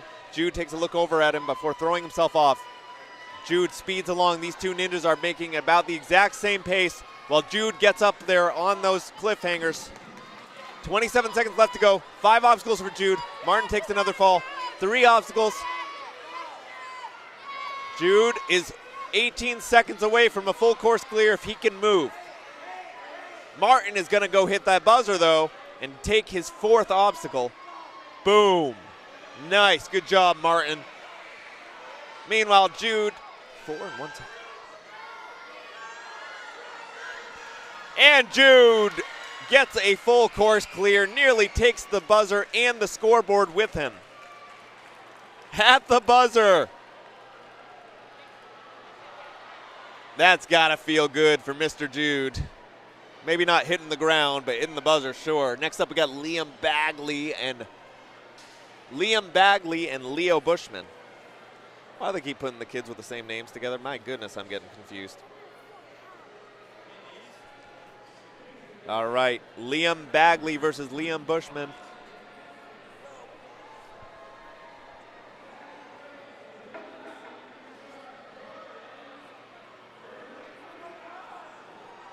Liam Bagley's from Rock Solid Warrior. You're seeing him on the right now. It's his 2nd season. He was FINA World Champion last year for 7U. All right, I'm expecting some big things now. He can solve a Rubik's Cube in under 1 minute. He has a ninja rig in his garage. He is 2 years ahead in mathematics at his school. Amen. All right. He's been designing ninja courses. He wants to run his own gym when he's 14. Man, that's early.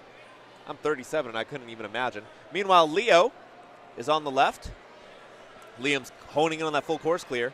Leo does a pentathlon competition that involves ninja. He loves downhill skiing. When he was 3, he acts. He's the MC of his school's talent show. Meanwhile, Liam's already done. He's got 51 seconds. Good gravy. That's fast. Meanwhile, Leo is fighting that cargo net. That is a hard obstacle to get up from. He's got it. That's going to give him another point there. 3 points down. He's working on his 4th for the ladders.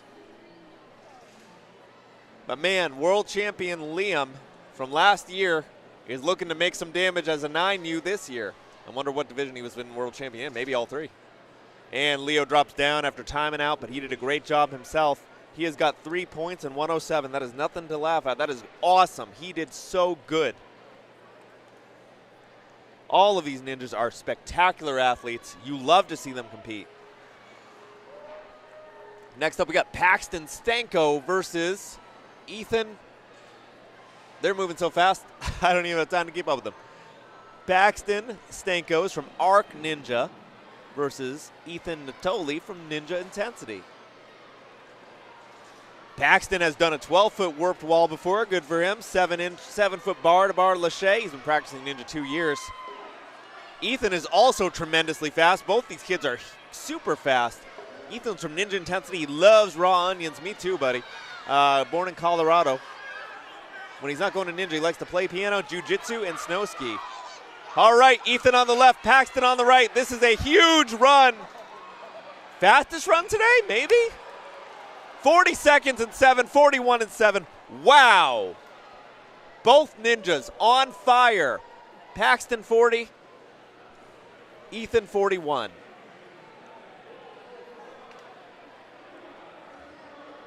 Again, we are seeing phenomenal work out of here from some of these ninjas. It's getting faster and faster as the day goes on. Next up, we've got Oliver and Jack are next. I lost my card here. I'm getting too excited. Oliver and Jack also very fast.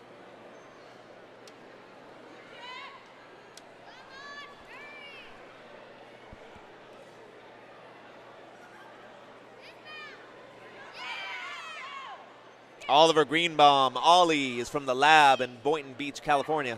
Florida, sorry. That's probably offensive to a Floridian. Meanwhile, Jack's from the Gravity Forge. Jack on the left, Oliver on the right. Jack takes a big jump up, skips that ring. Oliver fully cleared stage 1 at WNL Worlds. He loves retro games. He was trained by Coach Flip Rodriguez. If you know Ninja, you know Flip. He's awesome. Jake Jansky's on the other side. He competed in WNL as well, Tier 2 this year. This is his first Ninja versus Ninja competition. He has a twin brother who competes. And let's see how they do. They're almost there. Oliver, full course clear, and Jack as well. Oliver's got 59 and Jack's got 1 minute. It just gets better and better. I don't know who we're going to see in the finals, but we're going to see quite a lot of them. Good job.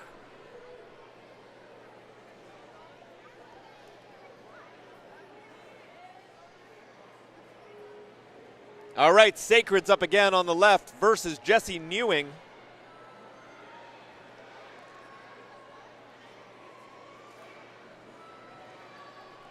I look up and Sacred is almost already past the cargo net. Good form. You see that developing tech on the cargo net each and every time you see Ninja versus Ninja go. Using his left hand on that ring, right hand on that. Jesse Newing working his way through here too. Sacred, big jump up to the cliffhangers. He is moving along smoothly. Meanwhile, Jesse Newing is up on the cargo nets. 41 seconds on the clock. His first run through, Sacred had a full course clear. He's looking to improve on time here. Touches down. Meanwhile, Jesse fights his way through those ladders. You can see the determination on his face. Sacred nearly falls over after hitting the buzzer. Again, it's like the slide into home plate. 49, 57, and 7. Again, I believe that is an improvement. Jesse Newing, though, is still working hard out there. He's about to touch down after on that ladder. Jesse tiptoeing over. He's got 8 seconds left on the clock. He's got at least one more obstacle. He might not be able to get that one in time, but 4 obstacles is still a commendable effort by Jesse Newing, who is working hard on there on those cliffs. Excellent job to Jesse. Excellent job to Sacred. They have done a fantastic job out there today. All right, next up we've got Martin Wood and Kellen Slade.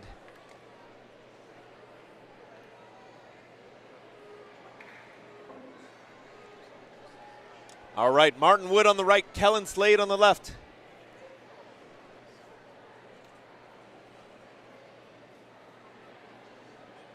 Kellen has a big pull through those trapezes. Grabs the net, almost falls, but Kellen saves himself. But Martin does fall, falls back. Seems like he's okay. Looks like he grabbed his back real quick there. This is a good fight between these two ninjas.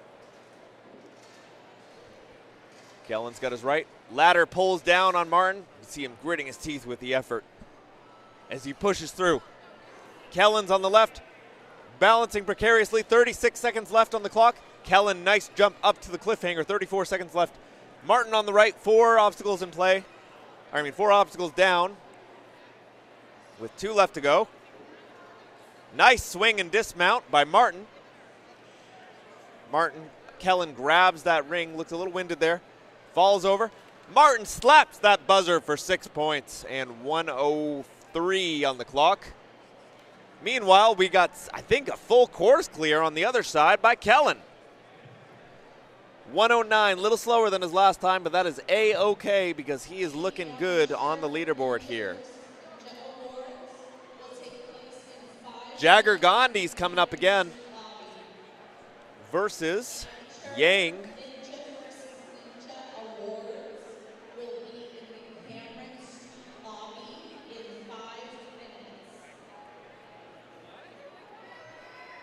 Jordy Yang, that is. I don't know why his name showed up first there. Yang Kwanji, maybe? Kwanzi? I hope I'm saying that correctly.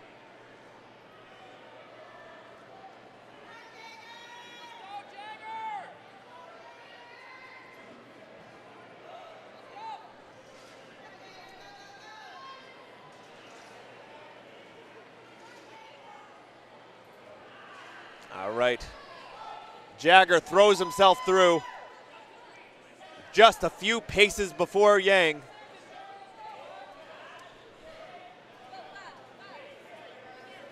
These ninjas are fast and furious. Look at how Jagger uses the full weight of his feet to throw himself forward with his hands.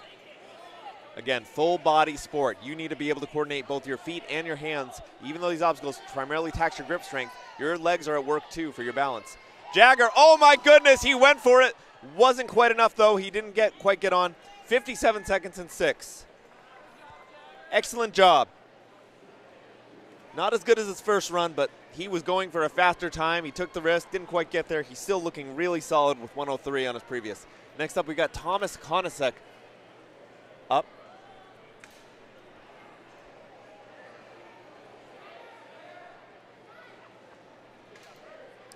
Against Martin Alexandrov.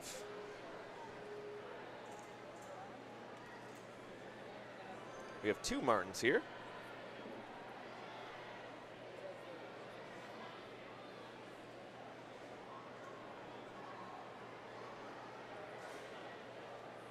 Martin is the lion. I don't know if I pointed that out last time.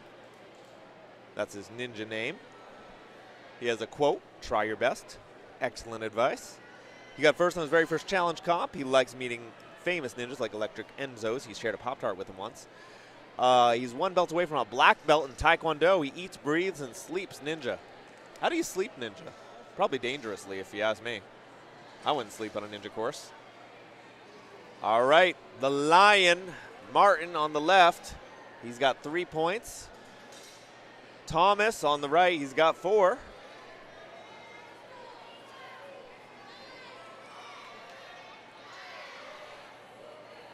Martin is catching up on that 6th obstacle. Martin is almost there. Lockstep with him, and he's got more obstacles on the clock too. Looks like he's on track for a full course clear. There goes Martin. 7 seconds left. Here he goes. Can he make it? 2, 1. Got it. Both ninjas at the buzzer. Goodness gracious. 118 for Martin. 118 for the other guy too. Oh my gosh.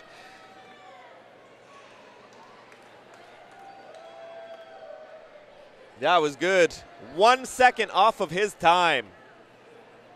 And off of Thomas as well. 118. Goodness gracious. Thomas was a little slower this time around, but Martin certainly improved. Next up, we got Leo Bushman and Jude Keller.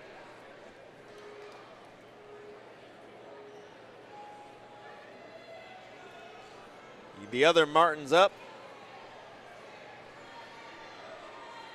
All right, Jude is taking an early lead here.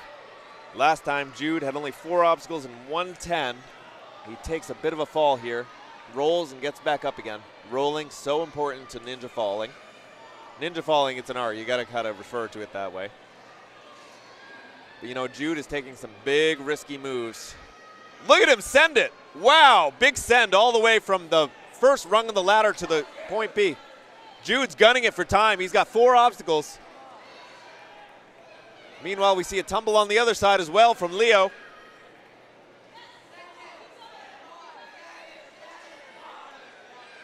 Leo fighting his way, slow and steady on that ladder. Sometimes you got to take your time. You don't want to fall on that one. You don't want to lose points that otherwise you would otherwise need to stack up against the other ninjas. But Jude is a powerhouse. He's got 5 obstacles clear. He's working on number 6. And comfortably lands with 13 seconds left on the clock as Leo falls down. 4 obstacles. And I believe that may be an improvement for Leo. It is. Went from 3 to 4. That is awesome. 106.90 for Jude, though, and that is an improvement as well. Jude went from 4 to 6 obstacles. That is a huge jump forward for him on the leaderboards. And they're doing stellar. Next up, we got Liam Bagley and Ethan Natoli.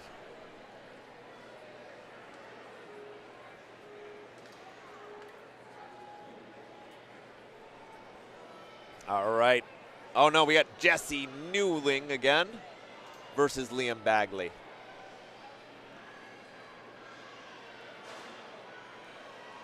Jesse Newing is from Sumner Ninja. He hasn't done a competition yet. Really? How did he get here? He likes swimming, skateboarding, rock climbing. Gosh, they're both so fast. Jesse and Liam are neck and neck. Look at them go. Ethan on the left, Jesse on the right. Oh, no, that's Liam on the right. Why did it say? Either way, excellent work by both of these ninjas. 40 seconds and 41 seconds once more. Same thing we just saw. Wow. That is a huge improvement for Liam, 7 and 41. And Jesse, also, my goodness, 7 and 40. Putting him right up at the top with Paxton and Liam. Yeah, Paxton, Liam, and Jesse had some of the fastest times we've seen here today on 9U, male or female. Excellent work for both of them. We've had some really fast women, so I don't want to count those out too. Young women, I should say. I believe we have some more runs coming. I see Oliver Greenbaum and Paxton Stanky lining up. Oliver had a full course clear with 59 seconds before. Meanwhile, Paxton is coming out of 40 seconds and 7. Let's see if they can both improve on their previous times.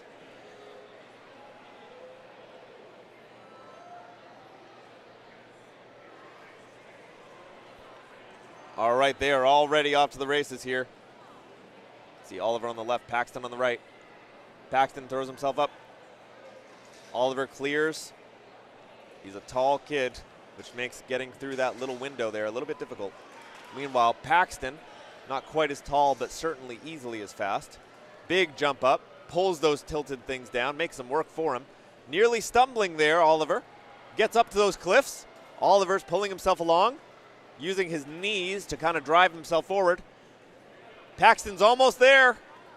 And full course clear for Paxton at 42 seconds, a little bit slower than his previous one, but certainly incredible.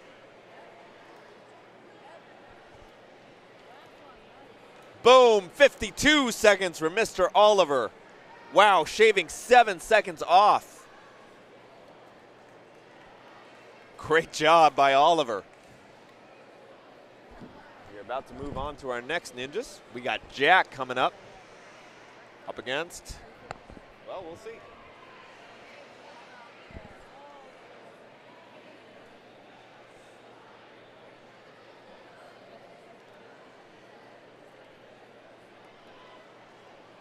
Who's next? Jack Jameski, I believe, might be up against, not sure. We'll find out.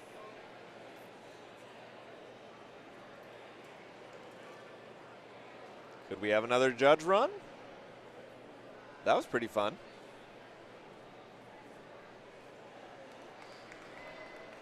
All right, Jack versus, maybe he's just going himself. Oliver just ran.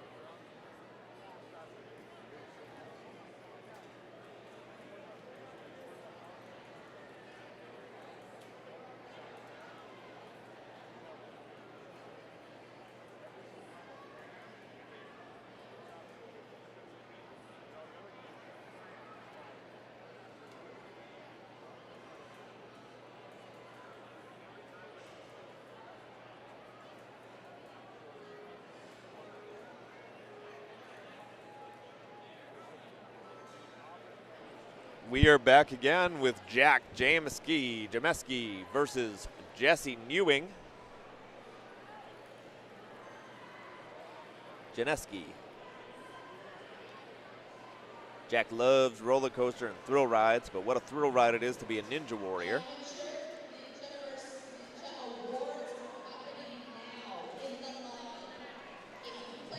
All right, Jack is moving fast, blazing fast here. Jesse not too far behind.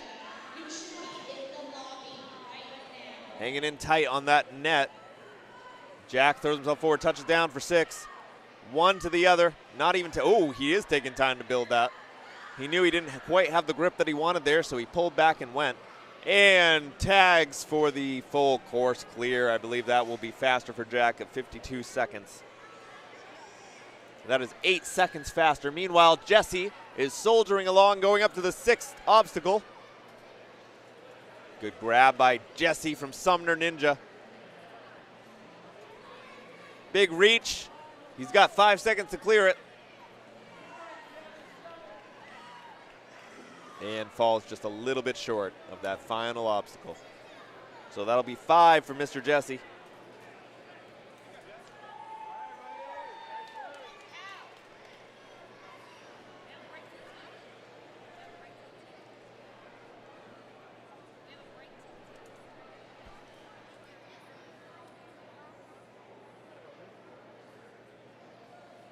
All right, folks, for real this time, that was the end of Wave 9 males. We will be moving on to Wave 10 at about 2 o'clock or perhaps, about 30 minutes from now. So, again, Nico signing off. I will be seeing you guys real shortly.